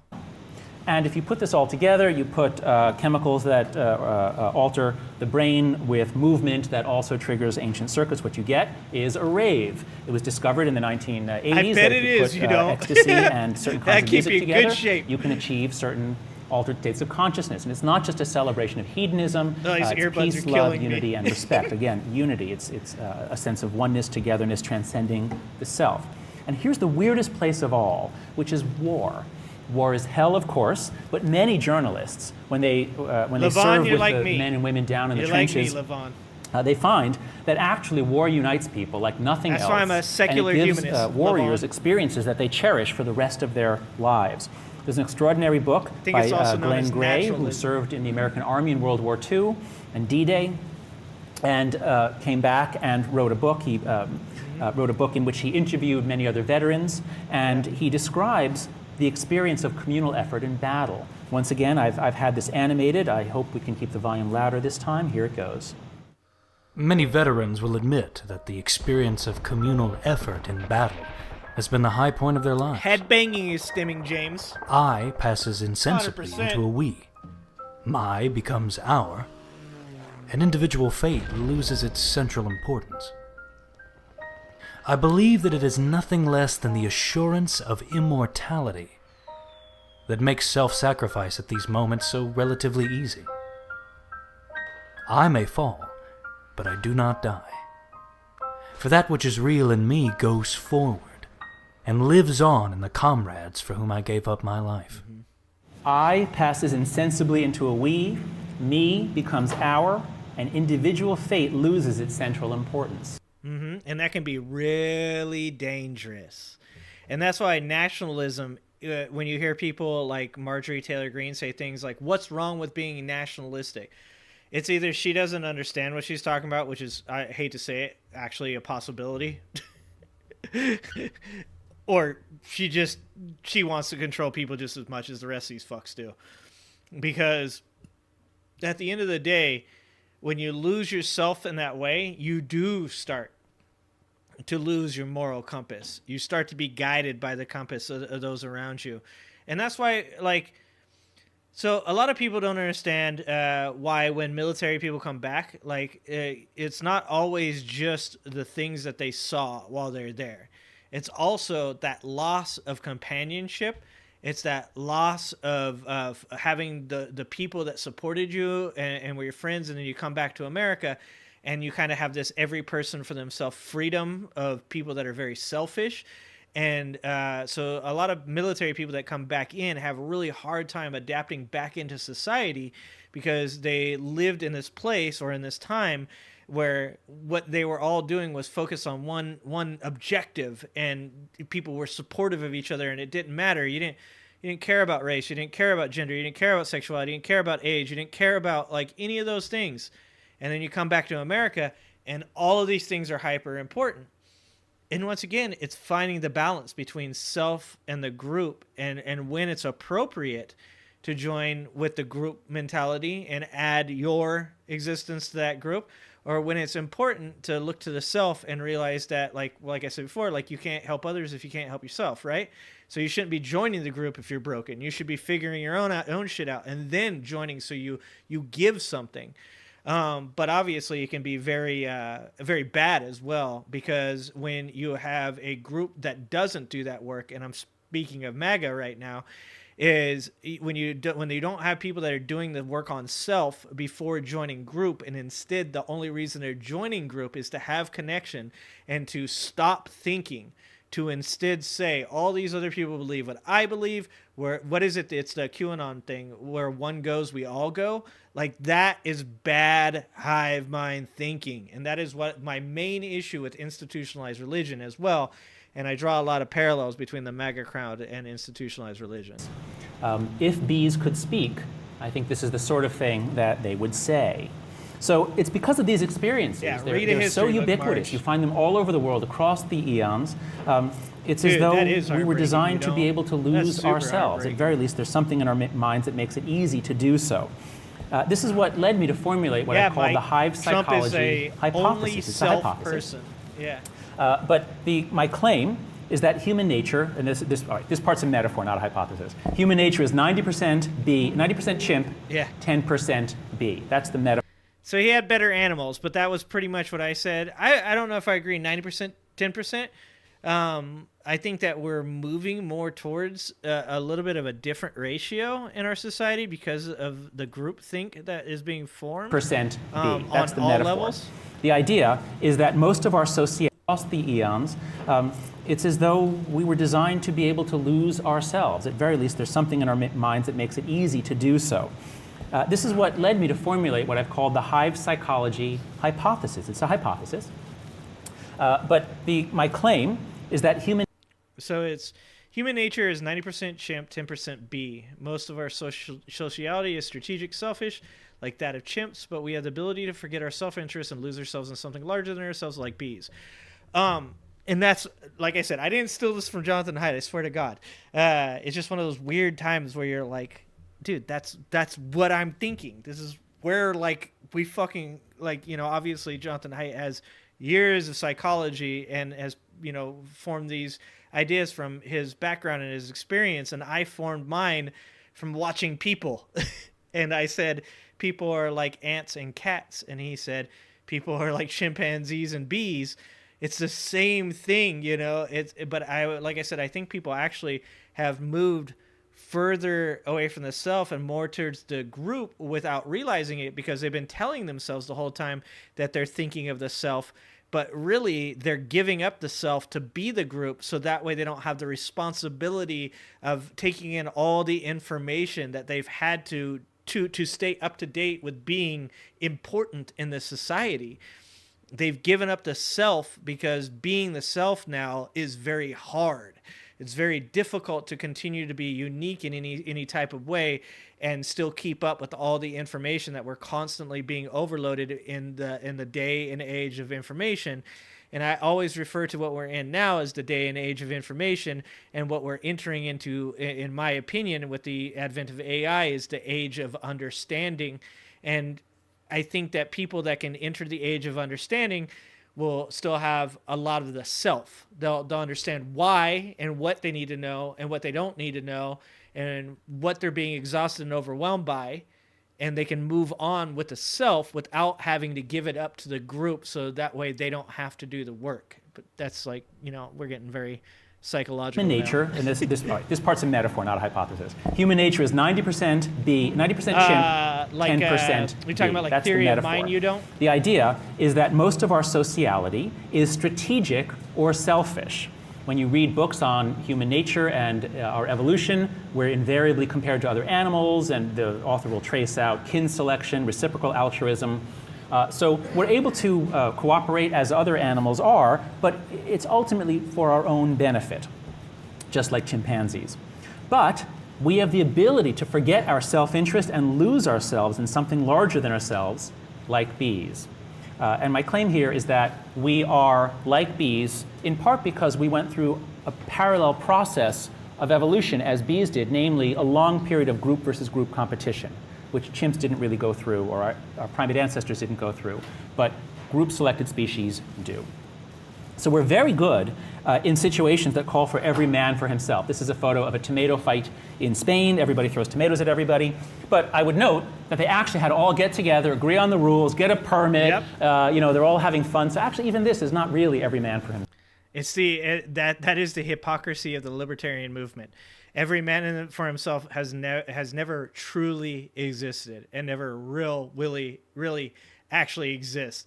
The idea that every person can have individual freedoms that don't in some way impact others negatively, and that's a form of government, is the hypocrisy of libertarianism. Himself. But we're good at it. We can do that. But we are especially good at one for all for one. All right, how does that happen? Well, let's look at sociality. Let's step back and look at what forms sociality takes in the animal kingdom. Many, many animals are social. Darwin wrote about this and noted that it is often adaptive to hang out with others, not because they work together as a team, but because the odds are you won't be the slowest out of the 1,000 deer, and so when the lion comes, it'll be your neighbor that gets eaten and not you. So deer are like this. They live in herds, and these herds are not cooperative at all. It's just safety in numbers. There's no teamwork. So this does not provide a good metaphor for anything in the corporate. And MAGA kind of reminds you of the herd of deer, right? Like, it's like there's enough of us, and all of us are saying dumb shit. Well, hopefully I'm not the one that gets clipped. World, I don't think there are any corporations that are herds. Yeah, all right, but let's move up a little bit. A lot of animals live in packs. Now, packs are very different. Packs, you especially find them among carnivores because teamwork lets them take down larger prey. Jesus 4 wolves Christ. Working together can take down a much larger animal. But a wolf pack is a rough place to be. There's constant competition for status and resources. Well, now it's beginning to sound more familiar. So familiar, in fact, that many textbooks of organizational behavior specifically feature wolves. And we train our MBA students to be effective wolves. Most companies, I think, can be analogized to wolf packs. Teamwork lets them take down larger prey. They can do things that they could not do as individuals, but there's constant competition for status and resources. So that works. That works throughout most of the business world. Raise your hand if the description I've just given you describes what it's like to work at Google. Okay, I thought not. Although, of course, if you did raise your hand, I'm sure there are cameras everywhere, and who knows what would happen to you. But for you, I think you will resonate more towards the third alternative, which is hives. Only a few kinds of species live in hives. It's only been discovered a few times in the evolution of life on Earth, a few dozen times, actually. Man, I got, one time I was dumb enough, I was trying to chop down this tree, and I noticed that there was hornets, but I checked, and I was like, oh, there's no hive. I don't see a hive. It's fine. So I start whacking this tree with this fucking axe, and this hornet kind of flies past me. I'm like, whatever. It's fine. Whack it 2 or 3 more times. Next thing I know, my back is just burning. And I'm like, oh my God, what is that? And I'm actually down a hill too. And I fucking, the hornets, they apparently put a pheromone on you to attract other hornets to tell them to attack you. And I think I got stung something like 13 to 15 times all over my head, neck, and face. And I was running up the hill with my shirt pulled over my head as these hornets are just fucking just going at it. And apparently they're ground hornets. And I ended up, my kids are really young. My kids are like 3 years old, maybe 1 year old, 4 and 1 or something like that. And I fucking come running through the house, and my whole body is just on fire. It felt like somebody had lit me on fire. And I ran into the shower, tore off all my clothes, jumped in the shower, turned on cold water, and I'm just like sitting there going, and at this point I don't know that it's a hornets either. So I had seen a big spider web, so I thought maybe a spider had fallen on me, all this crazy stuff. And I'm like, oh my God, oh my God, oh my God. And I start looking, I just got welts all over me. And they're all like, big red bumps. And luckily I went to put my shirt back on and one of the hornets fell out. And let me tell you, I killed the shit out of that hornet, okay? I stomped on it repeatedly. But that was the worst pain I think I've ever felt in my life. And I felt a lot of pain. I have a really high threshold for pain. Something about gingers. Gingers supposedly have a high threshold for pain. I have a high threshold for pain. That was some of the most painful shit I have ever felt in my life. And I like called my wife. She's like at work or whatever, and she's like, I don't know. Are you gonna be? I'm like, I don't know. I don't even know what did this to me. And I ended up having to sleep with ice packs on all the bites because for the next like 12 to 16 hours, my body, it was like a sunburn. I know a little something about sunburns. It was like a fucking like 2nd degree or 1st degree sunburn. And I just had ice packs. And when the ice packs would melt, I would wake up in pain. So I'd have to go get a frozen ice pack and put it back on me. And a lot of them were on my head. So my head was just swollen and so painful. And I think about that and I'm like, thank God MAGA people can't just put a pheromone on you and all attack you at the same time. The Hymenoptera were the main discoverers of this way of living. Crazy, the bees, right, wasps, Dark? and ants. And they are able to live in gigantic colonies with massive division of labor. It's and so they're able to gnarly. do it because they're all sisters. They suppress breeding, so they're really all in the same boat, all in the same hive. It's one for all for one. There was a species of cockroach that discovered this form of living, and their bodies morphed into those that we now call termites. And there's one species of mammal that did it, the naked mole rat. In all 5 of these cases, it's the same trick. Suppress breeding, so that you have just one queen who lays all the eggs or gives birth to all the babies, and now everybody's interest, their biological interest, is one for all for one. Keep the queen alive, keep the babies alive. And so they're able to cooperate. And does that sound familiar? Does that sound familiar? Their whole thought process is we have to keep this one person going. All for one, one for all. Like, that is the MAGA movement to a T. And like I said, I told you guys the other day that one person was in chat and was like talking about Trump stuff. And I said, you guys all think because you're conspiracy theorists that you're so unique, that you say things that are different than everybody else, but you guys constantly repeat the same shit that each other says. And that person actually said, no, I'm not. I'm not unique. I am part of the group, and we all have the same ideas. And that was kind of a moment for me where I was like, oh, shit, it's changed. They have given up the sense of self. They are willing now to openly admit that the only thing they care about is this one individual and having them become successful. Like, that's some scary stuff when you talk about the future of what the MAGA movement massively build gigantic nests thousands of times larger than any individual. It's really quite extraordinary what they can do, but it's not hard to explain because it's straight kinship. Now, once you get hive living, you can get this amazing division of labor, and you can get the group functioning as a superorganism. This is an image of giant Asian honeybees. Mind you, I think this is where the MAGA thing breaks down, because I don't think there's enough sane people in the MAGA group to be able to really create a real structure. So that's why Project 2025 is actually much scarier than MAGA. In fact, you could think of Project 2025 and MAGA in the terms of like a military movement in like one of these like apocalypse movies, right? There's always the groups of individual groups of people that do the dirty work, the infantry, the ones that go out and they attack people, they do really bad things. And then there's almost always this group of people that are like the religious sect, the higher tier people that have much more structure. And that's when you think about where Project 2025 is and you think about MAGA, you don't tend to put the two together. At least I don't, right? Because Project 2025 as a whole is a little too highbrow for MAGA. MAGA is much more crass. MAGA is much more like conspiracy theory. MAGA is much more like hateful and angry and rhetoric filled, whereas Project 2025 is much more that old school. You do things within the system and manipulate it, and you don't let the masses know that something is happening to them until it's too late. And I'm trying to think of an example, but you see it a lot in TVs and movies. But there's almost always a group of people that are the crass people that do the hard work. I'm trying to think of a good example. And then there's the higher tier people that do not get their hands dirty, that represent the actual values of what the group is.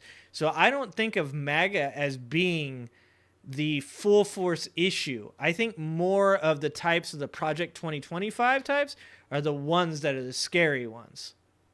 That do this behavior, and what scientists have figured out is that they do this when there is a wasp, a larger predatory insect is a wasp. Exactly, Gene. Trying to get in, trying to like not being aware of what your honey. uppers and so think they're able or to want you flick to think. their You just do tails and shit their bodies in unison in a pattern that basically flicks the wasp off. It's an amazing feat of coordination, possible because they live in this way, one for all for one, and these emergent behaviors have evolved, quite extraordinary. This yields massive efficiency. Like 100%, if you just like logged into this and you start listening, you could probably mistake this talk for being about MAGA. You have massive division of labor and trust. Is this an analogy or even a homology for anything in the corporate world? Are there any businesses that work this way? Well, no, there's no business that has no competition, in which people are truly perfect hive members, where there's no politics, no competition. But there are many businesses that come close. I've visited a couple times at Zappos.com, and they pride themselves on being like this, and my sense is that they really are. If you put Zappos into Google image search, this was one of the first images that came up when I did this.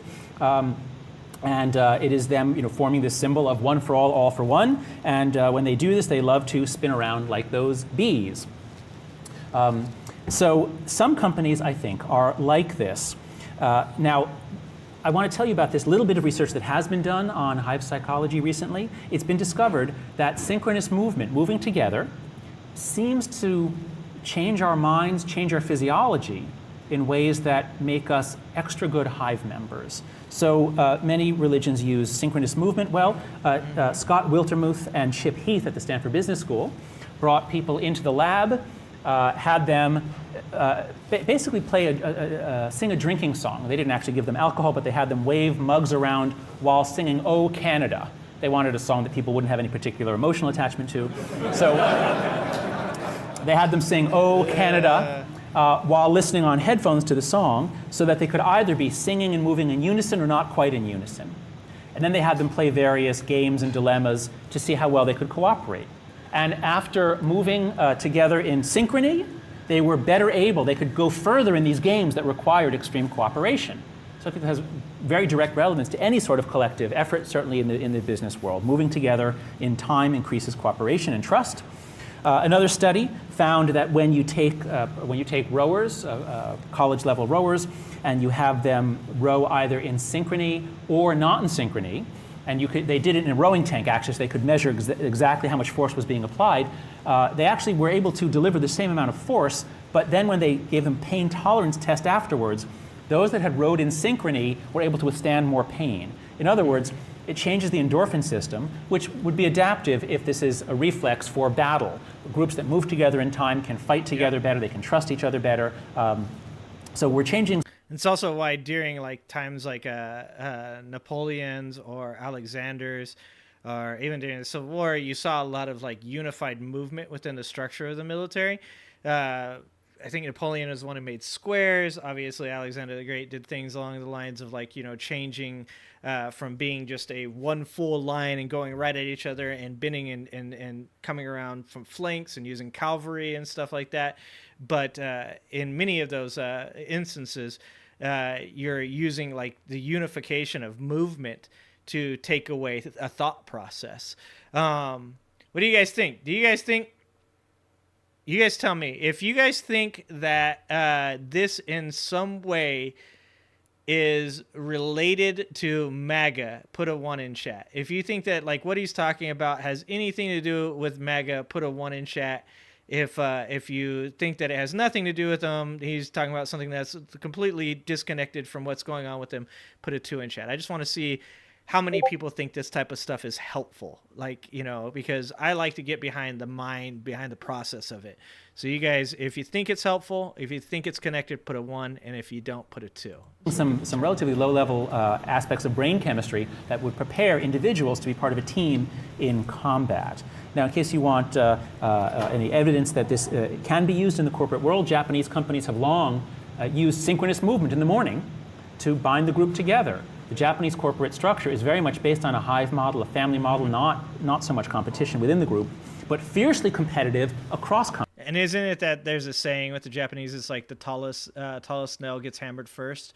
Because that's the idea, is like it's a one-for-all kind of culture. So synchrony has been used in the business world for exactly this finding purpose. It to be connected. Good. And actually, how many of you have ever done any sort of like team building exercise or corporate retreat where they had you move in synchrony? Is this commonly done? Okay, it is. It is often used. It's not studied very much, so we need to do better research to find out if it really works. But I suspect that it does. So here's one dramatic example of how, again, it's just people can use this. This is the All Blacks, the New Zealand, one of the premier rugby teams, the All Blacks. And watch their poor opponents at the end. I'm with that, James. Good option.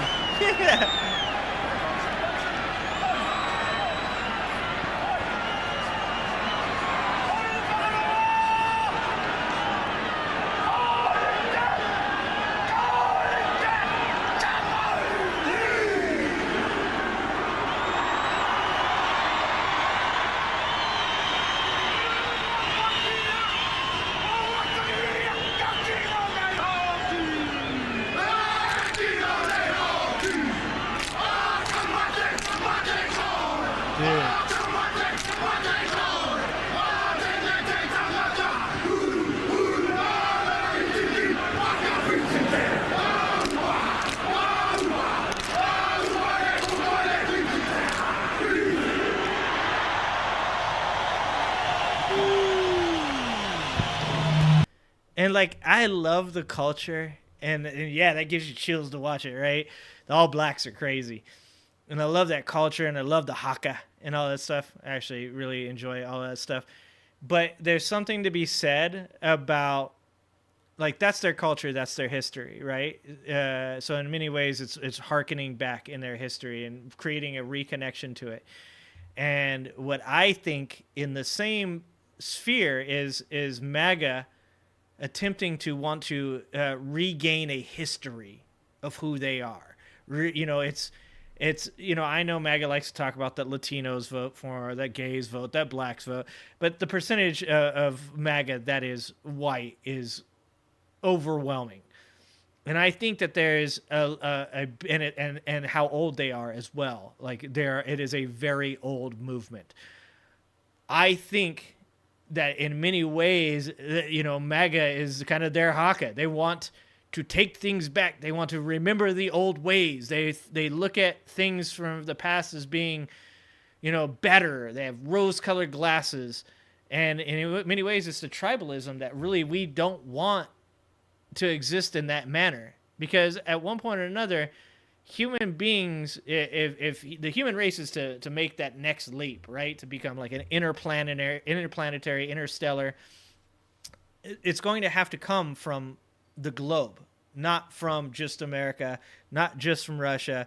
Everything that we've seen in space exploration has been done with the help of other countries, and it's almost like MAGA is just fighting so hard against the advancement of civilization, the advancement of humanity, that they want to keep it really basic. And I don't know if that's for religious reasons or that's because they're scared of the future. I think it's like actually probably like an amalgamation of many of those things. But even in many ways, you can see like people holding on to their culture and history, which is a really good thing and I think is appropriate. can also be paralleled by what MAGA is doing, is they want to hold on to being that USA that they loved, not the USA of the future.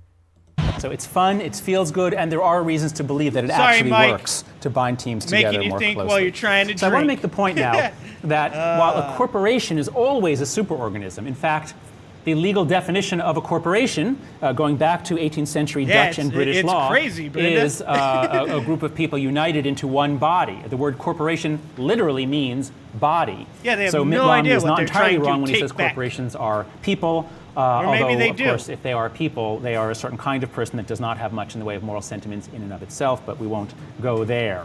What do you say? All right, that it actually works to bind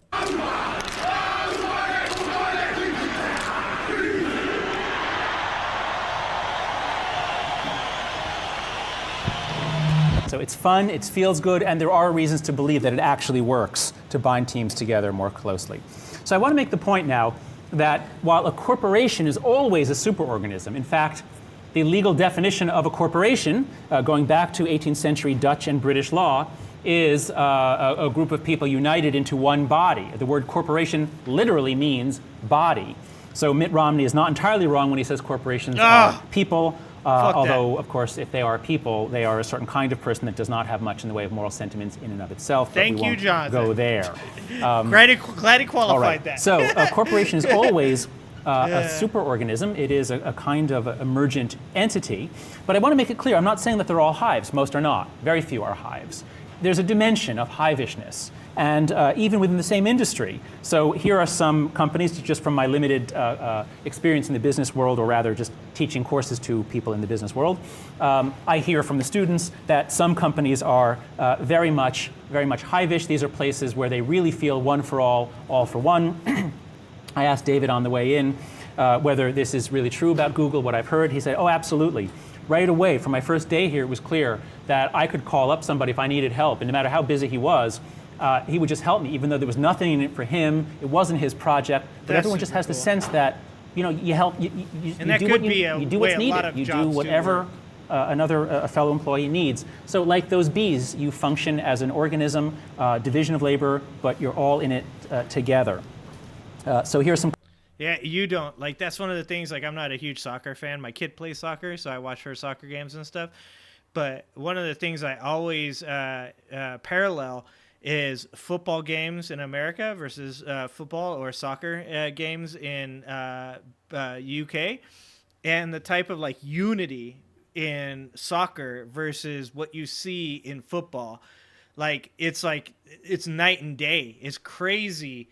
And I think that also like leads or lends to how much like enjoyment and fun and what he's talking about, that like that feeling you get from everybody being on the same wavelength, and everybody's singing the songs and you're going for your team. And that doesn't really exist in American football. And I think that the reason it doesn't is because we are like so constantly concerned about the self. Like, we are constantly worried that if we think about others for 5 minutes, that everybody's going to take our freedoms away and we're going to be communists. Like, that's, I don't know if it's just like that, like that's what happened to us over in the UK before we came over here. But that is like, it seems like you can parallel that in a lot of our society with other societies. And I'm not for what I'm about to say, but I will caveat that by saying this. But you look at the 60 Minutes where they talked about AI and social media, and they went over to China and they asked a bunch of citizens in China, you know, they're like, hey, how do you feel that the government has like all your information? And they're like, so? And they're like, well, like, doesn't it make you feel concerned? Do you think that maybe that's like a bad thing? You could lose more freedoms? And they're like, no. And then they just like kind of went on with their day. And it seemed like the overwhelming thought process in China was they didn't really give a shit, right? So that's not my style. I believe in the protection of privacy. I believe that in the protection of self and the freedoms of self.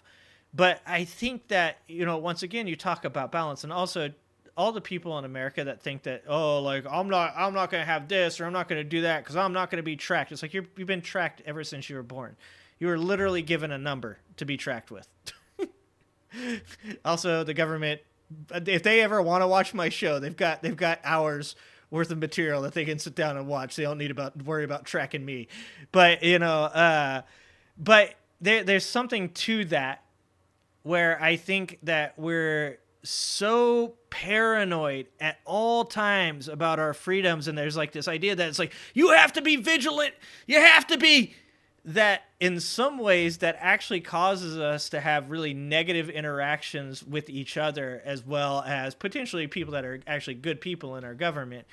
And I'm not saying that you need to go the China route and just like be like, I don't give a fuck that they have all my information, but maybe just tone it down a little bit. Just, be happy with the shit you have and realize that not everybody's out to get you, and that not every piece of legislation that somebody's putting forward is going to restrict your freedoms or take things away from you. It just seems like we're just like hyper paranoid about these companies things. That are known for being Later, Mike. not quite Appreciate that you, way. Mike. So competition, even, of course, Amazon bought Zappos, and people at Zappos were concerned that their corporate cultures would be very different. But so far it seems as though Amazon has respected their very, very different it is inspiring, you don't? So I think that there are some obvious benefits of hiveishness.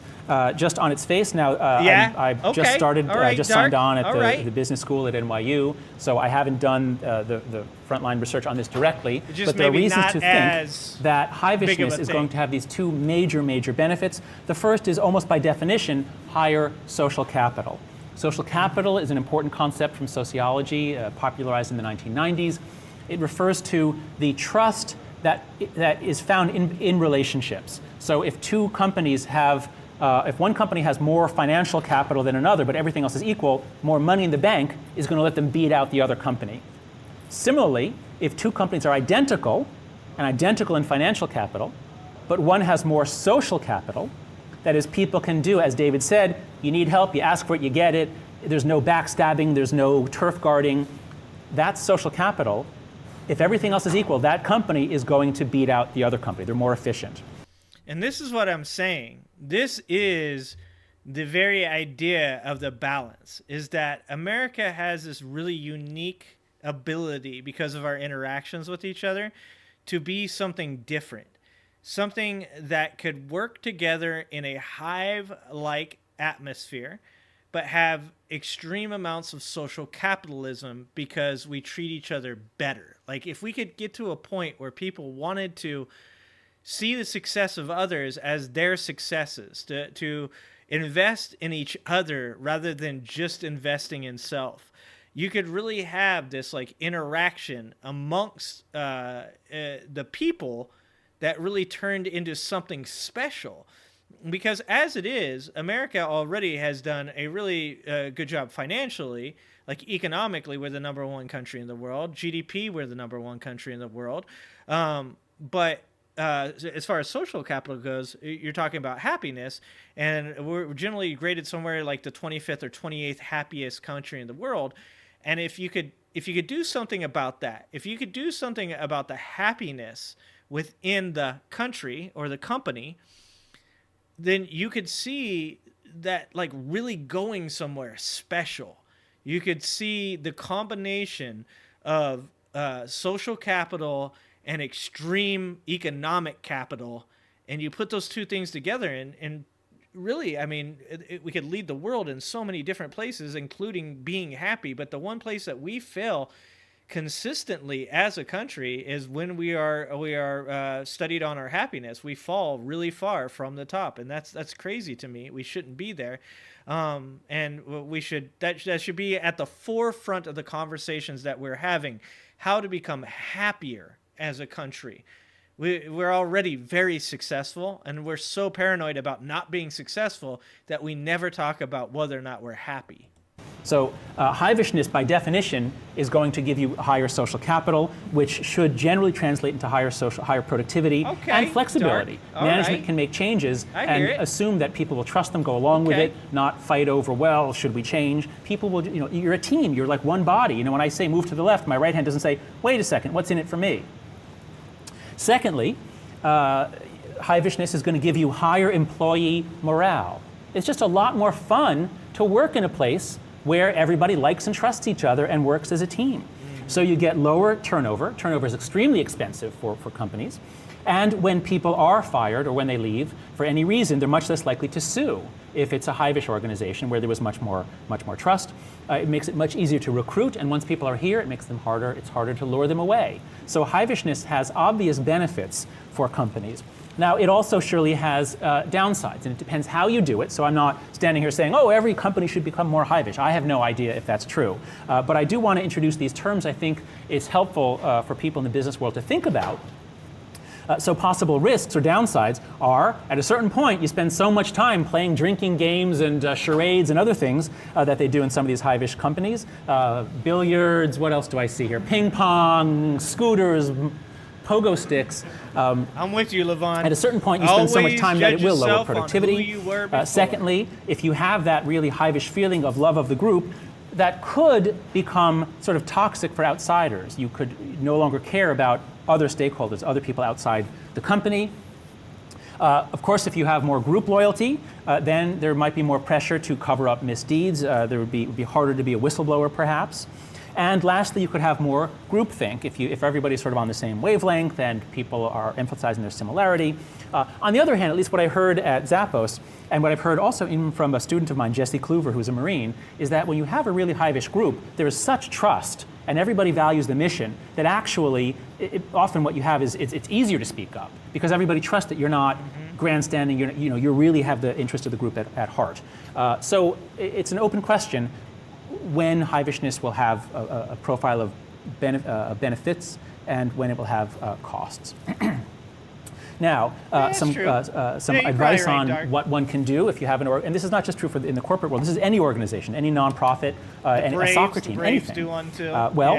Some of the basic ideas from classic social psychology are that when people have a sense of shared fate, and especially a sense of shared sacrifice, we're all what about pulling the together, Raiders? we're all in the same boat. I don't know really about the Raiders. brings out the bee in us. It really brings out the cooperator in us. It's very important in any organization to suppress free riders. If there's a sense, because in such an organization, there's so much freedom. I mean, anybody who wanted to could stock up on all these snacks and then go sell them on the street corner if you wanted to. And anybody who did that would be violating the group's trust.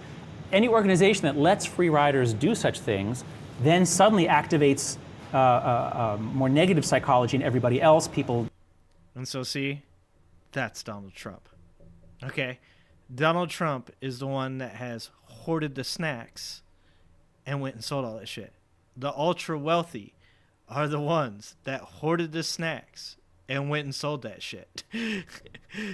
This is what we're talking about. Don't feel that they can trust each other. So free riders are really poisonous. It's crucial that free riders be punished and punished quickly. But punishment doesn't have to involve spanking or firing or anything else. Gossip is the normal human form of punishment. Gossip is actually, generally speaking, a good thing, especially in a hivish organization. Gina, Gossip tell you gets to a bad start name a YouTube because channel, in junior high school, people tend to use it to destroy their rivals. So that's ugly. But what's been found, a study by, I think, Naft and Wilson, looked at gossip on a crew team. And when you have a group working together like that, most of the gossip was actually who's shirking, who's not working out hard enough. When people really care about the mission and the group, they tend to gossip in ways that will shame and punish those who are drifting off and sort of pull them back in. Mm-hmm. So this is my whole point of this channel. Shame is something that has been a part of our evolution forever. And when used properly, there is an improper way to shame, okay? But shame, when used properly, when it is used to show that a person is doing things that are disproportionately negative to the group, and I 100% disproportionately, not just negative to the group, but out of this world negative to the group, it becomes a method of drawing people out of it, because in many ways it's not physical. Mental generally is more impactful, as we know, like when it comes to men's bullying other men. Generally, the repercussions of that, though negative, don't last as long as women bullying women because they do it on much more of a mental level.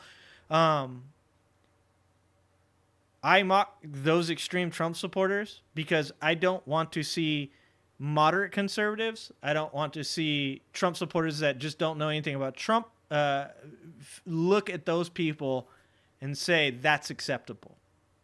I want them to understand that if that's the way that you act, you should be ashamed. You should be embarrassed. Because that is not appropriate. It is disproportionate in its negativity to the group.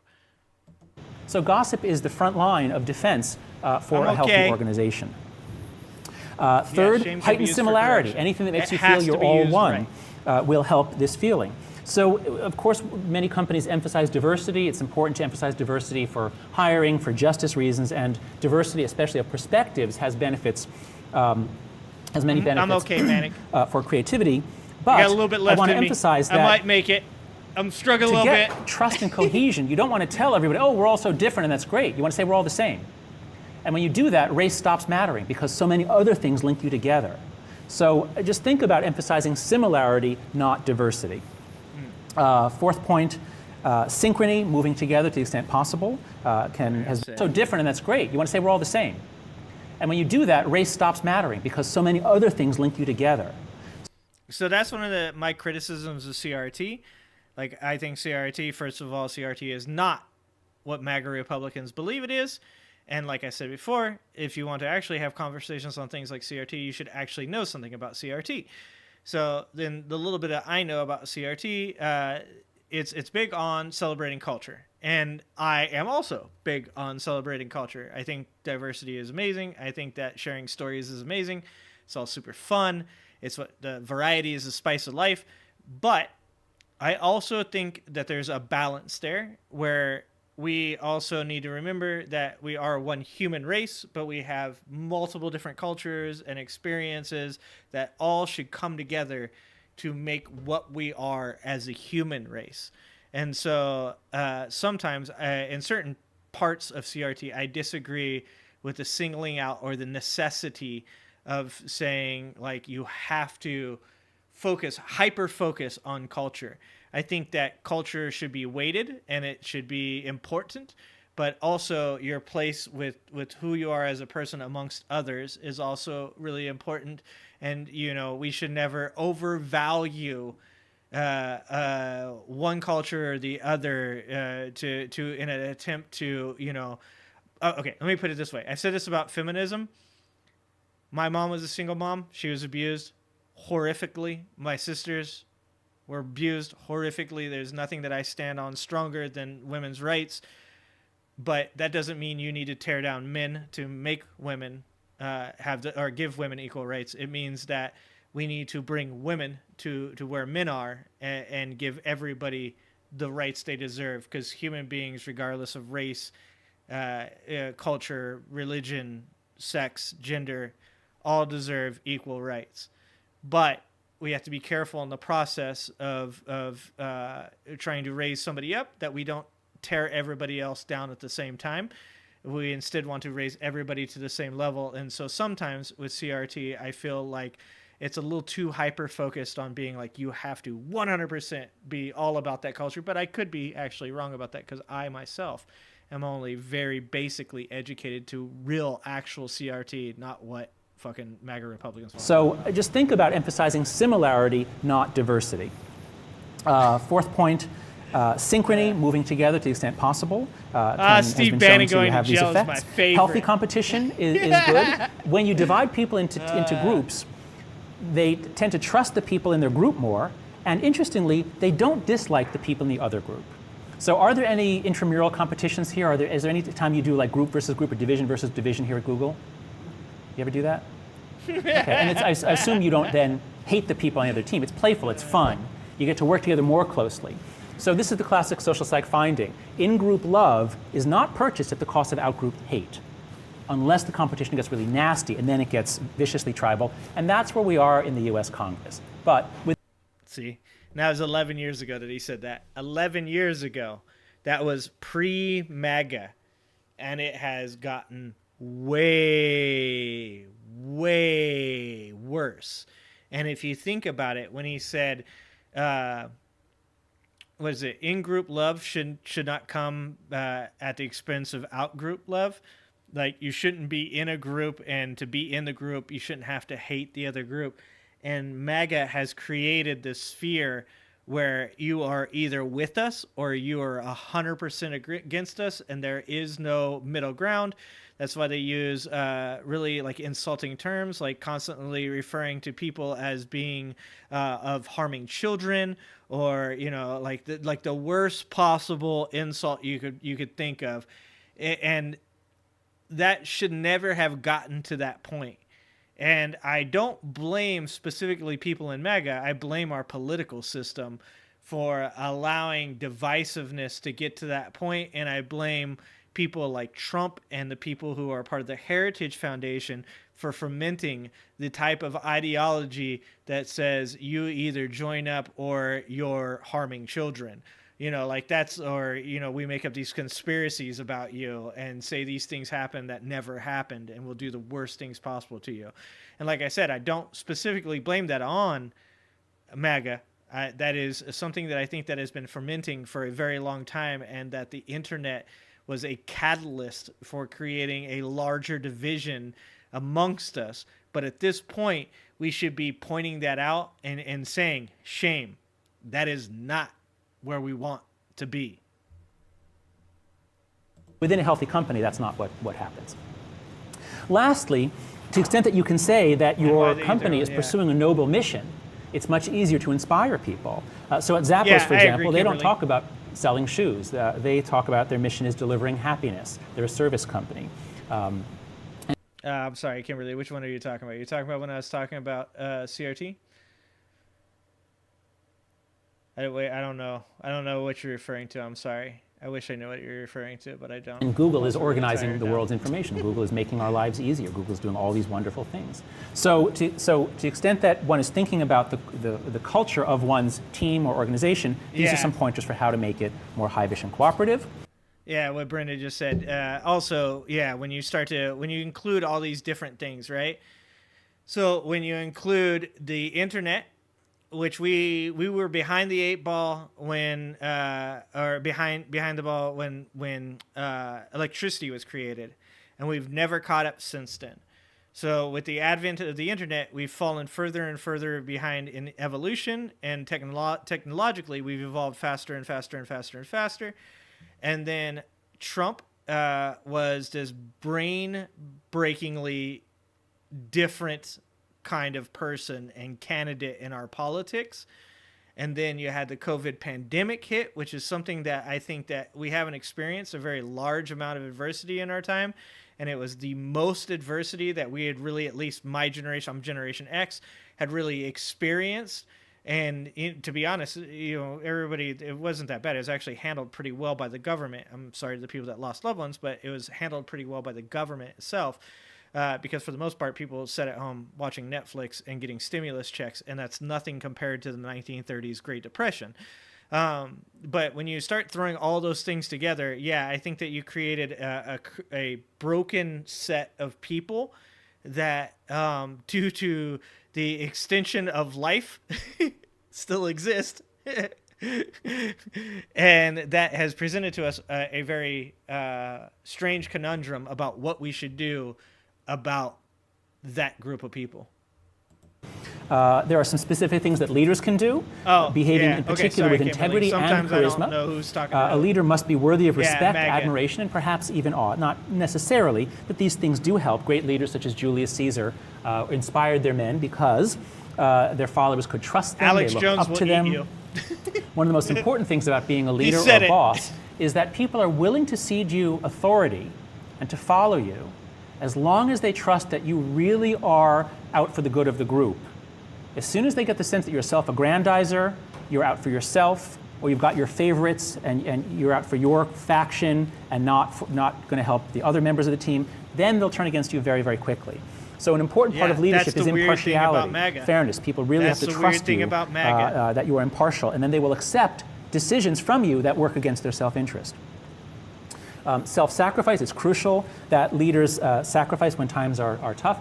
There was a positive psychology conference a month after 9/11, and some corporate CEO got up and said to this room of 300 psychologists, he said, the business community, we're on the front line in the fight against terror, which seemed to me incredibly pompous when we were sending troops over to Afghanistan to actually fight and face bullets. But anyway, so we CEOs were on the front line in the fight against terror, and we need ideas from you as to what we can do and how we can win this fight. So I stood up and I said, we've just gone through the 90s when CEO pay skyrocketed as profits were going up. Now the economy's turned and 9/11's pushed us down further. Profits are dropping, pay is dropping. So I would think that if CEOs would take a massive cut in pay on the way down, that would inspire more cooperation and help you win the fight against terror. Oh, no. And he says, that isn't helpful. Any other suggestions? So, anyway, shared sacrifice. That's exactly what and lastly, eloquence. And history books are full of times when a battle turned, or the history of the world turned on one person giving an inspiring and eloquent speech that rallied others to work or fight their can you hardest. imagine Trump giving an actual eloquent speech? We have this story about human beings being fundamentally selfish, and certainly businesses and business people being fundamentally selfish. And while I think there is a little bit of truth to this. This story does work in some corners of the business world, and right now we're all trying to figure out whether the finance business, the finance industry, is different from the rest of the corporate world, where they actually make things that are of use to people. Finance does seem to be plagued by many more problems than other areas of the business world. But I'd like to replace this idea of human nature with this idea. That we are both selfish and cooperative. We are selfish and groupish. And I think this is not just a more inspiring vision of who we are, but I think it's actually a true vision. Thank you very much. Cool. So, felt like some fell down rabbit holes, but lots just finally had time to pay attention to what's going on in the world around him. Think the outrage over George Floyd, for instance. Yeah. Well, there was a lot that happened during that time that created what we're in now. And I think it's more about recognizing that that was created and that these times are different. And I think oftentimes when it comes to the MAGA crowd, it's more or less nothing is wrong. Nothing that Donald Trump did was wrong. Everything that Joe Biden did was wrong. And like I said, I think a lot of the polarization was created during a time where the internet didn't exist, and I think that politicians as a whole felt really comfortable pitting Democrats against Republicans and Republicans against Democrats because there was not as much ability to get online as there is nowadays and find all these other people and link up and kind of like exacerbate these situations. And I think that eventually what happened, or what we have that's happening now, is instead of something that was probably 30 years ago would have been something that you complained about and then kind of went on about your day, and it would have just been one complaint amongst many. It's now became people's entire lifestyles, and like the people that come on here and they accuse me of that's all you do, don't understand that I have like a whole life that I live outside of this content that I enjoy, that I'm very optimistic about. I love my children. I'm optimistic about their future. I'm optimistic about the world. I think that, the idea of Donald Trump becoming the next president of the United States, I'm adverse to. I do not think that Donald Trump's a good leader. I think he's a shitty president. I think his policies are very isolationist. And so I don't think that he's a good leader. But I also think that if Donald Trump is elected again, I will continue to do what I'm doing today. I think that everybody should not give up, even if that's what happens. I think it should make you want to work harder towards what you want to accomplish. And I think that, you should still be able to enjoy and have positivity and optimism in your life, regardless of the outcome, because you get one chance at this and you need to make it matter. So that's kind of where I'm at with those kind of guys. Let's see, not to mention Russian intelligence. Yeah, that's once again, I was just talking to somebody on stream the other day where I said the Mueller report proved unequivocally that there was Russian interference. It had 34 indictments. It had 7 convictions. What was it? No, 7 guilty pleas and 1 conviction. Throughout the report, it talked about interference through Russians, and the reason that Donald Trump was not indicted for obstruction of justice was because he was a sitting president at the time, but William Barr pointed out at least 10 different instances where Donald Trump had obstructed justice, and generally the argument always is going to be, but there's no collusion that was proven. And that's a bit of a semantics wordplay. Obviously, if you know that interference is happening, you in some way are an accomplice to the action. If Hillary Clinton knows that, you know, the Russians are putting out disinformation about Donald Trump, and she doesn't say anything about it or do anything about it, then in my opinion, she would be colluding. And in my opinion, Donald Trump was colluding. However, more important than getting stuck on a semantic issue is to say that there is Russian and Chinese interference in our elections. And what that argument always tends to end in is the other person going, yeah, but we interfere in other people's governments all the time. And once again, it's the inability to hold both thoughts. It's the inability to say to yourself, yes, America has done bad things. America has interfered with other people's elections. They have destabilized portions of the world that we are now having negative outcomes from, and that is not a good thing. But also, at the same time, that does not mean that we should be accepting of the fact that Russian and Chinese propaganda is being forced into our systems and that people are being controlled by those things. It's a weird argument to have where you are an American arguing or defending Chinese and Russian people's rights to interfere in our elections because we did it at one point. That is a fucking insane argument. It's so crazy. Anyways, I am just about to go. Do you agree that we should stop interfering with other? No, I do not agree with that. No, I do not. The reason I don't agree with that is because of what I just said, is that if you think that by us stopping doing things, if you think like getting rid of the CIA or getting rid of counterintelligence agencies is going to stop other countries from interfering in our country, you have lost your mind. That's it just, as I said before, these are big questions that are extremely complicated that you can't just boil down to a really simple answer of America needs to pull their troops out of every country, or America should never interfere with another military engagement. You can't say that and just expect that to be like the answer. The answer to it is much more complicated than that. If we were able to go back fucking 5,000 years to all the stuff that we talked about on the Righteous Mind here and eliminate all the ways that we evolved as human beings to what we are today, then we could probably say something as simple as, what if we just stop fucking with their stuff and they stop fucking with ours? That would be great. That would be amazing, and I would be all for that. And I think that would be awesome, but it's not true. And it's not workable. I used to argue with my hippie coworkers about the military when they would say, we should just disarm America to prove to everybody else that they should disarm. And I was like, that's a really bad fucking idea. Because there's always going to be somebody out there that's like, ha, sweet. They dropped all their fucking weapons. I'm coming in now.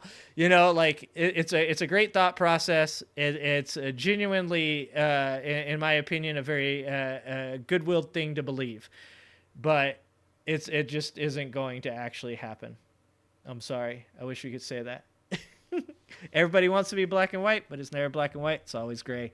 Ask the Gray Pill podcast. He knows. Thanks for asking that, though, Wild and On. But I am at the end. I don't think I can do anymore. I don't have the stamina of these other streamers that can do fucking 8 hours. I think that was like almost 5 for me, though. That's pretty good. That was pretty good.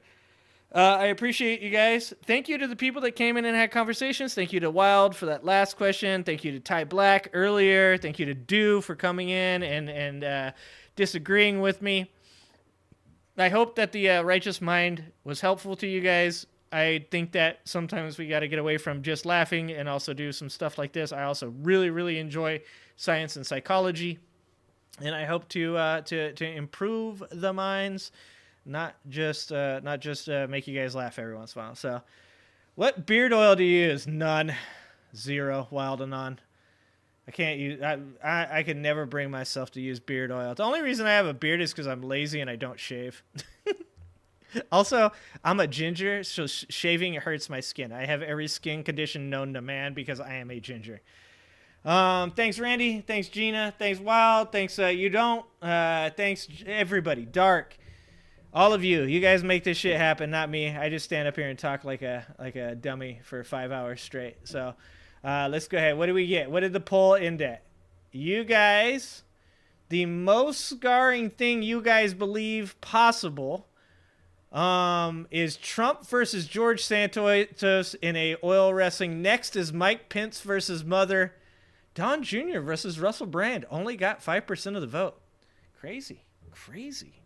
All right. Well, you guys know the spiel. Next live stream is Monday at 5 p.m. Pacific. If I can get that Mega Meltdown video dispute taken care of, you guys will get that one possibly tomorrow, but probably not until next week. Sorry about that. Kind of hit me out of the blue. So I'll try to get that done. Until then, you can check out all the videos on my channel. Enjoy it. Watch some stuff. Have some laughs. Watch some of the more important ones and tell me what you think. And if you want to support the show, you can click the link in the comment that is the pinned, and you can go there. You can donate. You can join the Ginger Army, or you can buy some sweet-ass merchandise. All right, guys. Love you to death. I'm super thankful for you. Thanks for being here. Bye.